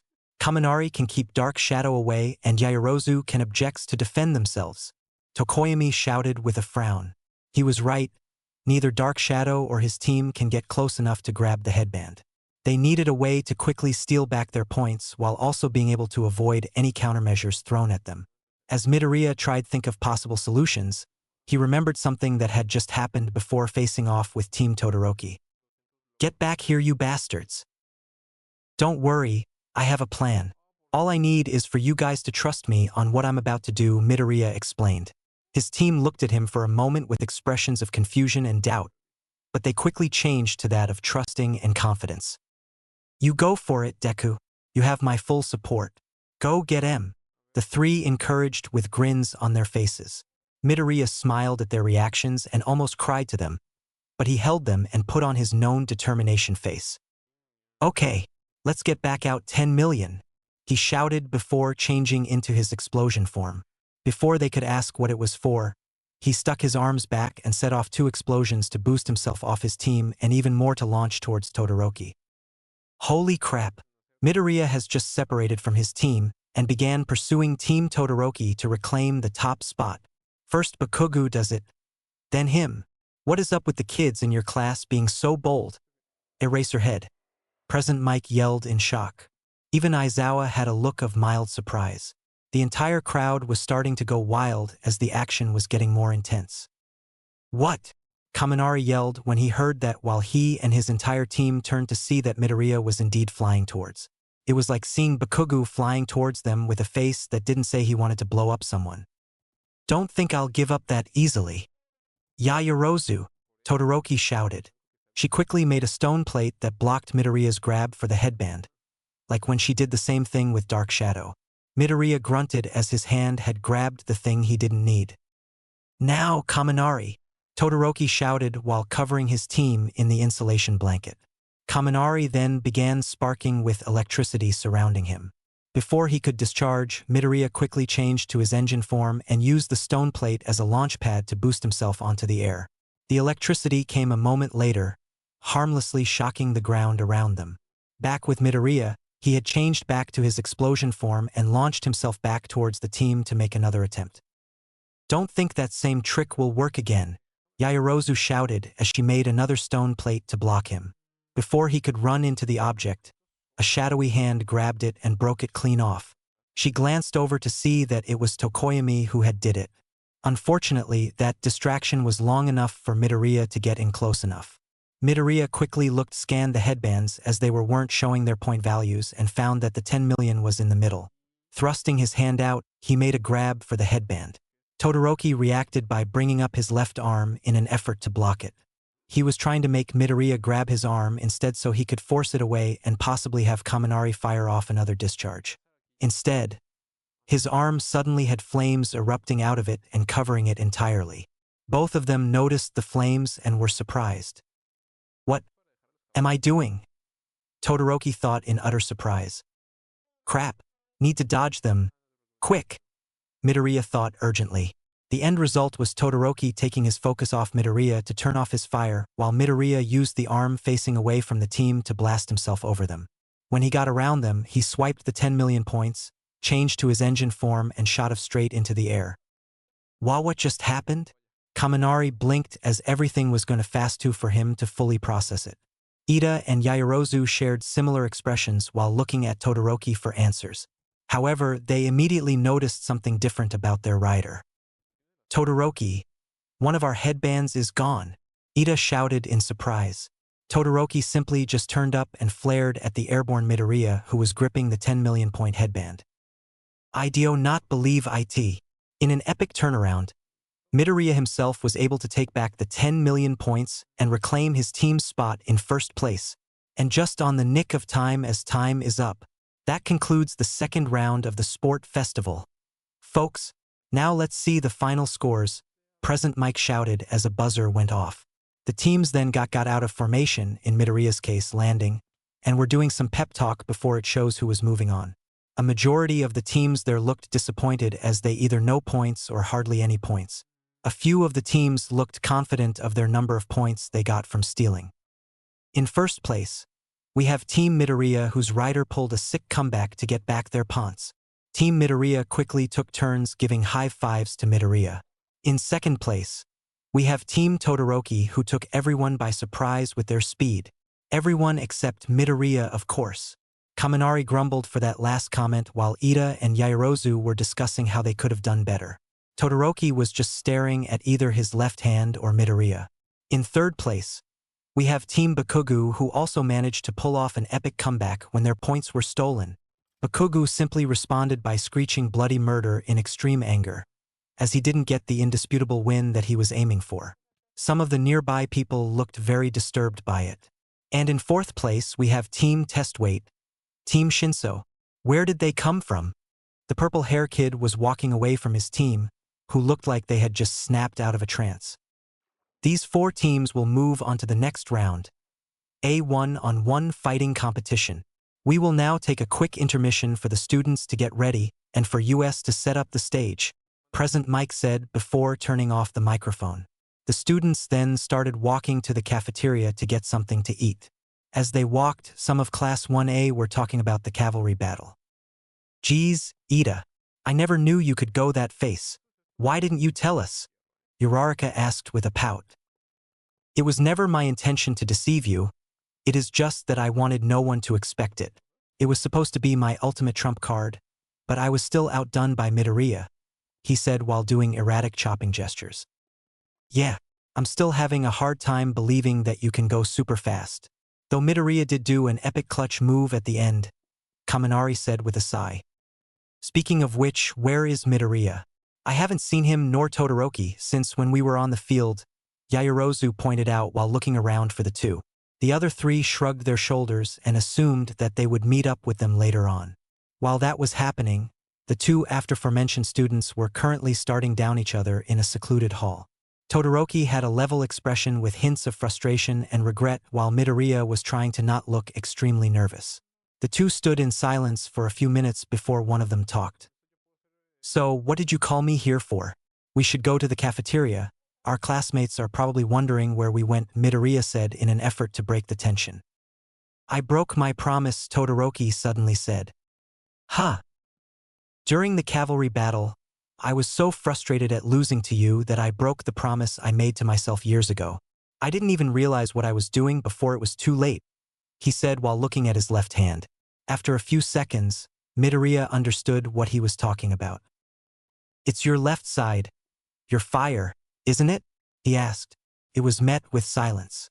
By then, the mood had gotten more tense and awkward, and he wished that he was anywhere else at the moment. "You may not know this, but my father is the #2 hero in Endeavor. He's ambitious and self-centered. His one true goal is to surpass All Might and claim his spot. However, he soon found it was impossible to accomplish that goal himself. So he decided that if he isn't a strong enough hero, he'll make one that is. I assume you know about quirk marriages?" Todoroki asked. "Well, yeah. Though what does that have to do with—" "Oh God," Midoriya's eyes widened as he pieces together what he had meant. "No, you understand. That bastard bought my mother from her relatives for her quirk and kept trying to breed the perfect match. Once I was made, he trained me to be his tool in surpassing All Might. Because of that, I was completely isolated from my family.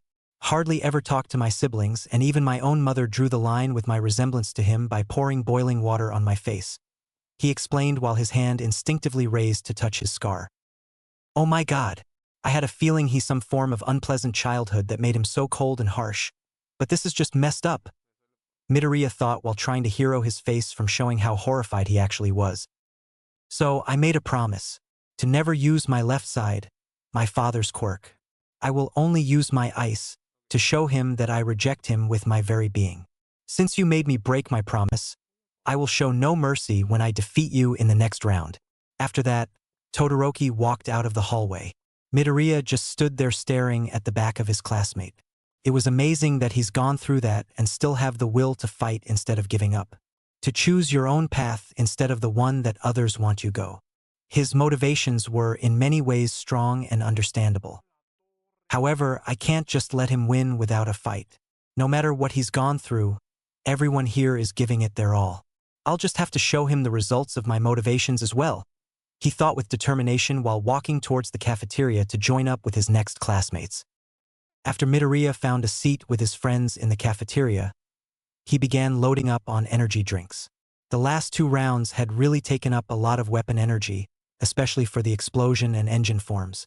He needed to be in optimal condition to fight in the one-on-one. As a precaution, he decided to take a few of the drinks so he could drink them between each fight. I have to be at my best if I want to face off against Todoroki, he thought to himself. After hearing his story, he knew that he would come at him with unrelenting force and aggression. Hopefully, he doesn't have to fight him in the first set. Soon, their break was over and they were called back into the arena. As the students walked back into the arena, the crowd began to cheer in anticipation. Looks like our students are back and ready to face the next challenge head-on. Each one of them are looking ready to— Wait, what's this? President Mike yelled as he noticed something that stood out like a sore thumb. Aizawa saw it as well and face-palmed in disappointment. All the students had their heads turned while trying to understand what was happening. Lined up side to side were all the girls in Class 1A, wearing cheerleading outfits and expressions that said, "Please end me." What's up with the outfits? Midoriya asked while trying not to stutter in embarrassment. "Mineta, Kaminari, those perverts tricked us," Yaoyorozu yelled while throwing down the pom-pom she was holding. As it turned out, he had tricked them into wearing it by telling them that Aizawa told them to wear it. The girl sank dejectedly to her knees and cried in frustration. Jiro also followed suit while also covering her chest subconsciously. Uraraka and Hagakure tried to cheer them up to little avail. "Come on guys, it's not all too bad. At least we can have some fun and calm our nerves down," Hagakure said while waving her pom-poms around eccentrically. Most of the girls just stared at her, dumbfounded how she's happy about wearing that. The female students just have them sympathetic looks while the guys, excluding Kaminari and Mineta, looked in the other direction to be decent. After all that was done, Midnight walked onto the stage with a box that says lots. Okay, now we will draw lots to see the matchups for the set, and then some time to strategize while the others join in recreational games we have in place, she shouted. Before she could put her hand in the box to draw names, a hand went up from the crowd. They turned to see that it was Ojiro. He was looking at the ground with a guilty face that was impossible to miss. Hey man, what's up? Kirishima asked in concern. Ojiro stood silent for a moment before speaking. I would like to drop out of the tournament. His request was met by shocked faces from everyone. He was giving up a huge opportunity that could further his hero career. Why? Ojiro, what are you doing? Why do you want to drop out? Midoriya asked in shock. Yes, this is your chance to get scouted by hero agencies, Ida added. No, you guys don't understand. I don't remember a thing about the cavalry battle except for the end. It may have something to do with the guy whose team I was on. While everyone gave it their all, I was just some puppet who didn't earn this spot by himself. He explained with lots of emotion backing up his tone. I also would like to drop out. They all turned to see the new voice, who was a short silver-hair kid that might have been from Class 1B. I didn't earn my place here through my efforts. Despite my power, wouldn't it going against what this festival is about if I were to move on? No one was able to say a thing about what just happened. They would rather uphold the meaning of competition rather than their standing. It must have taken a lot of courage to be able to give up something like that for a moral code. Now, what happens next will be decided by Midnight as she's the referee. Boys, what you are doing is turning me on. Ojiro, Shida, you both are now withdrawn from the competition, she shouted with a seductive grin on her face.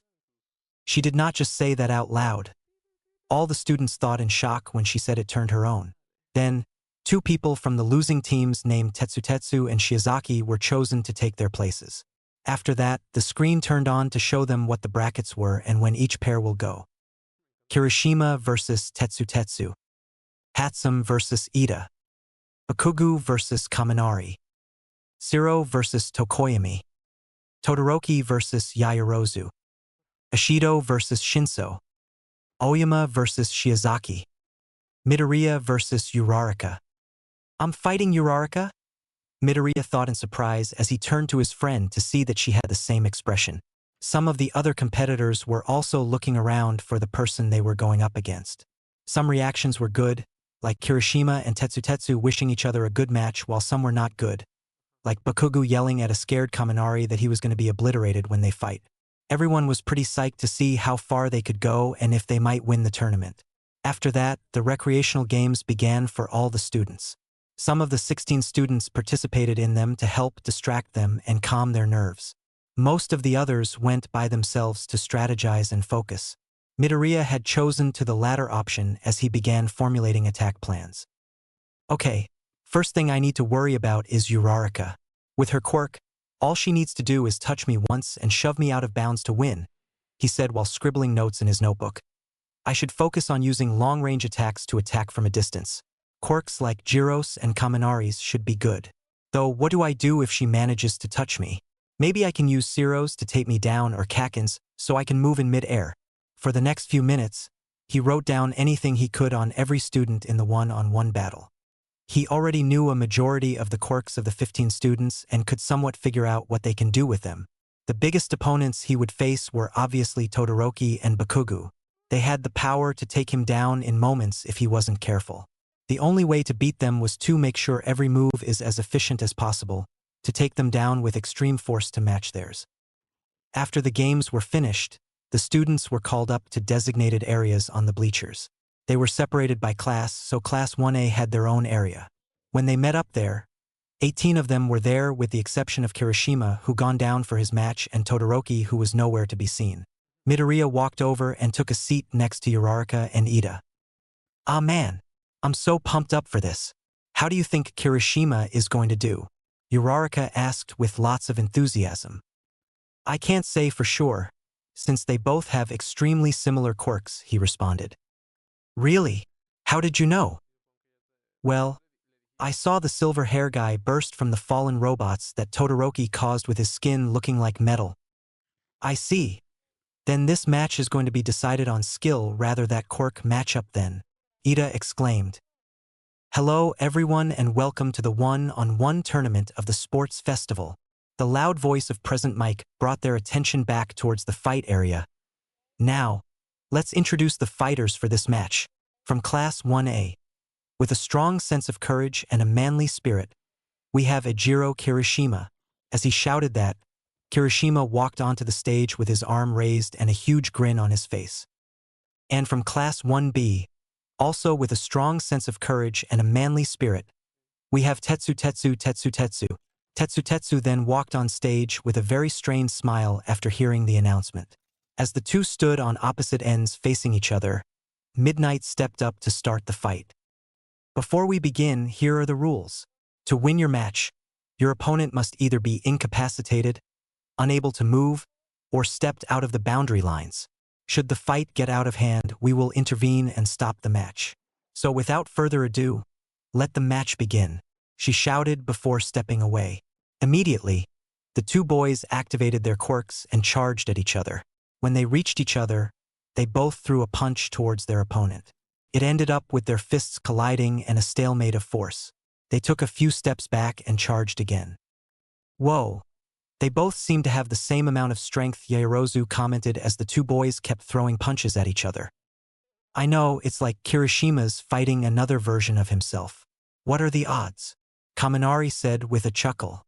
Most of the others agreed with his observations and tossed in their own opinions as well. How do you think Kirishima is going to win this? Even though he can only make his punches harder and defenses stronger, his opponent can do the exact same thing. It's almost like a deadlock, Zero said. Fucking shitty hair, better not lose to that fucking extra, Bakugo grumbled. As the fight continued on, there seemed to be no leverage for any of them. Every time Kirishima would land a punch on Tetsu, he would return a punch back. The fight went on until they both punched each other in the face and knocked each other out. Midnight walked over to the unconscious boys and checked them to see if one of them would get back up. After a few seconds, she raised her whip to get the attention of the crowd. Both Kirishima and Tetsu are knocked out, which means this match is a draw. We will have a tiebreaker match after the rounds are finished to decide who moves on, she announced.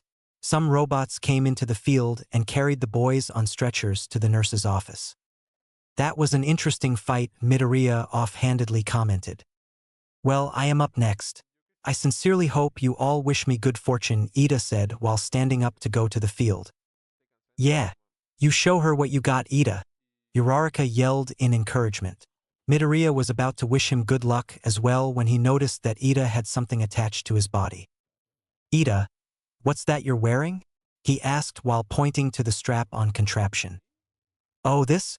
Hatsum asked me a favor before I joined you all up here. She stated that she wanted to give me gear that is supposed to assist my movements and improve my fighting style, saying how she wants a fair fight, he explained. Are you sure that she wasn't setting you up to lose? Of course not. Such actions would be incredibly shameful for a UA student. Now then, I must be off, he declared as he speedily walked off. Somehow, Midoriya knew that this wasn't going to end up well. Wait. Crap. If he got them right before going up here, that means he didn't tell the teachers about it yet. Now for the second match of the tournament, President Mike yelled when the two students were on the platform. From Class 1A. Their class president, who is all about speed and discipline. We have Tenya Iide. Ida simply had a straight face that showed he was serious. And from the support course, the brainiac who is armed with many support items, we have Mei Hatsum. Hatsum had a huge grin on her face that showed she was excited. Before they could start, Midnight immediately pointed out something. Ida, you do realize that it is against the rules for non-support course students to have support gear without notifying us first. Excuse me, but Aoyama has his belt, so I thought it would be fine, Ida exclaimed in shock. No, he put in a petition. Even your classmate Midoriya turned in one for his suit as a precaution, she argued back. Ida then looked towards Midoriya with an accusing look, who had a sheepish expression on. I must apologize, it's just that Hatsum showed amazing sportsmanship. She wanted a fair fight since she had so much equipment to use. I couldn't help but honor her passion, Ida pleaded while bowing. That instantly done Midnight in as she immediately allowed it. I still question whether she was the best person to be our referee, Midoriya muttered to himself. If she allowed a rule break just because of a story, who knows what else she might do. As he looked at both of the students, he noticed that Hatsum had a sly grin on her face. She's definitely planning something bad with that favor she asked, he thought. Now, let the second match begin, Midnight shouted. Quickly, Ida began to run towards Hatsum, while she was just standing still doing nothing. When he got close was when she made her first move. Don't you feel that acceleration, Ida? She asked. Wait, what? Everyone thought in confusion. Those leg parts are meant to help make your movements fluid and fast, she explained with a huge grin. Then, right when he was about to collide into her, she suddenly moved to the side via an extended rod of metal that jutted out of a contraption on her waist. However, I can easily dodge you with these special hydraulics. Ida wasn't able to stop himself in time and tripped over the metal. Before he could hit the ground, the wings on his back adjusted small air thrusters that helped balance him back on 2 feet.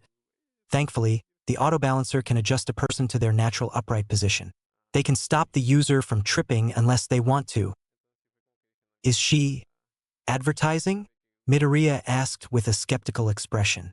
That explains why she wanted to give him those items. Not for an even fight, but as a subject to help market. Looks like his predictions about were kinda correct.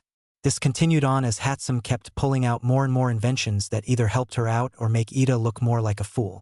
They varied from magnetic boots that boosted her into the air to a gun that fired out a net to trap Ida. He kept getting more and more frustrated as he realized that he was lied to and used for someone's personal gain. After 10 minutes, she had seemed to have run out of things to advertise as she stepped out of bounds. Hatsum has stepped out of bounds, which means Ida will move one to the next round, Midnight announced with a little uncertainty. I cannot believe that you used me, Ida exclaimed in anger as Hatsum was walking off to the field. Yeah, sorry about that, she replied in a half-hearted way. The entire crowd was unsure whether they should cheer for the match or just stayed confused. Some of them gave small cheers of encouragement while others just felt disappointed at the boring match. Midoriya was somewhat in the middle as he just felt bad for Ida. To be turned into a laughingstock on live TV has to be harsh. A few minutes later, Ida came back dejectedly to sit down. Hey, don't worry, Ida. At least you can move on to show people that you aren't someone to laugh at, Uraraka said in hopes of cheering him up. Unfortunately, Ida just muttered how he brought shame to the Ida family name. A few of their classmates chuckled at how different their class president seemed just because of what happened. After they settled down, they noticed that Kaminari and Bakugo were walking up to the platform. Kaminari had a huge grin like he was confident that he would win, though you could tell that he was scared by how forced the grin was and how much he was shaking. Bakugo just had a scowl like there was no point in having a match. Now for the third match, from Class 1A. His temper is as explosive as his quirk is. We have Katsuki Bakugo. Bakugo just grunted in response. Also from Class 1A. With his quirk that is sure to give you a shock, we have Denki Kaminari. Kaminari raised his arms in a show of cockiness that made the crowd cheer a little louder. You go, Baku bro, Kirishima shouted while fist-pumping. So, who do you think is going to win this one? Zero asked. Bakugo/Kaken. Both Jiro and Midoriya answered at the exact same time. They both turned to look at each other for a moment and then turned back to face forward. Geez, no faith in Kaminari, Ashido muttered to herself in shock. When the two students were standing in their spots, Midnight made the announcement. Now, let the third match begin, she shouted before stepping. So, ready to be shocked right out of your mind? Kaminari asked with smirk. I'll kill you before you can even hurt me, Pikachu, Bakugo shouted while raising his hands, letting of a few bursts for intimidation. Okay then, I hope you're ready, Kaminari shouted while electricity began dancing around his body. Indiscriminate shot. 1.3 million volts. With that, a huge discharge was released that spread around the entire field. It moved at a fast speed towards the now smirking Bakugo. Right before it could make contact with him, He fired two large explosions towards the ground that boosted him into the air. It was high enough so that none of the arcs of electricity could even reach him. After about 3 seconds, the attack quickly died down as Bakugu landed back on the ground. Everyone was looking at him in mild surprise that he was able to dodge it quite easily. When they turned to see how his opponent will react, they were even more surprised. Kaminari was just standing there with a dumb expression while doing thumbs up. He looked as though he completely zoned out with reality. Other than that, he made no other moves to attack. Bakugu started to walk up to the boy with his usual scowl on his face. When he reached him, he grabbed his P uniform with both hands and threw him out of bounds. What the hell? Did he have to throw him? Zero yelled in shock. Wow! Kaken is showing mercy? Midoriya said in surprise. Normally, he would have just blown him out of bounds with explosions. You call that mercy? His class yelled in even more shock. Apparently, Bakugu throwing someone is mercy for him. Kaminari is out of bounds. Bakugu moves on to the next round. Midnight announced. When the two boys got back, the two different moods were quite obvious. Bakugu had an indifferent look while Kaminari had his hand covering his face to not show his expression. Hey Kaken, what made you throw Kaminari out instead of using your quirk? Midoriya asked while keeping a safe distance away. Simple, he wasn't worth using my quirk on. Seriously, how the heck does that make sense? Kaminari asked in shock. He's not wrong, you had one shot to hit him and that failed. You even weren't able to do anything afterward with just standing there like an idiot, Jiro remarked while covering a smirk. Kaminari groaned as he slumped into his chair. That just caused Jiro and a few other classmates to start laughing at him. Guys, don't be too hard on him. He was fighting against Kaken after all, who is pretty strong, Midoriya said to defend him. The first response he heard was a, damn straight, from Bakugu. They wanted to continue teasing Kaminari, but the next match was starting. Now for the fourth match, from Class 1A. He's the actual embodiment of the night. We have Fumikage Tokoyami. Tokoyami just gave a small nod in response. And also from Class 1A. The tape slinger with the everlasting grin on his face. We have Hanta Zero. Zero's grin went even bigger as he stretched his arms in preparation. Now, let the fourth match begin. Hey Tokoyami. Sorry, but I'm going to make this a quick match. Zero shouted before firing tape from both of his elbows. They were rushing at Tokoyami at a fast speed that it would be very difficult to dodge. But of course, he didn't need to. Right before the tape wrapped around him, Dark Shadow appeared and grabbed each strand with one hand. You are going to have try harder to defeat me, Tokoyami stated. He then commanded Dark Shadow to pull Zero in. He followed the order and yanked the tape towards them. Had Zero not detached the tape in time, he would pulled forward towards them. Then he started to run in zigzags around the stage to find a chance to attack again. Eyes trained on him, Tokoyami kept Dark Shadow close to him to be able to defend against the tape should it get too close. Zero kept shooting tape at his classmate and every time, they would either be blocked or narrowly dodged. This pattern of attacking and dodging went on for a bit with no change. Then, the pattern was broken by an impatient Tokoyami. He decided to have Dark Shadow directly attack Zero to end the match. However, when he sent it towards him, Zero had tried firing tape at him at the same time. The result was that the two attacks went past each other and landed. Tokoyami had his torso wrapped in tape and Zero was rammed headfirst by Dark Shadow. The impact knocked Zero out of bounds and made Tokoyami fall over as the tape pulled him down to the floor. Zero is out of bounds. That means Tokoyami moves on to the next round. Midnight announced. Dark Shadow, can you untie me? Tokoyami asked after struggling to get out of his makeshift restraining jacket. He quickly came back and started pulling off the tape while muttering about how thankful he should be. It took a few seconds for the tape to come loose, but it eventually did came off. When the two got back to their class, they were encouraging them how good the fight was. Nice job, Tokoyami, Shoji said from one of his hand mouths. He received a silent nod in response. Don't worry too much about it, Zero. It was a super close fight, Ashido said to cheer him up. It seemed to have done the trick as Zero was back to his usual self, making a joke about how she shouldn't lose her match when it comes. Folks, we have now reached the halfway point in the first round. Let's get pumped up. Now for the fifth match. Present Mike shouted while Aizawa was banging his head in the desk in an attempt to drown out his colleague's voice. From Class 1A. We have a prodigy student that came on recommendation and showed that he deserved it. We have Shoto Todoroki. Todoroki seemed to have an angry look that was just cold and fierce. Also from Class 1A. She also came in on recommendation and has shown impressive talent in the cavalry battle. We have Momo Yaoyorozu. Yaoyorozu walked up with an almost professional expression. Go get him, Yamamo! Hagakure shouted enthusiastically from the stands. Jiro joined in as well with more quiet cheering and encouragement. Now, let the fifth match begin. Yaoyorozu quickly made the first move by making a big riot shield that was large enough so that she could completely hide behind it.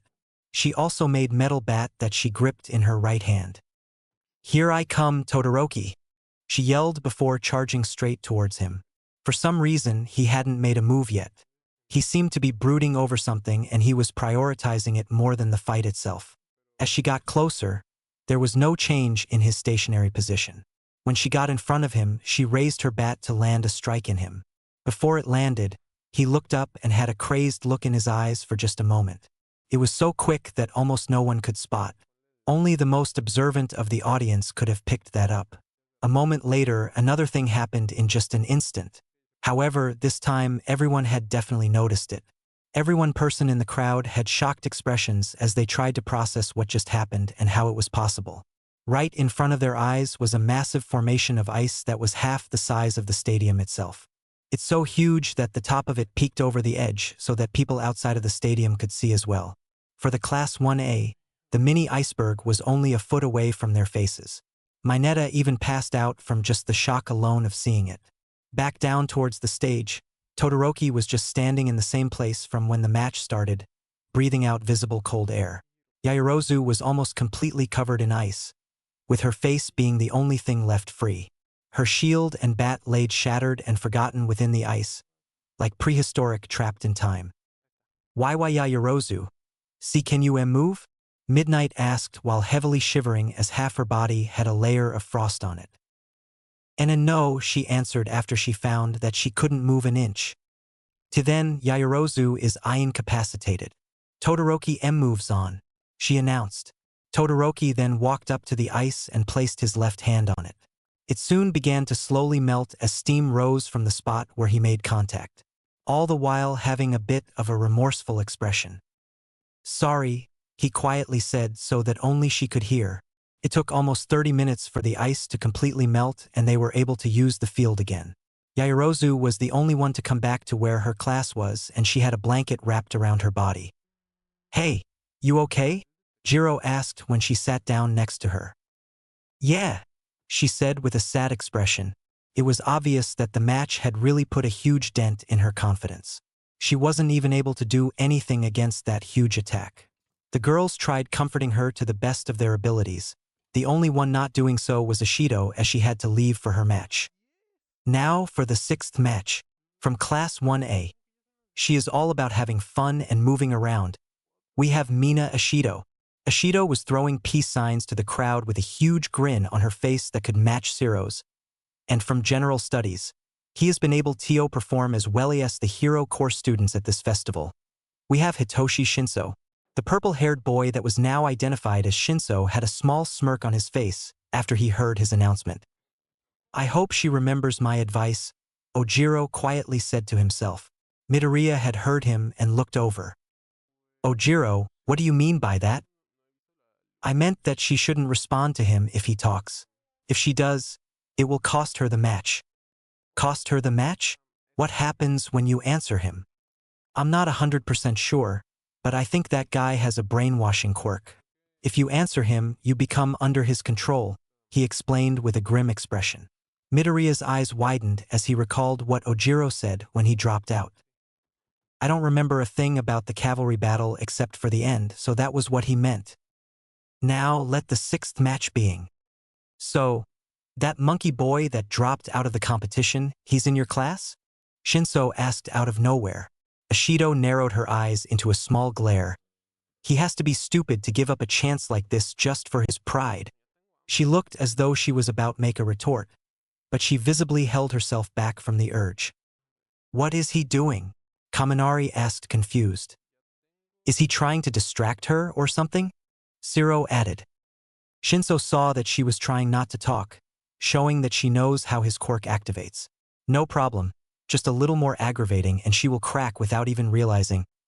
I must ask, how did some of the people in your class even make it into the hero course with such weak quirks? Monkey Boy only has his tail, the midget can make sticky balls. There's even that girl whose quirk is just being invisible.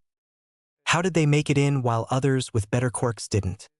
That seemed to have done the trick as Ishido looked extremely pissed off. Don't you dare talk about my friends like Dash, was all she managed to shout before she suddenly cut off and became motionless. Her eyes looked blank and gazed over as if she was in a trance. What the heck just happened? Ishido is completely frozen out of nowhere. Is this Shinso's quirk? Present Mike shouted in shock.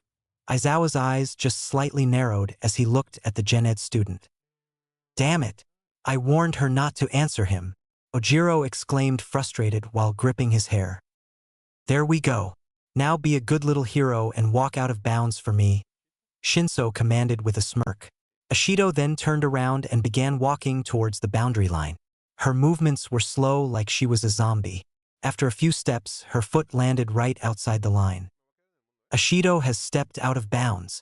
Shinso moves on to the next round, Midnight announced. Just then, focus returned to Ishido's eyes as she began to look around confused. What just happened? She asked. Finally looking down, she saw that she was now out of bounds. What? Why the hell was I doing? Thanks for the win, Shinso said while walking away. She looked at him and her feet and back again with an incredulous look. Damn it, she whined as she walked back to the stands. When she got there, the girls quickly started to encourage her that she shouldn't get too sad over it. True to their advice, the pink girl only took 2 minutes to return to her upbeat personality. At least I was able to get this far. I just wished I followed Ojiro's advice to not answer him. Sorry, she said with a sheepishly expression. Don't worry. I understand that you were mad when he taunted you and made fun of us. It's nice that you have that much faith in us, Ojiro dismissed with a wave. Yeah, but he's going to get it in his next match.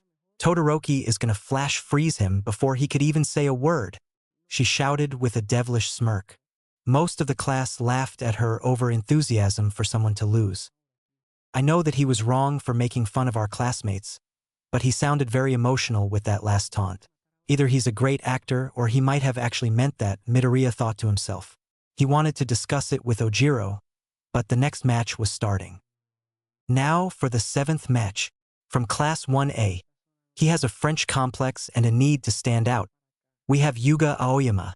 Aoyama practically strutted towards the stage with sparkles somehow coming off his body.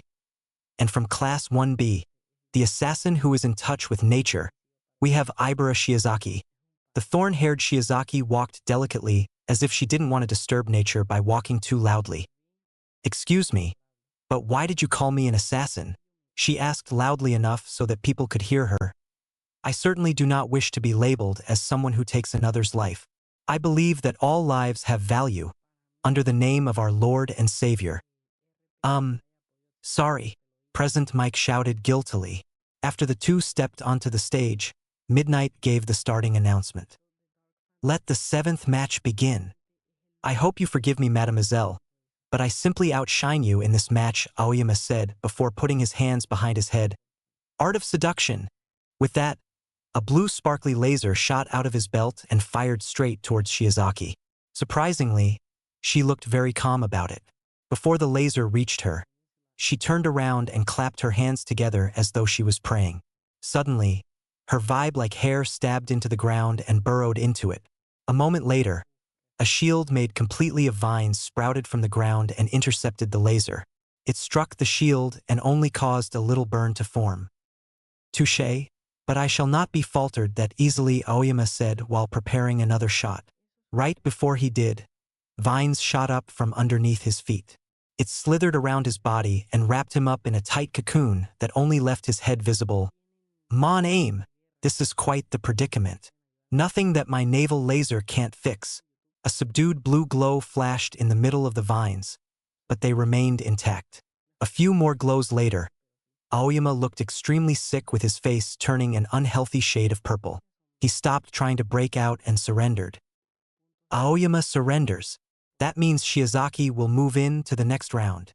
After he was let down, he immediately rushed off to the bathroom. Wow, that's a pretty strong quirk, Kirishima said. She doesn't even have to move around to block attacks and take down her opponent. She is going to be troublesome to defeat, Shoji commented offhandedly. While discussing future strategy is important, let's not forget that we still have one more match, Ida called out while doing his hand chops. That's right. Uraraka and I have to go, Midoriya exclaimed while getting up. He quickly hopped over a few seats to reach the walkway that lead to the field. Uraraka was following behind him at a bit of a slower pace. They walked for a bit before coming to the place where they have to separate. Hey Deku, Uraraka suddenly said. Yeah, Uraraka? I want to say that I won't lose to you, she said with a determined face. Same here. Make sure you give it your all, he said back with a thumbs up. They then headed off to their respective entrance to the field and made their way out to the stage. And now, for the 8th and final match of the round, from Class 1A. She has a cute face and the power to make anything a space simulation. We have Achiko Uraraka. Uraraka had a smile that showed she was determined to win. And also from Class 1A. We have the MVP and wild card of this entire festival with his unpredictable arsenal of abilities. We have Izuku Midoriya. Midoriya also looked determined and quite confident, something that was only seen occasionally by his classmates. Now, let the match begin. Uraraka immediately started running towards Midoriya with her hands at her sides. Bring it on, Deku, she shouted. I figured you would try to get in close to use your quirk on me, he said before aiming his cannon and firing off shots. She started to dart left and right to avoid them. Most of them were dodged while a few managed to hit her. The best they did was slow her down for a moment before charging back full force. Midoriya then started to run to the side while still facing towards her. He continued firing regular shots. She chased after him while still trying to dodge his attacks. It went on like that for a few seconds before he stopped firing. He was still running, but he made no attempt to attack. He must have some sort of strategy. I wonder what he's planning. Uraraka thought suspiciously as she kept running at the same pace while being cautious. Then he started to slow down. It was gradual as he kept getting slower and letting Uraraka get closer. That practically confirms that he's baiting her to get close. Knowing this, she runs a little faster towards him while also being attentive to dodge as he makes a sudden attack. When she got close enough, he quickly raised his left arm and fired another shot. Instead of the small yellow ball, it was the big blue blast that he used against Bakugo in the combat trials. He must have stopped firing so he could charge it up. Too bad I saw this coming, Uraraka thought as she narrowly sidestepped the attack. Her body was slightly facing to the side so she could avoid the blast, but it turned out to be her mistake. She had taken her eyes off Midoriya for just a moment, and the next she was hit by an explosion from behind her. The blast had sent her painfully rolling on the ground. Once she stopped, she looked up to see Midoriya in his explosion form. Remember, never take your eyes off your opponent, he advised while raising his arm to send another barrage. Wow, that was actually a pretty simple yet effective move. A distraction followed up with an attack, Ojiro commented. Damn nerd. Using my quirk like he owns it. Bakugo growled quite loudly. Chill Baku bro, it's not like he's disrespecting you by using it. You should actually be quite honored by how much he uses it, Kirishima said in an attempt to calm him down by stroking his ego. It however had the opposite effect as Bakugo yelled how he would be useless without using his quirk. Back to the fight, Uraraka just barely avoided the explosions that detonated right here she was just at. She had to be more careful on how she made her moves. That distraction he made was good enough to shift her focus away from him, and that resulted in this. It would be quite difficult to be able to touch him as he's actively keeping her away from his body. The only way she could think to do it catch him off guard or distracted. He quickly changed to his ear jack form and started firing sound waves. This form was very good long-range attacks that are likely to hit. Each sound wave is wide enough that dodging them was very difficult.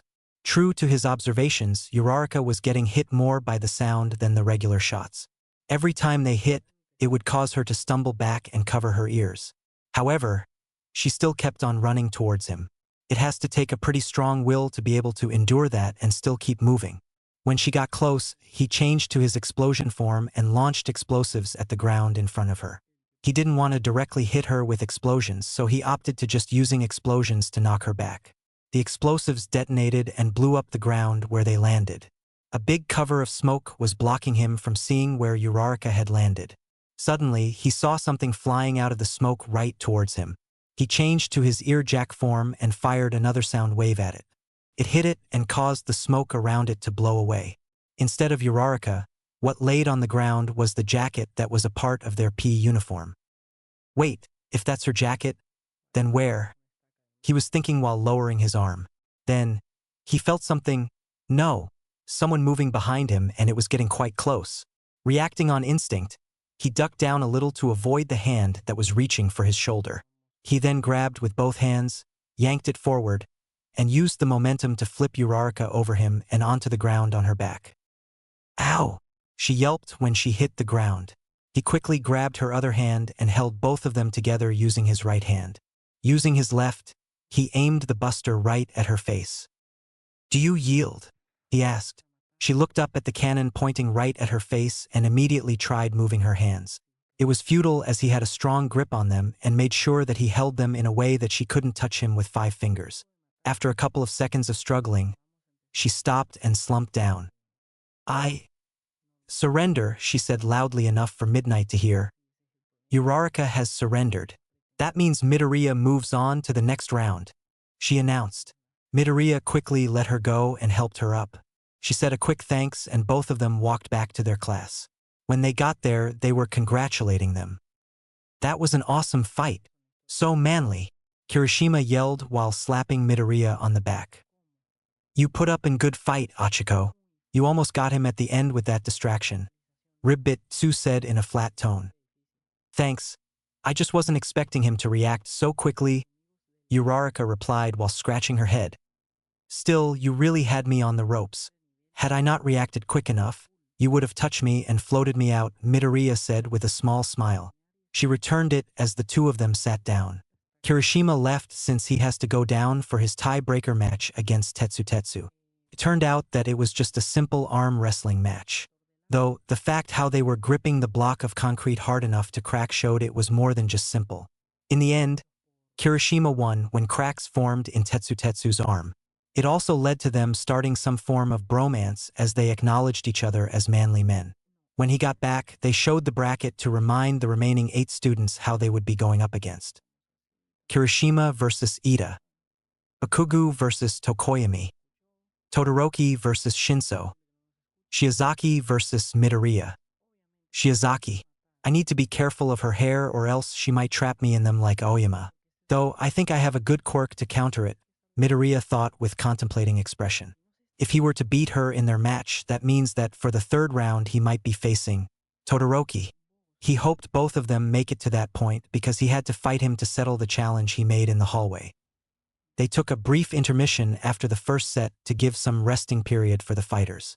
Most of the fighters choose to talk with their classes to ease up built-up anxiety for the next round, while a few others like Todoroki choose to go by themselves. "Man, I can't wait for the round to start. I always wanted to test my skills against one of you guys in a fight," Kirishima shouted enthusiastically. "That doesn't matter, shitty hair. The only thing important is that I'm going to beat your sorry asses," Bakugo yelled back angrily. "Come on, Kakin, we're all trying to win this. There's no need to get that worked up about it," Midoriya said to try and calm his explosive classmate. Unfortunately, it had the opposite effect that he wanted. "Shut up, Deku. I'm already pissed off that I can't beat both you and Icy Hot together because they separated us. That means I can only fight one of you if you make it to the damn finals. So either of you better make it, so I can take you down myself," he retorted loudly. "Bakugo, such behavior is inexcusable in this competition. Haven't you know anything about sportsmanship?" Ida scolded. "Sportsmanship is for pansies like you. All that I care about is that they bring their A game, so I can show I'm the strongest without a doubt when I beat them," he said while plopping down back into his seat. That's probably the nicest thing I've ever heard him say. Midoriya thought with a skeptical look. So rude, yet so manly. Apparently Kirishima realized the same exact thing as well. Hey Deku, you're going up against that girl from 1B with the vine hair, right? What do you plan to do? Uraraka asked. Huh? Well, I think that I have to avoid getting caught in her vines like Aoyama. That also means I probably have to get in close to land and attack on her, Midoriya explained while having his hand on his chin. Don't fret too much, Midoriya. I'm sure that you will win your match, Ida encouraged. Thanks, Ida, he replied back with a smile. I hope you do well in your fight against Kirishima as well. Tokoyami, what are you going to do about Bakugo? Ojiro asked his bird-headed classmate. I do know that I'm going to have a very difficult time fighting him, he responded. What makes you say that?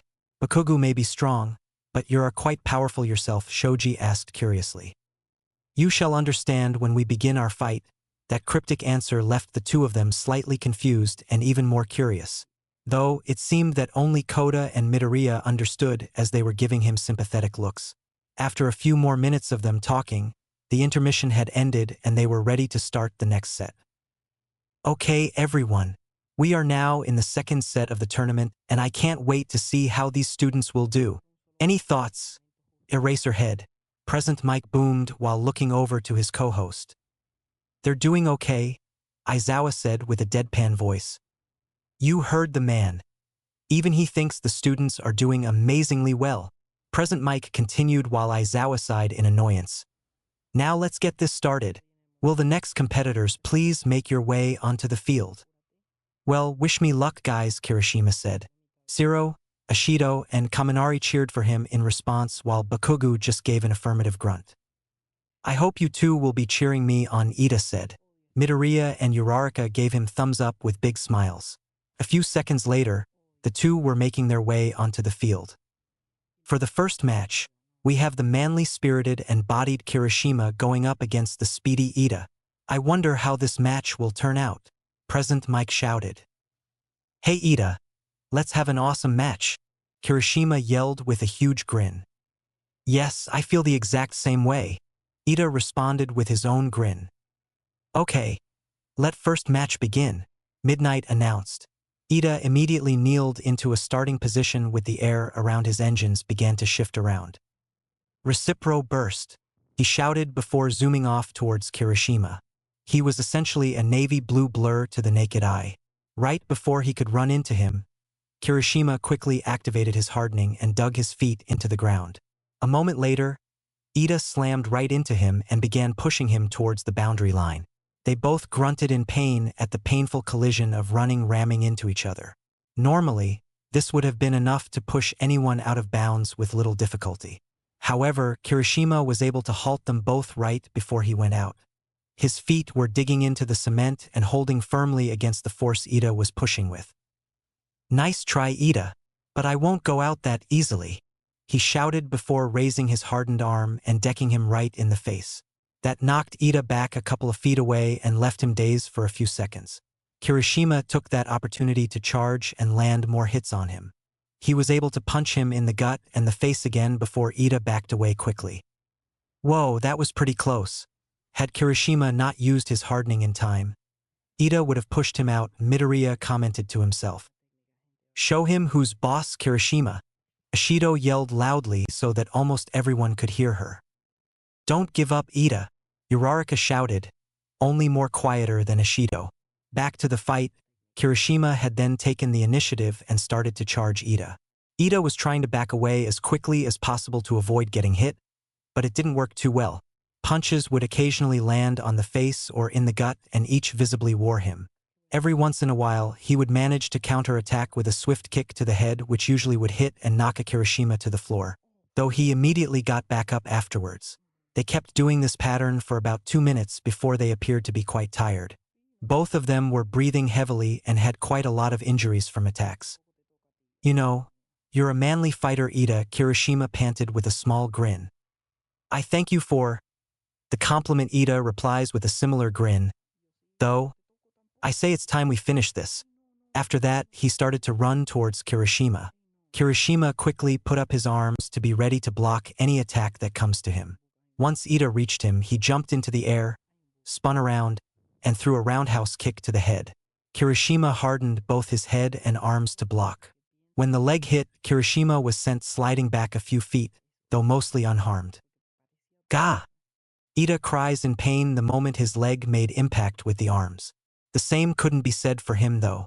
Turns out trying to kick something as hard as rock with your bare leg wasn't the best idea. Ida fell to the ground and was clutching his hurt leg. He tried to get up, but his leg was too hurt to properly stand up on. Kirishima noticed his opponent distracted and decided to take that opportunity. He charged towards him one more time and punched him right in the face. This blow caused Ida to crumple to the ground unconscious. Ida has been knocked out. That means Kirishima moves on to the next round, Midnight announced. Yeah, Kirishima yelled as he raised his fist in triumph. Ah man, I was hoping Ida would win that, Uraraka sighed as she slumped in her seat. Still better than the fight with Hatsum, Ribbit Sue said with a straight face. As medic robots carried Ida off the field, Kirishima came up a few moments later. He still had a huge grin on his face from winning the fight. Man, that was an awesome match. Ida was super strong and he almost got me a few times, he exclaimed. He is strong, but you still beat him, Ishido shouted back while giving him a high five. Thanks. Now that I'm moving on, that means I'm either going to face Bakugo or Tokoyami, Kirishima said while looking at both of them. What do you mean either? I'm going to roast that chicken so badly that I can have a victory lunch when I win this entire thing, Bakugo shouted while getting out of his seat. Tokoyami and a few of the others looked slightly disturbed at his declaration. If you are going to do it, then you two better get down there since you're up now, Shiro pointed out. After being told to shut up, Bakugo and Tokoyami made their way to the field. A few moments later, they were on the stage. Now for the second match. We've got the elusive and mysterious Tokoyami going against the short-tempered and trigger-happy Bakugo, Present Mike shouted. Shut the hell up and start the match already, Bakugo shouted angrily. Okay then, let the second match begin, Midnight announced. Dark Shadow, Tokoyami yelled. Immediately, Dark Shadow appeared and launched towards Bakugo. Right before it rammed into him, he let out an explosion in front of him, caused Dark Shadow to recoil in pain and back away. As it was doing that, Bakugo saw the hesitation and made his move by blasting himself towards the two. He was able to get past Dark Shadow and was close enough to fire an explosion at Tokoyami, but it quickly came back and blocked the attack. Gah! Dark Shadow yelled in pain. Hold on, Dark Shadow. Try to deal with it for now, Tokoyami encouraged. It nodded its head and charged back again. Man, things aren't looking that good for Tokoyami, Sato said. Yeah, Bakugo is really not letting up with those attacks. I almost forgot how aggressive he was when he only tossed Kaminari out of bounds last round, Jiro commented while Kaminari grumbled silently. This matchup is just not in his favor, Midoriya whispered to himself so that no one could hear. Back to the fight, Dark Show just took another explosion. Damn it! That damn shadow is starting to annoy me, Bakugo yelled in annoyance. He then started to release consecutive explosions at him to drive Dark Shadow away. Each one made it shrink further and further away from the blonde boy. It tried to take a swipe at him, but Bakugo quickly jumped back to avoid it. Dark Shadow then tried ramming into him again, but he was ready. Bringing his hands together, he started making explosions between his hands that looked different than usual. Stun grenade, he shouted as a bright flash came out of his hands. It engulfed the entire stage and prevented anyone from seeing what had happened. When the light died down after a few seconds, Bakugo was holding Tokoyami down by the beak. Did you know its weakness was light? Tokoyami asked weakly. Of course, anyone would after a few seconds of fighting it, Bakugo snarled with a scary smile. Then I surrender. Tokoyami has surrendered. That means Bakugo moves on to the next round. Bakugo then got off of him and walked off the stage without even a backwards glance. Tokoyami got up on his own and followed his classmates to where the rest were sitting. Hey, that was still a pretty good fight, Shiro said to try and cheer him up. Yeah, at least you were able to fight him unlike someone else. Jiro smirked while not so discreetly looking at Kaminari. Must you keep bringing that up? He groaned while laying his face in his hands. She started to snicker at that and he groaned even more. I very much appreciate the encouragement, but it is all right. I was going against someone who had an advantage and I lost so because of that. I have no shame, Tokoyami said while taking his seat. Damn, so manly. Well, this means that I'm going up against Bakugu in the next match.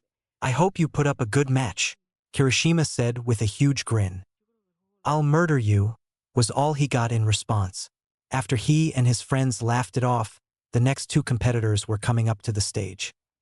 Now for the third match, we have the secretive and interesting Shinso against the quiet yet powerful Todoroki. Present Mike shouted. Once they stepped onto the stage, they greeted each other with silence and cold stares. Let the third match begin, Midnight announced. The first person to make a move was actually Shinso. So, you're the one who they say is the strongest student out of all the first years? Shinso taunted with a small frown. Todoroki chose to keep quiet and not say a thing. Yep, definitely trying to get him to say something, Hagakure commented. The others nodded in agreement. Don't fall for his trick, Todoroki, Ishido yelled. That just depends if there's anything that can make him angry, Ojiro said with a small sweat drop. Must be nice having such a powerful quirk. It seems that if you have those, you're a shoe-in for the hero course. He continued with a bit of a mocking tone now. Heck, with your quirk and your father being Endeavor, you can get in without even taking the entrance exam. Now Todoroki's eyes narrowed upon hearing the name. Shinso noticed it and chuckled a little. Oh, did I hit a nerve? Does the all-powerful student not want me to talk about his father because he's too good for that? Todoroki was clenching his hands very tightly, but wasn't saying a thing. He quickly glanced at someone in the audience and then turned back. Midoriya saw this and followed his gaze. Right where he looked turned out to be a hulking man whose body seemed to be on fire. There was even fire lining his face and hair. Anyone would be able to recognize the man as the number 2 hero, Endeavor.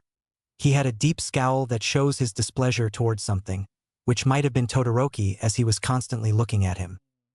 TCH, aren't you going to defend yourself?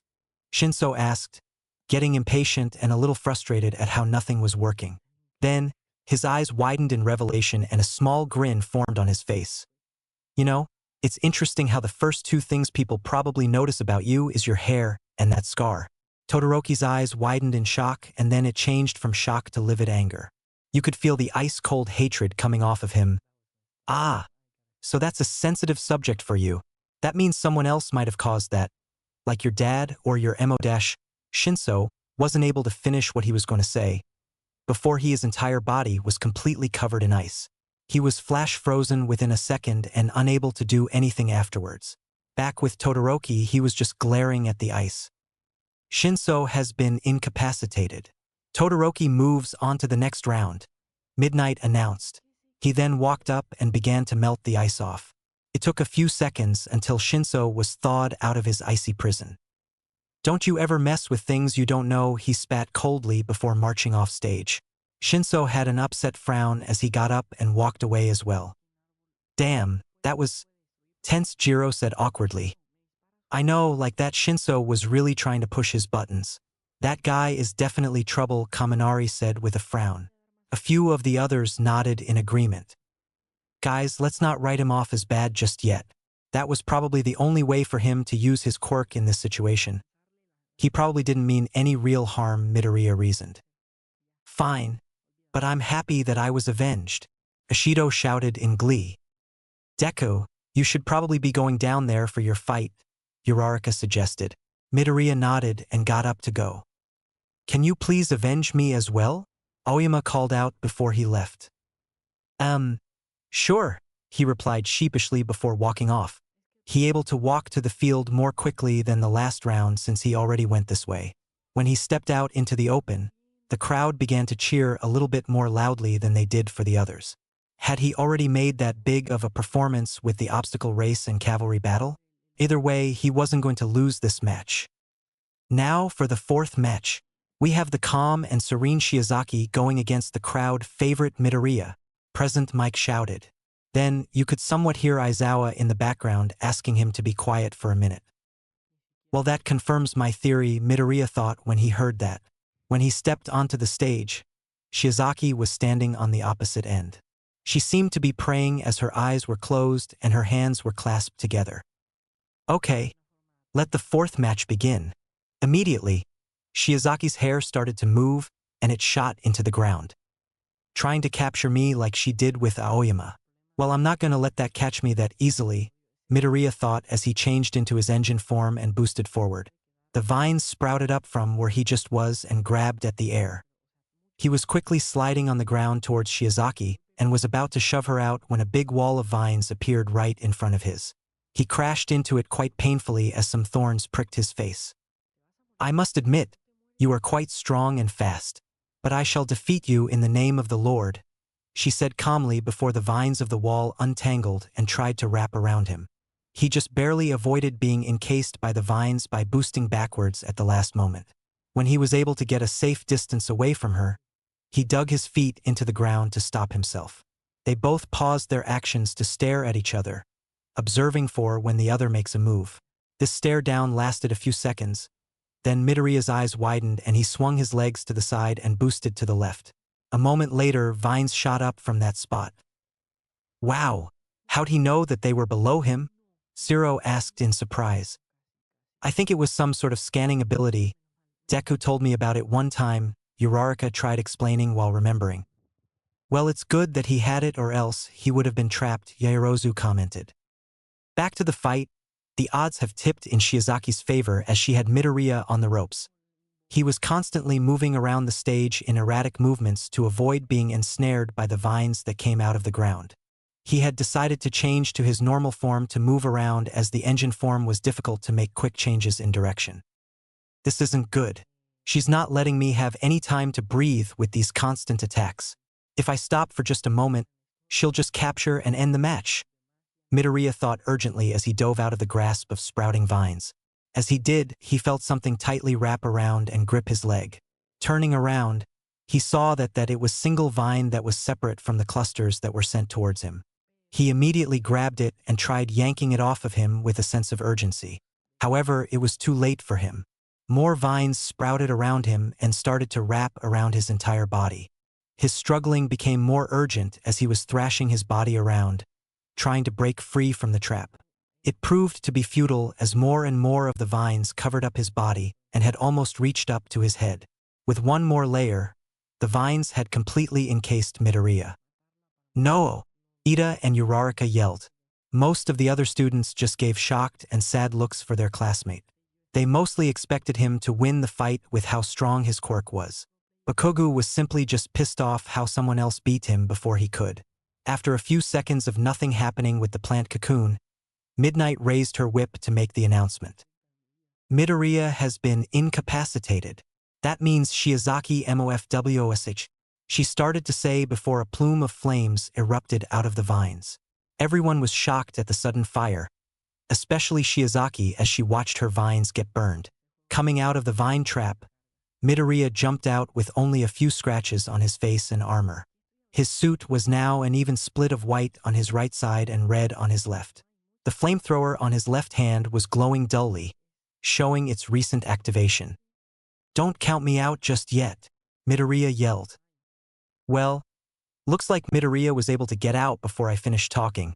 So he's still in, she said with an amused grin. Oh, thank God, Uraraka said while slumping in her chair in relief. I almost thought he lost. Yes, that was too close for comfort in my opinion. He's lucky that he used that ability in time or else he would have not been moving along, Ida agreed with an equally relieved expression. Hey, the suit colors are just like Todoroki's hair. You think that he's using his quirk? Kaminari asked after noticing it. Probably, though he hasn't used that form in front of us before. Not even in the USJ, Jiro replied. Back to the fight, Midoriya was using the ice gun on his right arm to freeze the ground. The plan was so that Shiozaki wouldn't be able to have her vines hide underground and pop up unexpectedly. This was working out as she was now launching the full mass of her hair towards him. He simply responded by raising his left arm and sent a wave of fire to intercept the vines. They quickly burned the ends of it, making those parts infunctional to use. She pulled her damaged vines away and tried to form a barrier around herself to stop him from landing any hits on her. Unfortunately, she wasn't able to finish closing it up before a white and blue blur slammed into her and sent her flying off the stage. Shiozaki is out of bounds. That means Midoriya moves on to the next round. Midnight announced for real this time. Hey, are you alright? I was wondering if your hair will be alright after part of it being burned, Midoriya asked as he walked over to her and helped her up. Do not worry. The burning only got the ends. That means it can grow back if we cut off the burnt parts and give it some time to grow back, Shiozaki explained reassuringly. Midoriya sighed in relief as he saw some of the medic robots roll onto the field with a stretcher to carry her away. After that, he went back to his class to see their reactions. Man, that fight was even more manly than the one on the first round, Kirishima exclaimed. Geez Deku, you were really cutting it close with that last move. That nearly gave me a heart attack, Uraraka whined while lightly punching him on the arm. Sorry, but I was saving Todoroki's quirk as a last resort since I was worried it could mess with her hair, Midoriya sheepishly explained. How is it that Midoriya actually takes the time to worry about his opponent while Bakugo just goes in like he's trying to kill them? Zero asked with a sarcastic tone. The fuck did you say, soy sauce? Bakugo yelled while standing up in his seat. It took the combined efforts of both Kirishima and Sato to restrain Bakugo from lunging at Zero and blasting his face off. Zero and Kaminari were on the floor laughing at how pissed Bakugo was, which only proved to provoke him even more. Let me at him. I'll wipe those stupid fucking grins right off their faces, he shouted very loudly. Everyone close to him just scooted away to avoid getting caught up in his tantrum. Well, would you look at that? Class 1A is acting like a bunch of immature babies, a voice said from the side. They all stopped what they were doing and looked over to the left. Peeking over the barrier that separated the seating sections was Monoma. He was looking as condescending as he did in the cavalry battle. Your class is supposed to be so much better than ours, but here you are causing such a ruckus. Looks like Class 1B is truly the superior class, he ranted while laughing. Better? Who said we were supposed to be the better class? Ojiro asked confused. Obviously because of that villain attack. You think just because you faced villains, you're celebrities that are above the rest? Monoma spat. Hey, shut up you B-lister dumbass, Bakugo yelled while still being restrained. TCH, you guys need to get off high horse and our class will do it for GH, he was saying before he was cut off by a swift karate chop to the back of the neck. He slumped down to the floor and was replaced by a girl with orange hair. Sorry about him. He tends to get riled up about this topic. Just ignore him, she said with an apologetic smile. She then dropped back down and dragged Monoma away from them. All of Class 1A was just silent in confusion as they tried processing what just happened. That was awkward, Hagakure said, breaking the tension. What did we ever do to that guy? The only time I've seen him was when he took our headbands in the cavalry battle. Even then, he was the one who provoked Bakugo into chasing him down, Kaminari explained. He sure does seem insistent that his class is better, Zero said with a sweat drop. He may say so, but Kirishima and Midori took down the two kids from their class, Ishido said with a grin. Kirishima grinned as well and Midoriya muttered how it wasn't a big deal. Okay folks. With the second round out of the way, we are moving on to the semi-finals. Our 4 remaining competitors have shown impressive skill to make it this far into the festival. Let's see how they match up with each other and who will make it to the finals and win this whole thing. Present Mike practically screamed into the microphone. After that, the brackets were shown on the big screen as a reminder to the crowd. Kirishima versus Bakugo. Todoroki versus Midoriya. Heck yeah. I've been waiting to fight you ever since this festival started, Kirishima shouted. Then I hope you're prepared to lose, shitty hair, Bakugo retorted back. Midoriya was looking around to see if Todoroki was anywhere in the near them as he didn't bother to seat in their area. After a few seconds of searching, he found the dual-hair boy standing against the wall. He seemed to have been watching him first as his gaze was on him and a fierce, loathing expression was on his face. They held eye contact for just a moment before Todoroki turned away and walked off. Why is he so angry at me? Midoriya thought with a frown. The only thing Todoroki said to him was how he was going to beat his copied version of his quirk with only his ice and how he refused to use his left side. Maybe he could use their battle to somehow talk with him, as he doesn't seem to enjoy normal conversation. Anyway, Kirishima and Bakugo had just left to go to their fight, and he was interested to see how they would do against each other.